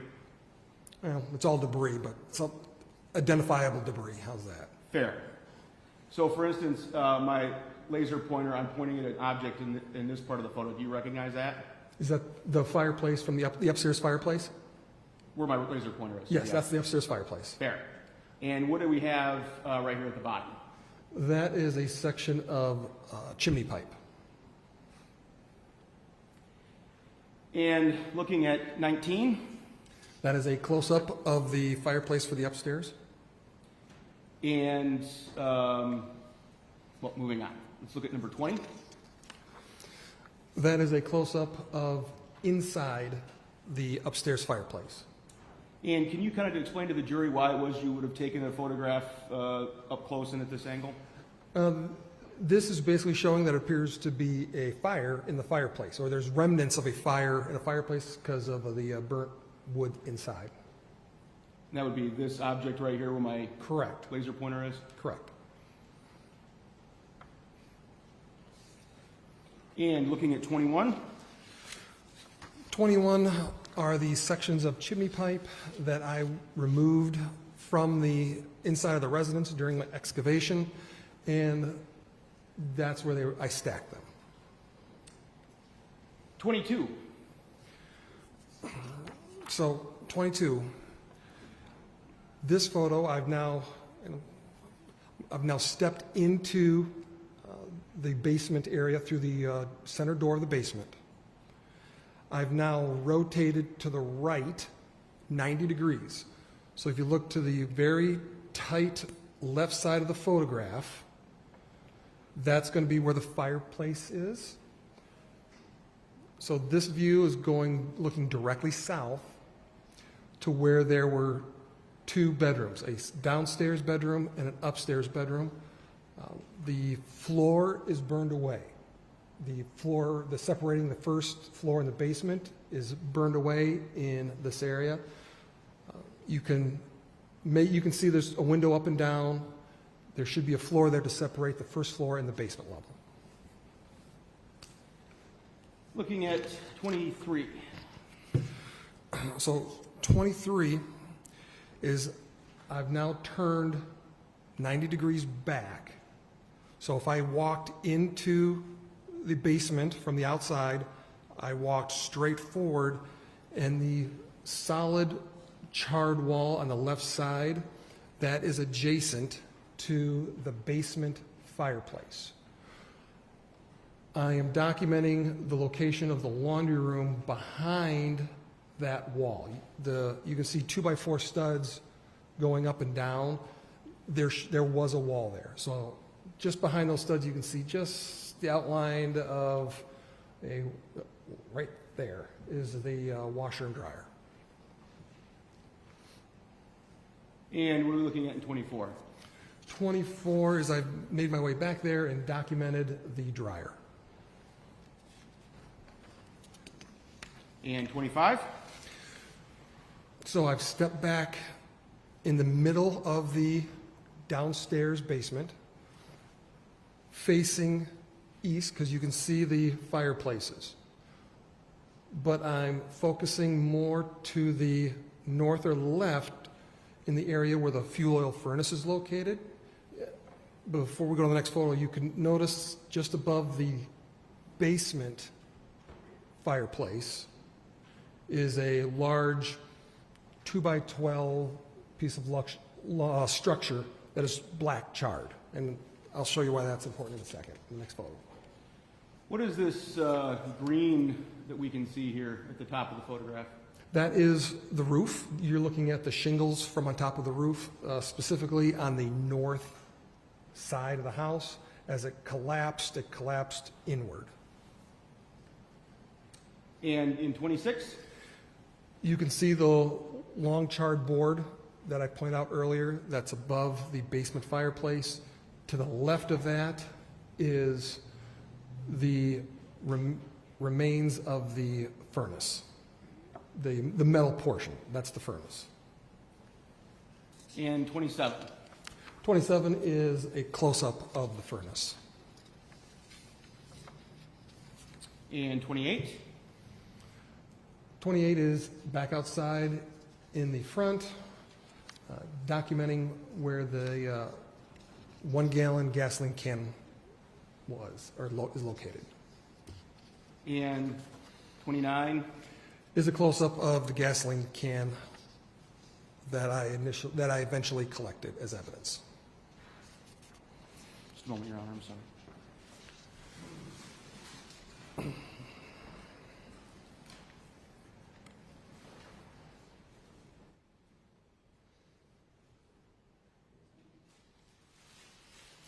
Sir, I'm going to show you some marks already and admitted as People's Exhibit 18.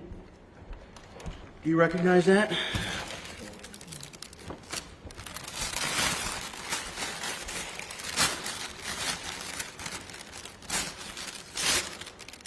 This is the gasoline can that I collected, and these are my initials on the tape seal. Does it indicate what time it was you collected it? It says I collected it at 1:40 p.m. And that was on the 8th of January? on the 8th. Thank you. And just so everyone's clear, this is in a clear, crinkly kind of bag. Is that fair? Yes, that bag is made out of nylon. Is that important? Yes. Why is that? You cannot put evidence that you're going to have the lab checked for presence of ignitable liquids in a plastic bag. It has to be in either a nylon bag or a metal paint can. And can you explain why you can't use plastic bags or any other container? One of the important reasons is when the lab tests these samples, they will put the sample bag and all into an oven to try to heat it up. If you did that with a plastic bag, the plastic bag would melt, and if the plastic bag melts, it can give off petroleum-based products. So therefore, we can assume that that nylon bag doesn't melt. That nylon bag does not melt at the temperatures that they're subject to in the lab. Fair. Now, looking at People's Exhibit 34-30. This is a shed located to the southwest of the main structure. And why are you taking a picture of a shed? I'm documenting that shed is there and is unburned. And 31. I am this is inside that shed, noting that this is an area where fuel cans are stored.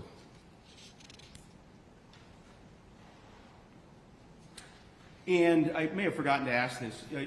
We've talked about you collecting the red gas can that was out in the front yard, correct? Correct. Why did you collect that?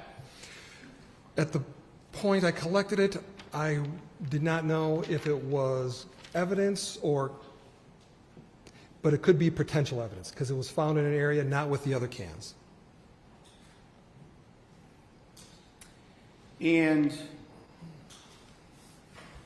following your documentation with photographs, your inspections, your excavations, so on and so forth, did you also try to collect any samples in this case? I did not. Why not? Because the area I identified as the area of origin, the areas that I would have wanted to collect samples were gone. They were burned up. They didn't exist anymore. And what would that have entailed if you could have collected? It would have been the first floor the flooring, any of the flooring, any carpeting, any material on the first floor. But your indication was those were totally consumed? They are totally consumed, yes. Just as you can see by the earlier photographs from the basement up, there is no floor left.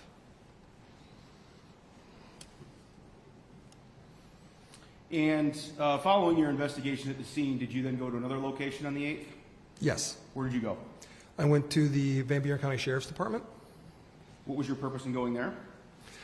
to package evidence that they had collected from the scene the night before, clothing and other material that were on Todd Stermer that night. Do you recall what those were? There was blankets, there was a coat, there was some clothes that came from Linda Stermer herself. They were in the evidence room of the Sheriff's Department, and I went in there and packaged them into nylon bags. And did you collect any other evidence when you were at the Sheriff's Department? At the Sheriff's Department, they also had metal paint cans that were collected at the autopsy of Todd Stermer. I collected those at that also. And were you responsible for then transporting those items to the State Police Crime Lab? I did. I transported all those items to the crime lab in Grand Rapids on January 11th. Your Honor, can we approach very briefly?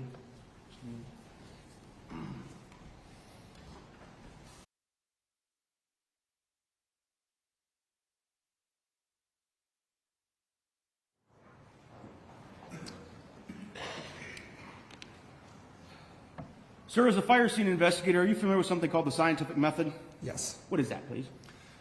Scientific method is a basic, is the basic method that investigation should occur. More of a, not the nuts and bolts, but more of the mental process of doing an investigation. Fair to say it's the process by which you arrive at your ultimate opinion in a case? Yes. And when conducting a fire scene investigation, are there two different conclusions that you must determine? Yes. What are those? The first thing I must determine is the origin of the fire, where the fire starts, and then try to determine the cause or why it started. Now, with respect to the scientific method, did you follow it in this case? Yes. And do you recall what the steps of the scientific method are? The first two steps are determine a need or define a product, determine a need and find the problem, which is, we almost skip over those because it's always the same two thing. There's a fire, and the action that needs to be taken is to determine the origin and cause. Next step is to collect data. And data can be anything from observable patterns, witness interviews, lab samples, all the data. The next step is analyze the data. The data that I've collected, observed, I look at it and try to determine what that means. The next step is to develop a hypothesis, a theory. I'm going to develop as many theories that I can initially. All the theory for what I'm doing. If I'm doing the origin, I'm going to develop theories or hypotheses of all the areas where the fire could have started. Then, once I've developed these hypotheses, I'm going to test these hypotheses or theories. And I'm going to use the data. The data I've collected, I'm going to take all the data and see if that data fits in to these theories or hypotheses. And as I go through there, if there is data that doesn't fit a certain hypothesis, then either the data is wrong, or if the data is right, that hypothesis cannot be right. If all the data cannot fit in to that hypothesis. And then at the very end, I take that last hypothesis, that becomes my final hypothesis, and again, I take all the data that's known, look at that hypothesis, and come to the final conclusion. So with respect to what we've discussed here in court so far, you've gone through the first couple steps because you showed up to a fire scene, correct? Correct. As far as data collection, is that what we've also talked about here in court? Yes. And that would be your photographs, your scene examinations. Does that include your samples you may or may not have taken from a fire scene? Is that fair? Yes. Does that include witness statements as well? Witness statements are very important. And does that also include lab reports? Lab reports are very important. And in this specific case, did you recall receiving any laboratory reports related to the items you seized from Mr. Stermer or those you collected at the Sheriff's Department? I did. What was that, please? The lab report, and I'm doing this without looking at the lab report myself, so the gray sweatpants that I collected on the 7th indicated positive for gasoline. The gasoline can that I collected tested positive for gasoline. The items that were packaged in the metal paint cans that came from autopsy, which included the left and right socks, the underwear, and a shirt, all tested positive for gasoline. Other items that were collected that I packaged myself in the Sheriff's Department evidence lab would have been the clothes from Linda Stermer, blue and a blue blanket, a white blanket, and there may be another item that I packaged. Those items did not show the presence of ignitable liquid. If Mr. Ernst has already testified here in court about his findings, we would rely upon those exact findings. Is that fair? Yes. But you specifically recall the sweatpants, socks, and underwear of Mr. Stermer being positive for gasoline. And the shirt. And in addition to that, we talked about witness statements. Is that correct? Correct. Were you made aware, did you have an opportunity to review the statements of Linda Stermer? I have. What do you recall those being? The witness statements from Linda Stermer as relates, and I was specifically looking at as it relates to the fire. They were pretty consistent that she was in the basement doing laundry when she heard Todd Stermer scream. She goes up the stairs and looks into the living room, on the main floor living room. She sees the chair, the recliner chair, on fire, and Todd on fire across the room towards the bedroom with a line of fire between the chair and Todd. Thank you. Now, I may have gotten a little bit ahead of myself there, so I'm going to take a little step back. Let's talk about the area of origin if we can. Okay. Did you develop various hypotheses as far as what the area of origin may have been in the Stermer house? The pretty standard, when I look at a house fire, the original hypothesis is the whole house. I look at the whole house as the fire starts here, and then through a process of elimination, I start examining each area and then decide if this is or if there's or is not the area of origin. Often when you start out, it's pretty easy as you start, that's the key word, when you start, it's pretty easy to look at a room where there's no fire damage and say, fire didn't start here, so you cross it off and you start moving closer. And typically you're moving from the least fire damage to the most fire damage, with the most fire damage typically being where the fire starts. So, for instance, in this particular case, do you recall what your hypotheses were as far as the area of origin? So the hypotheses for the area of origin, I broke down as east side of the structure, the south side of the structure, the basement, the living room, and the north side, which is going to be the kitchen dining room area. All right, if we can work through those. Are those depicted in the photographs you have there in front of you? Yes.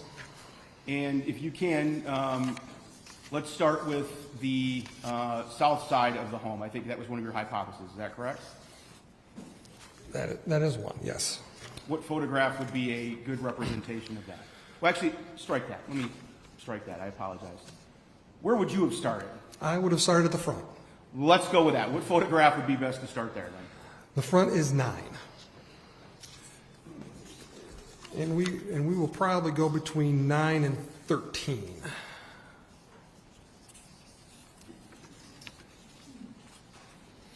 All right, looking at 34-9, this is the front of the house, correct? Correct. What about, what considerations are you looking for in this photograph? So in this photograph, I'm trying to look at fire spread. What did the fire do on this side or this exterior wall? So I look at the door, I look at the 2 windows. There's some minor sooting above the windows, but there's really no fire damage of significance to talk about. So that's telling me the fire didn't come out those windows. And if the fire would have started there, I would have expected that the fire to start to the east side. Now, as I'm doing this, also the thought process is comparative. So I'm going to compare the east room to the west room. Which one has worse fire damage? And because that changes scene to scene depending on the size and intensity of the fire.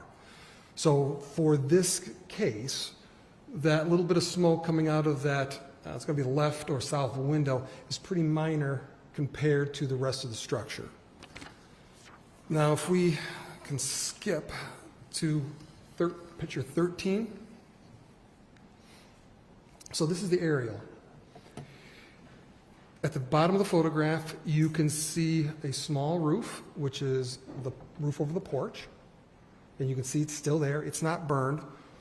But more importantly, if you look just beyond the porch, you can see a wall section and a window. And again, there's no fire damage or no fire coming out of that window. So that's telling me, compared to the rest of the house, there isn't as much fire damage. Now, in a situation like this, it's very important to distinguish between fire damage and collapse damage. So we're going to see a lot of collapse damage. The roof's collapsed, the floors collapsed, but collapse damage is different than fire damage. So the fire is going to start, and that's going to cause the collapse. But you can see in this photo, the window where the wall is, it's a large section. It's collapsed, but it's still there. It's not burned. It's not burned away. We look directly to the right, which is going to be the northeast corner of the house. We can also see large sections, and underneath the snow is actually sections of the roof. The roof is collapsed in. So there's still a lot of unburned material there.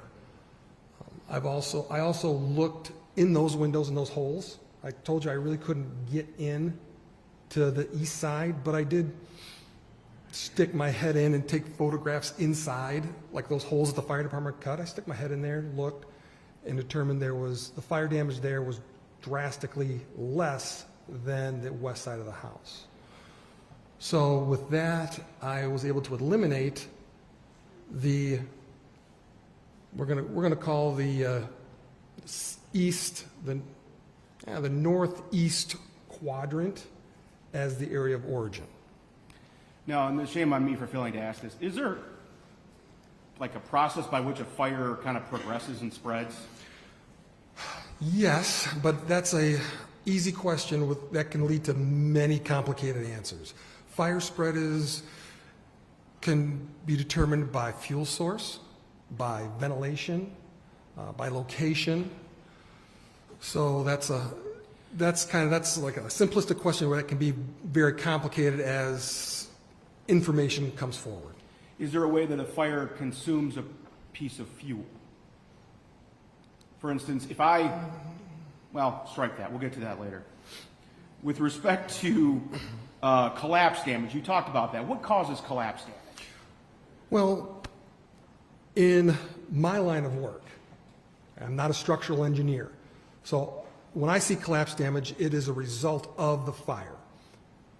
But the collapse is from the fire burning away structural members, floor, the center beam of the rafters. You see a lot of roof collapse because it burns away the peak where the trusses are, and then that makes the roof collapse. Or floor beams. Floor beams will be consumed, and that will make the floor above them collapse. Thank you. Now, when it comes to, so we just talked about, I think you said the northeast quadrant of the property. Is that correct? Yes. And you indicated that you were able to eliminate that as the area of origin? Correct. Where is the next place you would have progressed to? I would have progressed to the south side. South side? The south side. Okay. So the south side, we can specifically see the roof is still there. It's still up. Let's switch over to photo 10. Don't worry, 10? we'll go back to 13. Excuse me? 10. 10? Oops, went too far. There we go. So 10 is the south side of the structure. Again, I'm looking at the windows. There is fire coming out of the windows, more of the first floor than the basement. If you look at the basement windows, there's not even sooting on those windows. You look to the first floor windows, you can see there is some smoke, some light fire that melted the vinyl siding. And above that is going to be the attic space. And you can see where the fires burned through the attic space. This is telling me there's not a lot of fire in those rooms on the other side of those windows because the fire is not trying to vent out those windows. Vent is a fire department, both a firefighting and a fire investigation term, is where the fire is trying to get more oxygen to burn. You know, the fire, most of us know that a fire needs oxygen to burn. And that's how come if you throw a big pile of leaves on top of a campfire, it doesn't really do anything because the leaves have smothered the oxygen away. So now let's go back to 13 again.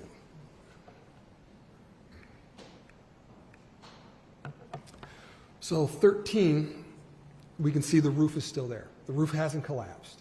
It didn't burn away. The only area is on the west side of the center line. Prosecutor Blair, if you could just zoom the area where that small burn area.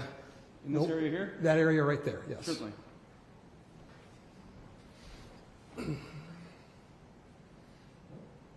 Yes. So that roof section, this is the area of this section that is burned away. So I've noticed that this section is directly across from the living room versus the section on the other, and the center is the ridge line. The section to the south, or excuse me, to the east or to the bottom of the photograph, that is on the other side of the ridge line. That is significant because when fire gets into an attic space, regardless where, it's going to go to the peak. If you start a fire anywhere in the attic space, it's going to hit the roof section, it's going to hit the roof deck, and it's going to go up to the peak. And as it does that, it's going to start burning there. So we're going to have fire damage from where it enters the attic space going to the peak. So in this case, the fire is entering the attic on the west side of the peak. And you can see right at the very bottom, you can see the outline of the living room fireplace. That'd be in this area here? Yes, that's the living room fireplace. That, at this point, that is just for reference purposes. Thank you. So that helps me eliminate that. Now, remember the other photo from the inside. We're still talking about the south section. Let's look at photo 22. Minutes or so. So whenever you can find a good spot between now and 5 minutes. This is probably a good spot right now, Okay. actually, Your Honor. Okay. Yeah, Okay. rather than jumping to another photograph. Okay, thank you.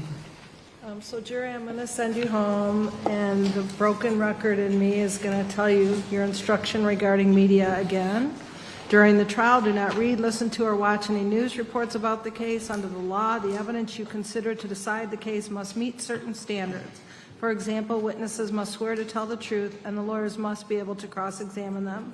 Because news reports do not have to meet these standards, they could give you incorrect or misleading information that might unfairly favor one side. So to be fair to both sides, you must follow this instruction as well as all the others I've given you, okay?